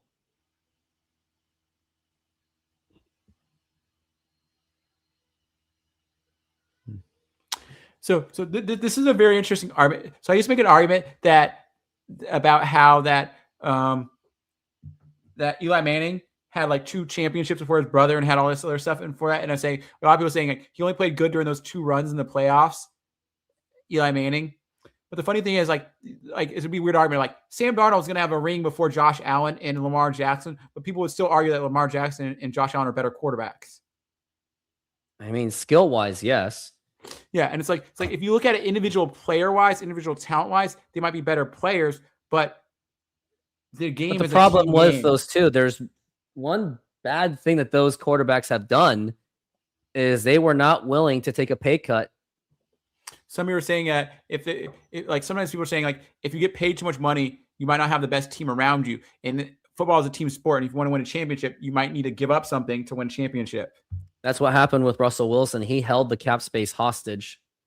Yeah. So that's some people saying it's like once you get too greedy, you screw things up. But it's like, but look at they pay him $50 million now, and it was what that other guy. It's I gotta get my soda. I forgot. Yeah. Yeah, but Jalen, like if you think about it nowadays, Jalen Hurts made like $50 million last season and still won a Super Bowl. And they were able to get a guy around him that helped him out. So it wasn't like he wasn't. Yeah, so he was getting paid good money now. So it's possible to win when you have an expensive quarterback, but if you keep a more balanced team and you pay for some other players, you can do well. And the thing about it is how many championships does Sam Darnold need to win before he's considered a great quarterback? He's considered one of the greats. You know? Because here's the thing about it is if Sam Darnold wins two Super Bowls and like Josh Allen and Lamar Jackson never win a Super Bowl, would you say Sam Darnold's a better quarterback? He's going to win one, like Sam Darnold versus Josh Allen and Lamar Jackson and like Baker Mayfield. Would you say that Sam Darnold's the best quarterback? Well, how many championships does he need to win to consider him to be a better quarterback? I have no idea. Because that's the problem is like, everybody's going to dog on him for all those turnovers in his bad first like 3-4 seasons or something like that. And it's like, that's the thing. It's like, if you look at a player as an individual player and you look at who the best individual quarterback is, how much should a championship matter when a lot of being a champion is a team sport? Yeah. So it's like when you're talking about greatest player of all time, should championships matter? I don't know. That's what's hard for me. And now it's going to be a punt. And at this point, it's just going to be running out the clock. And there's no one back there to run the ball back. You see that? Yeah, they're just saying, screw this. And they're at their actual 1 yard line. This is like, really? It'd be funny if New England just like kneeled it out. And that'd be the funniest thing ever. It might happen. You never know. If anyone betted on New England the losing team kneels out the game, that'd be hilarious. Someone would have won $1 million off of that, probably. That'd be hilarious. On top of that, that was also an excellent punt by Michael Dixon. So maybe get him the Super Bowl MVP. Here's Drake May to pass, and that's going to be caught. Yeah, and the clock is just running down. And at this point, the Seahawks are going to be Super Bowl champions. We came a long way in this past decade where it all started with Russell Wilson throwing that interception, the 1 yard reception to Ricardo Lockett. Now here's Drake May with the pass. That's going to be caught. That's going to be a Patriots first down. And then also, clock is still running. Seahawks went on a huge amount of stagnation between 2015 all the way to 2021 with Russell Wilson blowing up the cap space. They just couldn't get past the divisional round. Here's Drake May going for another pass. That's going to be caught first down. And then, you would think that they're still going to try to go for it. It looks like they are still trying to, but they should be going out of bounds, but I think they just don't care. I don't know. It's now it's going to be a blitz by Witherspoon. And now flag is down, and that Drake May is going to go down. I wonder if it's a holding call, they decline it, then that could be the Super Bowl record. Offsides on the defense.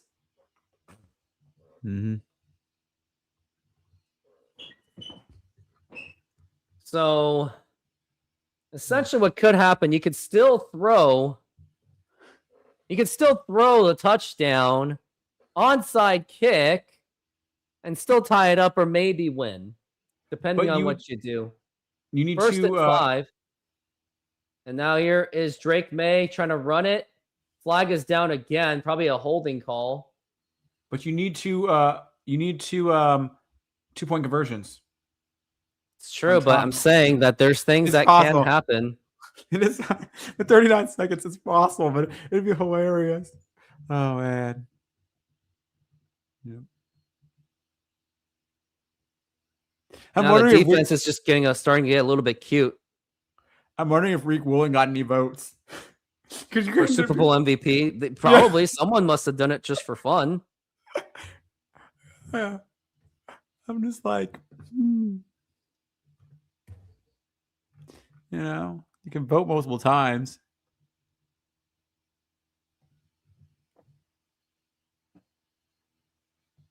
$39 seconds left. Now here's Drake May. He's probably going to go for a bomb. No, not really. And the fact that they're not even going out of bounds, I think they pretty much just gave up. And the clock is going down, and that's going to do it. The Seattle Seahawks are going to be Super Bowl champions. The clock is completely going down. And here's going to be one more play. Here's Drake May. He's going for it all. Hail Mary pass. And it's going to be incomplete, freezing the clock. Okay, maybe I spoke too soon. I spoke too soon. It's not over yet, technically. They're still running the play. Yeah, there's 12 seconds. Still 12 seconds left. Third youngest head coach to win Super Bowl. If he does win it. They're already calling the Super Bowl. Even though there's 12 seconds.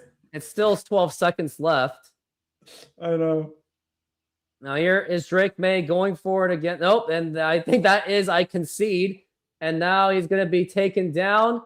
Still running, but nope, doesn't matter. That is it. The Seattle Seahawks are Super Bowl champions. That is now their second Super Bowl. They have finally avenged Super Bowl 49. And all I can say, here is my victory drink. And Epic Sea Films, must I say, cheers. Cheers. Cheers. Super Bowl champions. You had faith the whole season. I didn't. I said tank for the #1 pick at the start of the season because I'm an idiot. And now I think I've had a lot of people making fun of me already. Yeah. Well, the thing about it is you believe in that philosophy where it's like you have to get bad before you get good again. You can be mediocre and still recover from being mediocre. It's the moves you make. I gotta take a selfie of myself. Mm-hmm.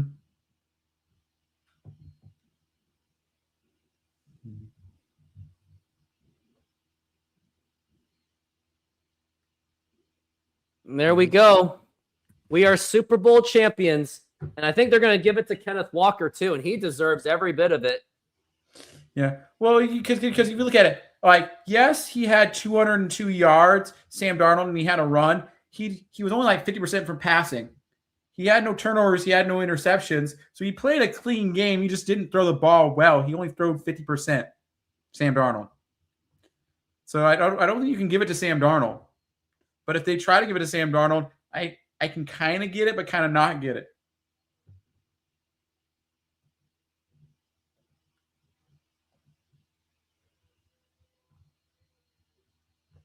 I can't believe it. After a whole decade worth of struggles, frustration, stagnation, and it all started with that Russell Wilson trade where they traded him to the Denver Broncos for 2 first-round picks, and one of them turned into Devon Witherspoon, and he was a huge part of getting the 6 sacks. And oh my goodness, I can't believe it was pretty much a blowout. We are Super Bowl champions. Like, I couldn't be any happier. I'm glad to have shared this moment with you, too. I wish you had your victory soda with you. Yeah. So funny that you can vote like as many times as you want. I know. I'm just like randomly just keep clicking. I'm like, it'd be funny if they actually showed the true results of this, like how many votes each person got. It'd be hilarious. I know. We are champions. Yeah. What's interesting about it is Sam Darnold actually played a clean game, like I said earlier, but only 50% passing. Oh, yeah. Let's look at the stats, too. Yeah. Like, here's what it was. Here's what Drake May actually got 295 yards. I know.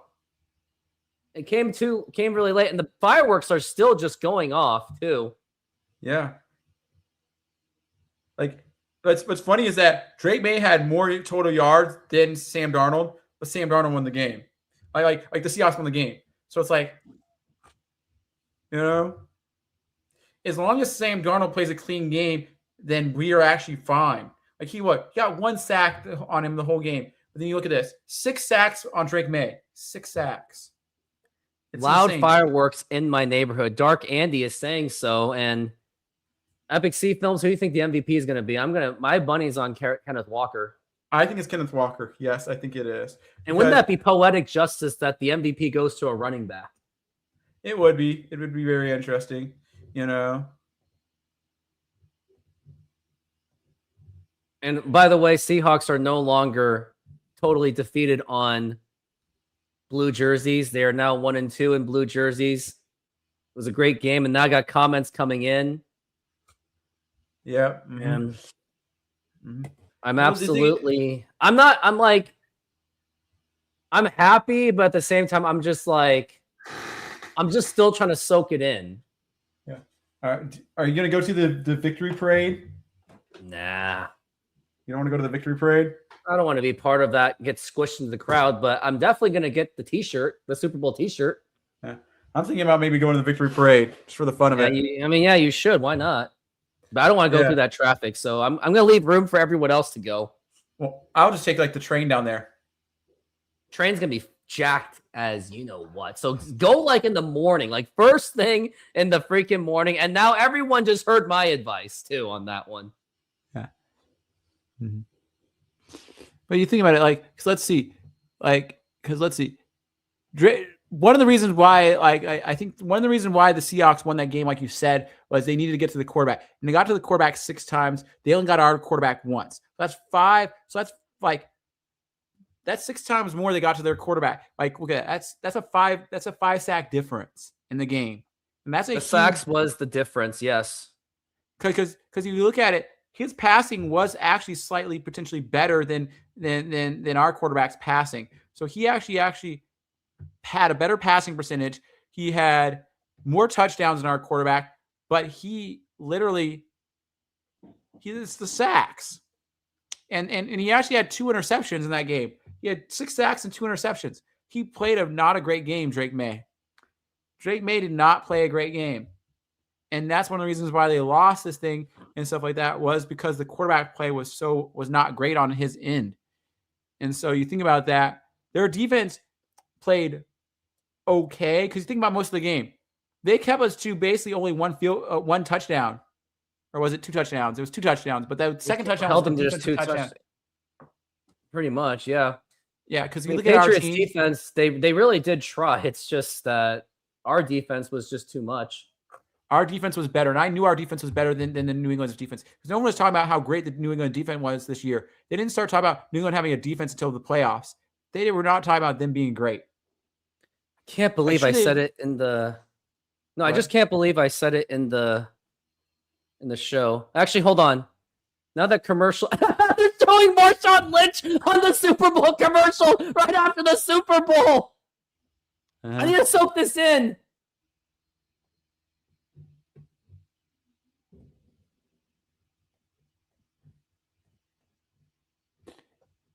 And have they announced it yet? I don't think they've announced it yet.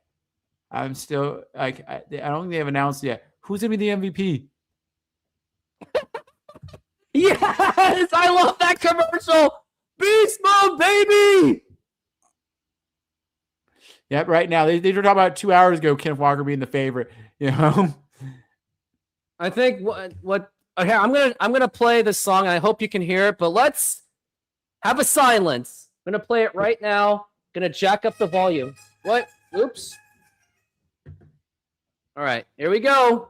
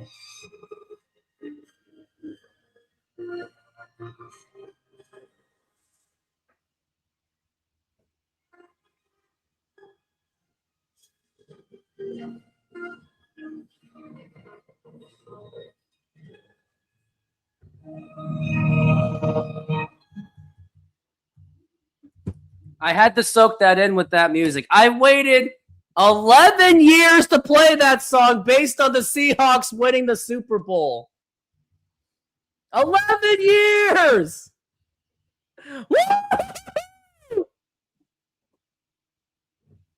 No, sorry, you're gonna make fun of me that.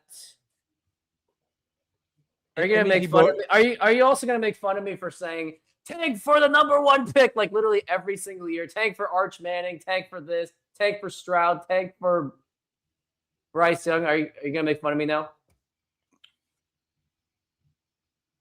The interesting thing about that is how good, because here's the thing we talked about. It's like you kept saying, oh, we need to get a good quarterback in there. It's like, how good does your quarterback have to be? If your quarterback just plays clean games and your defense is really good, you can win championships. So it's like we've learned in this era that you don't need an amazing quarterback to win. You need a quarterback that just basically does their job. What did we call it? A game manager? You know, more than an above average game manager. But the thing, I don't want to talk about what has to be done, but you are right. You're right about this. That we never had a tank to basically win a championship. They were always above 500 throughout the rebuilding process. I know. Geno Smith kept them afloat, and they still were able to find good players and draft well. And no one thought that the Seahawks were going to do anything going this season. They weren't even considered Super Bowl favorites. No, they were 60-1 odds at the beginning of the season. season. Whoever put in that money, they're probably crapping their pants too. Yeah, it's insane to think that. But yeah, you think about it. The voting for the MVP is done now, so the voting's over. So hopefully they give it to the right person that deserves it. You know. And you know what makes it more awesome? What? We won on 49ers home turf. Yeah. But what set this all up was us winning that last game of the season. Because I think what the great thing about the storyline is in that game, it's the first game we played against the 49ers and the first game we played against the Rams, we lost, but then we redeemed ourselves in the next 2 games and the next 2 games after that. You notice that? Like, that was such a cool storyline where it's like, okay, we didn't get over the hump the first time, but we never gave up. You know what was the real turning point was the Rams game in overtime. It was. Because that when people started waking up. Jets, Panthers, and Vikings fans are punching their air right now. It is funny now. It is hilarious, yeah. Because it's like, because look at this. You have the Jets get rid of him in 3 years, but then you have someone like Arizona who still has Kyler Murray. They're punching air too, probably. I'm like, is it bad keeping a quarterback for 7 years? But it's also bad getting rid of a quarterback in 3 years. What's the sweet spot? 5 years? You know, there's a weird poetic justice. There's a poetic justice here where it's like, how long do you give quarterback a chance to be good? But they say it's hard to play in New York. Very few players can make it out of that environment because the fans are so tough on them. No, it's not the fans. It's also the fact that they're just ran by bad ownership and bad management. Oh, can I get a let's go see chickens? I didn't think this would be dominant, but dang, that defense. That is true. Yeah.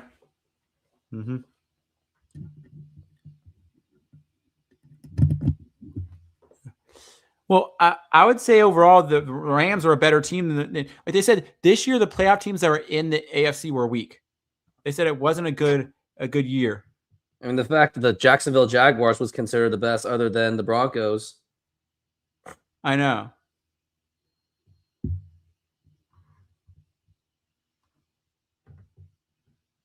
So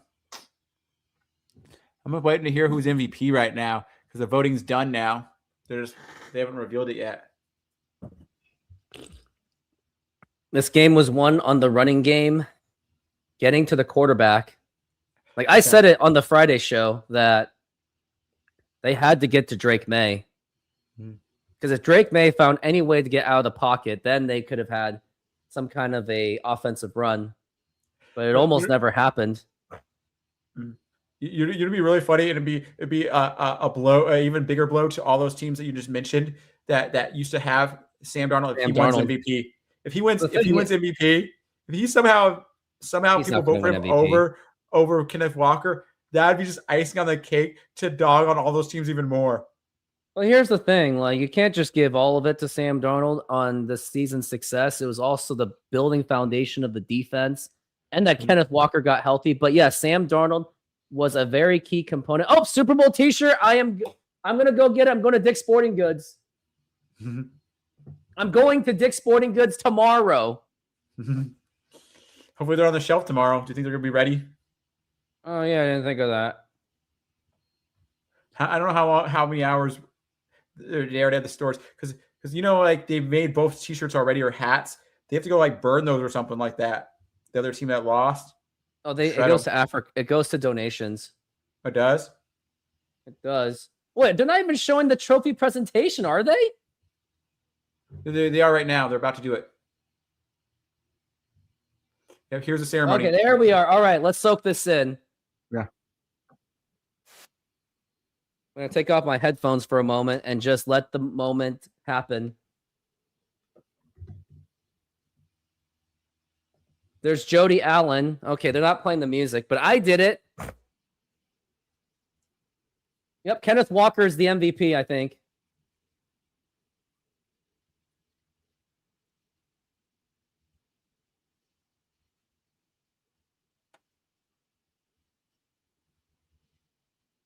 Fitting. It's been 12 years since the Seahawks won a Super Bowl. So I guess we win every 12 years.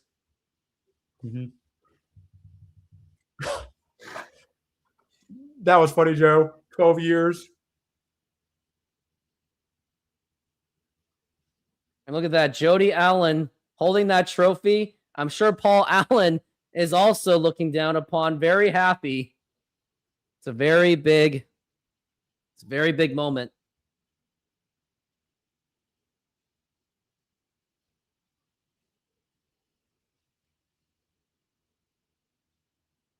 Cooper Kupp is a Super Bowl MVP. Not Cooper Kupp is a Super Bowl champion. Twice. Again.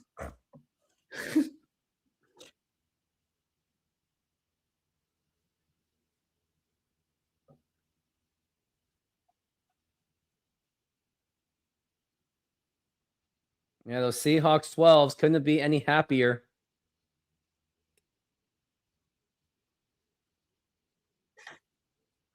Yep. Doing it from my YouTube channel. It's going to be Kenneth Walker. He's already up on the stands. So is Sam Darnold. So maybe co-MVP? No, but usually quarterback is there anyway.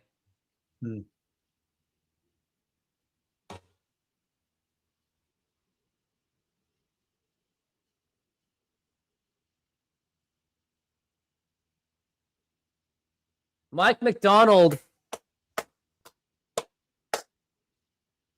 I want to thank Mike McDonald for this too. He's the one that started this. Not started this, but he picked up where Pete Carroll left off. Oh, Super Bowl MVP. It's got to go to Kenneth Walker.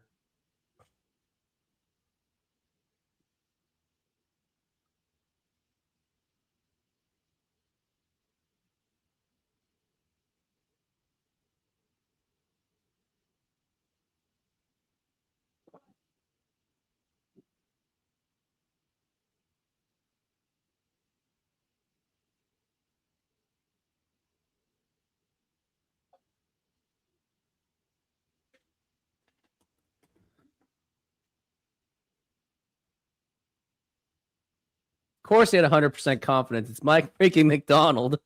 Couldn't have had less confidence than Pete Carroll. And Pete Carroll said he had 100% confidence in his players.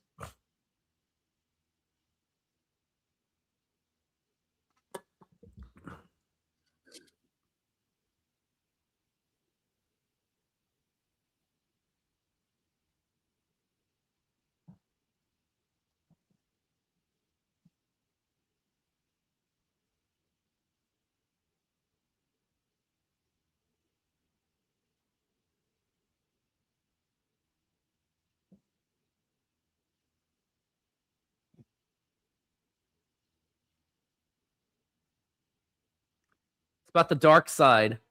Not as much as we love the LOB, it's a new era. It is the dark side of football.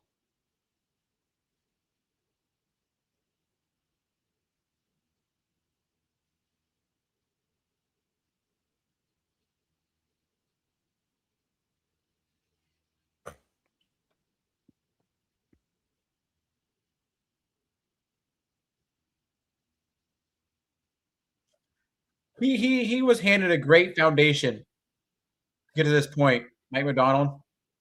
He did have a solid foundation, but he definitely had a lot of work to do on that defense. He did, but we had the pieces to do it. Kenneth Walker, they got to talk to him.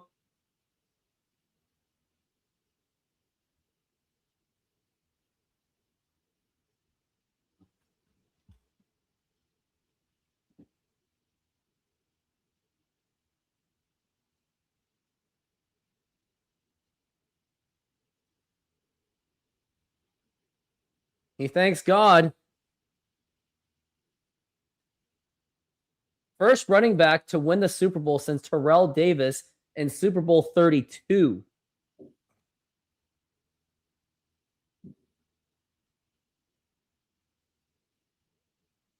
Sam Darnold, the quarterback.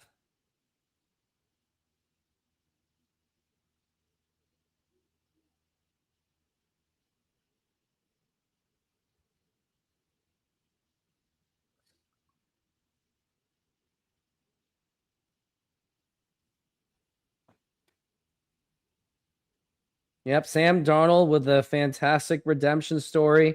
No doubt about it. Is it better than the Kurt Warner story? Kurt Warner's, I think, is still more incredible because he came off of being a grocery bagger. Okay.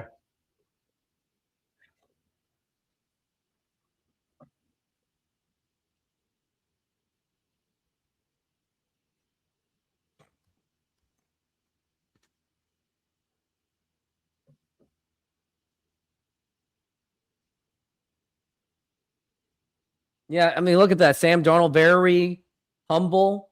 He's giving credit to the Seahawks defense, which they do deserve. It's almost like he wanted to give them, every one of them, the MVP.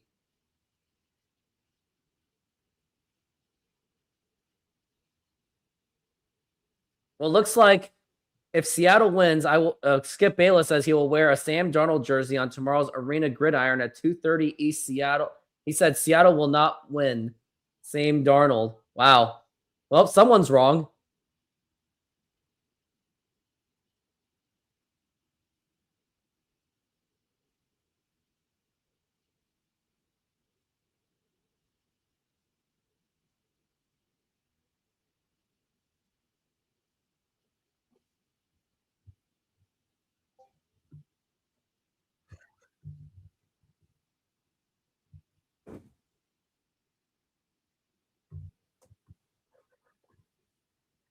Okay, so Kenneth Walker was named the MVP. Super Bowl MVP.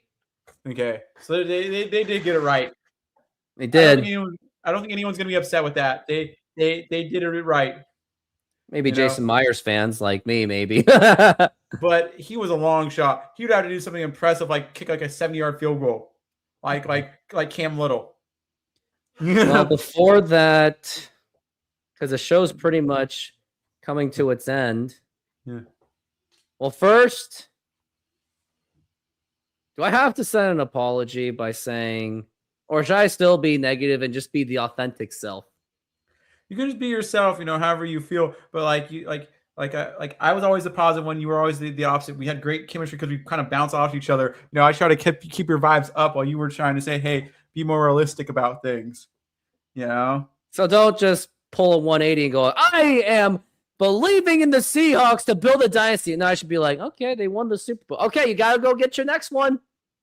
Yeah, it's like the work is never done, and we've seen it a lot of times where a team has some teams can still do really well, like Kansas City, and come back and be competitive the next year and win one. Other times you've seen teams fold really bad. Like look at like LA the year after they won the Super Bowl.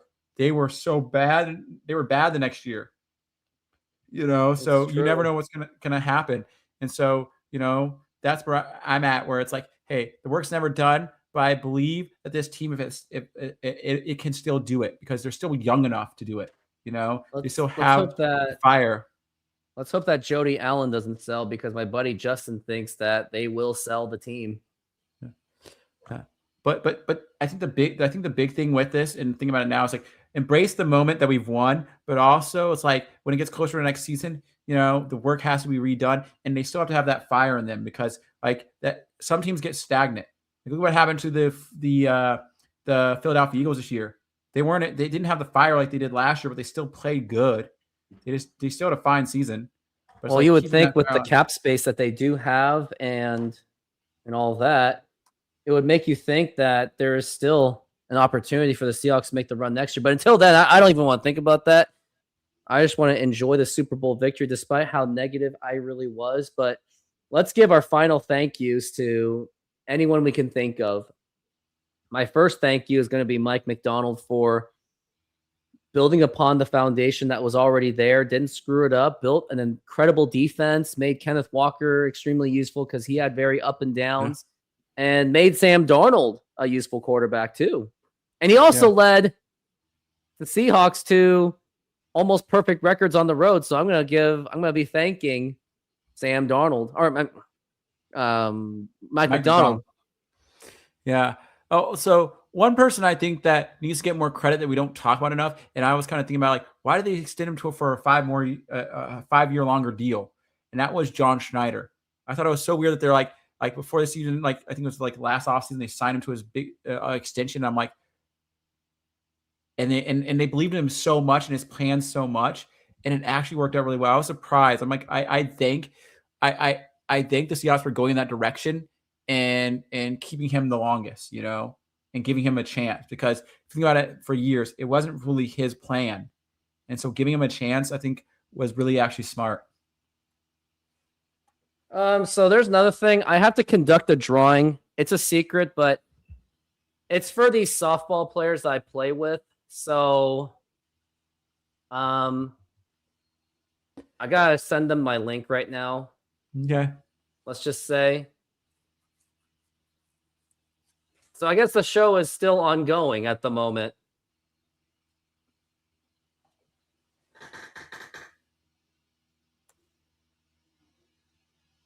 All right. Well, I'll be right back for a moment.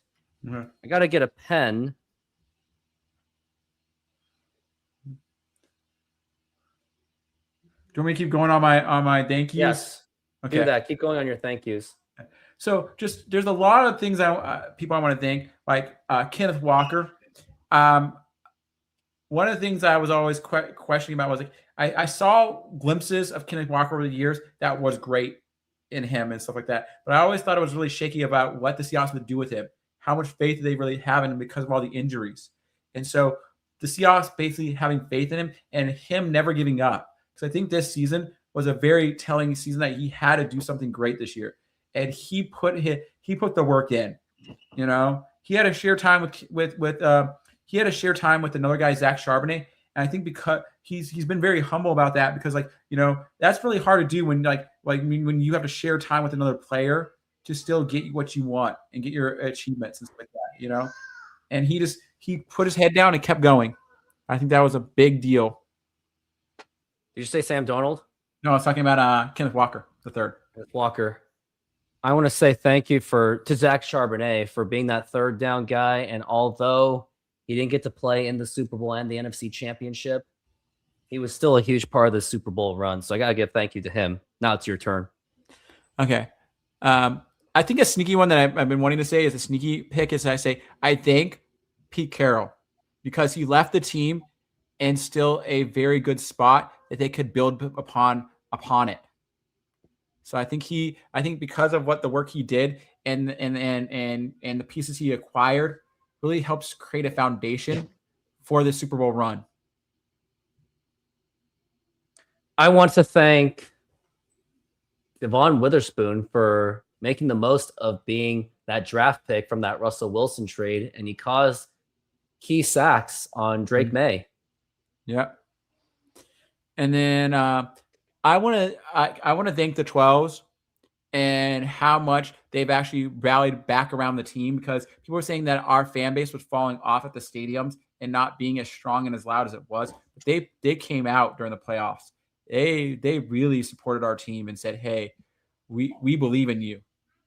I think that's been a huge thing. Like the more I have like been around the Seahawks, the more I feel so much like this Super Bowl feels so much a bigger deal to me, I think, sometimes than the Russell Wilson one. Because I was only like a part-time fan, I think, when the Russell Wilson one came in and all that other stuff. I was not fully engaged. This one I was so much more engaged because of things that we did. And so being a fan and part of the 12s, I feel like this Super Bowl means so much more to me. I think it feels very special. What makes it feel more special is I was able to I'm a YouTuber. Yeah. On this. I got to cover all of this. Mm-hmm. That's one of them for sure. And I got to see who else I got to thank. What about DeMarcus Lawrence being part of that defensive line? Yeah. Because he was a huge catalyst of that Seahawks defense to help win that Super Bowl. I want to thank Gray Zabel. I think that was a really good pick, because who would have thought a guy from North Dakota State could be a great offensive like lineman addition, and like that's a really sticky team to think about that has really good players. Taking a chance on a player from a team that's not really part of Division I, but more part of like Division II football is kind of a really cool thing to take a chance on them and give them a starting job. And I think that's been a really big addition and really big help to our actual overall success, because the offensive line has really improved. I think, Rashid Shaheed, I want to give him the thanks because he made that huge run in, I guess, the 49ers in the playoffs that helped get them to the NFC Championship.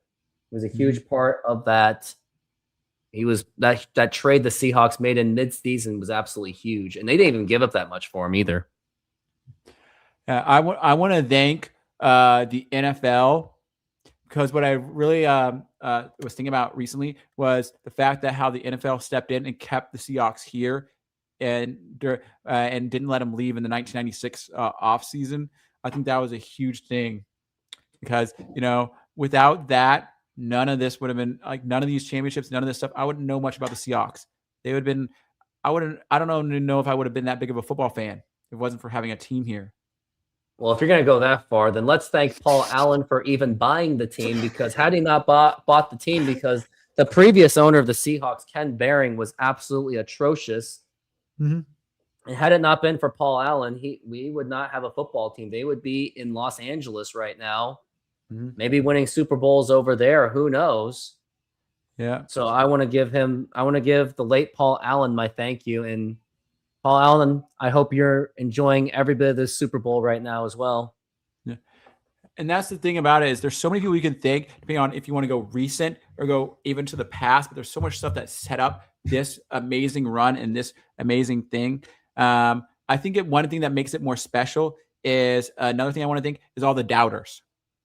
Because if it wasn't for the doubters, this might not feel as special, because sometimes when you are the underdog, it feels more special that you overcome so much to get here. When you are considered the favorite, it's like you're just meant to be here. And it's like it puts more pressure on you. So like going through it as an underdog story is so great this season, especially for the players that are on the team, because there's so many players that have been like kind of like left behind. People thought were washed up. Not just Sam Darnold, but also the fact of Cooper Kupp. The Rams got rid of him.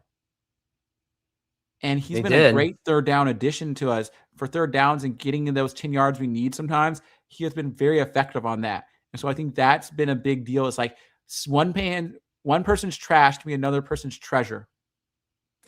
And he really did make big plays for the Seahawks. His numbers may have not shown much of it, but he was still a huge addition. So we got to put our thanks for Cooper Kupp.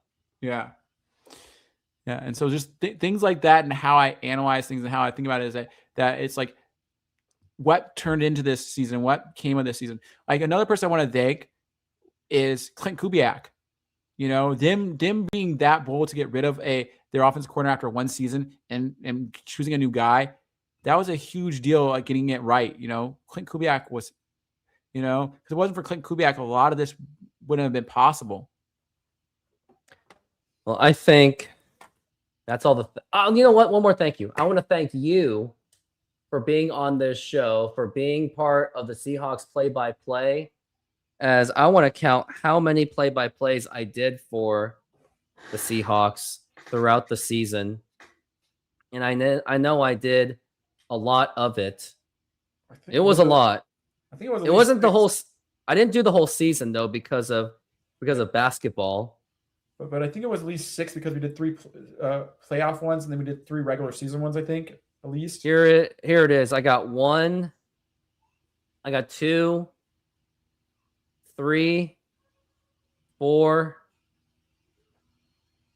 I got 5, 6.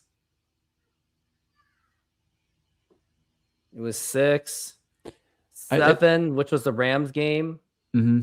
And then it was 8, 9, 10, 11. I did 12 live streaming for the Seahawks. Can you believe that? Well, I did 12. You know what it means by 12 streamings? 12s. Well, does that count the one off we did with Chicago and Green Bay? Does that not count that? That doesn't count. Because we did 4 during I know we did 4 during the playoffs, and I know we did like I think we did 2 in December or something like that. So I know at least that. Mm-hmm. Well, now that's gonna be it. And Epic What about your raffle? Oh, those guys aren't even answering my phone, so forget it for them. Okay. But Epic C Films, you got any last words before we end the show? We close the show and enjoy our Super Bowl victory. Yeah. Some last words I want to say is have fun. Just enjoy the moment. Enjoy the moment. And I think that's a big thing. And also it's don't drink, don't smoke. You know, you got to keep your health in balance. And then, you know, don't quit your day job.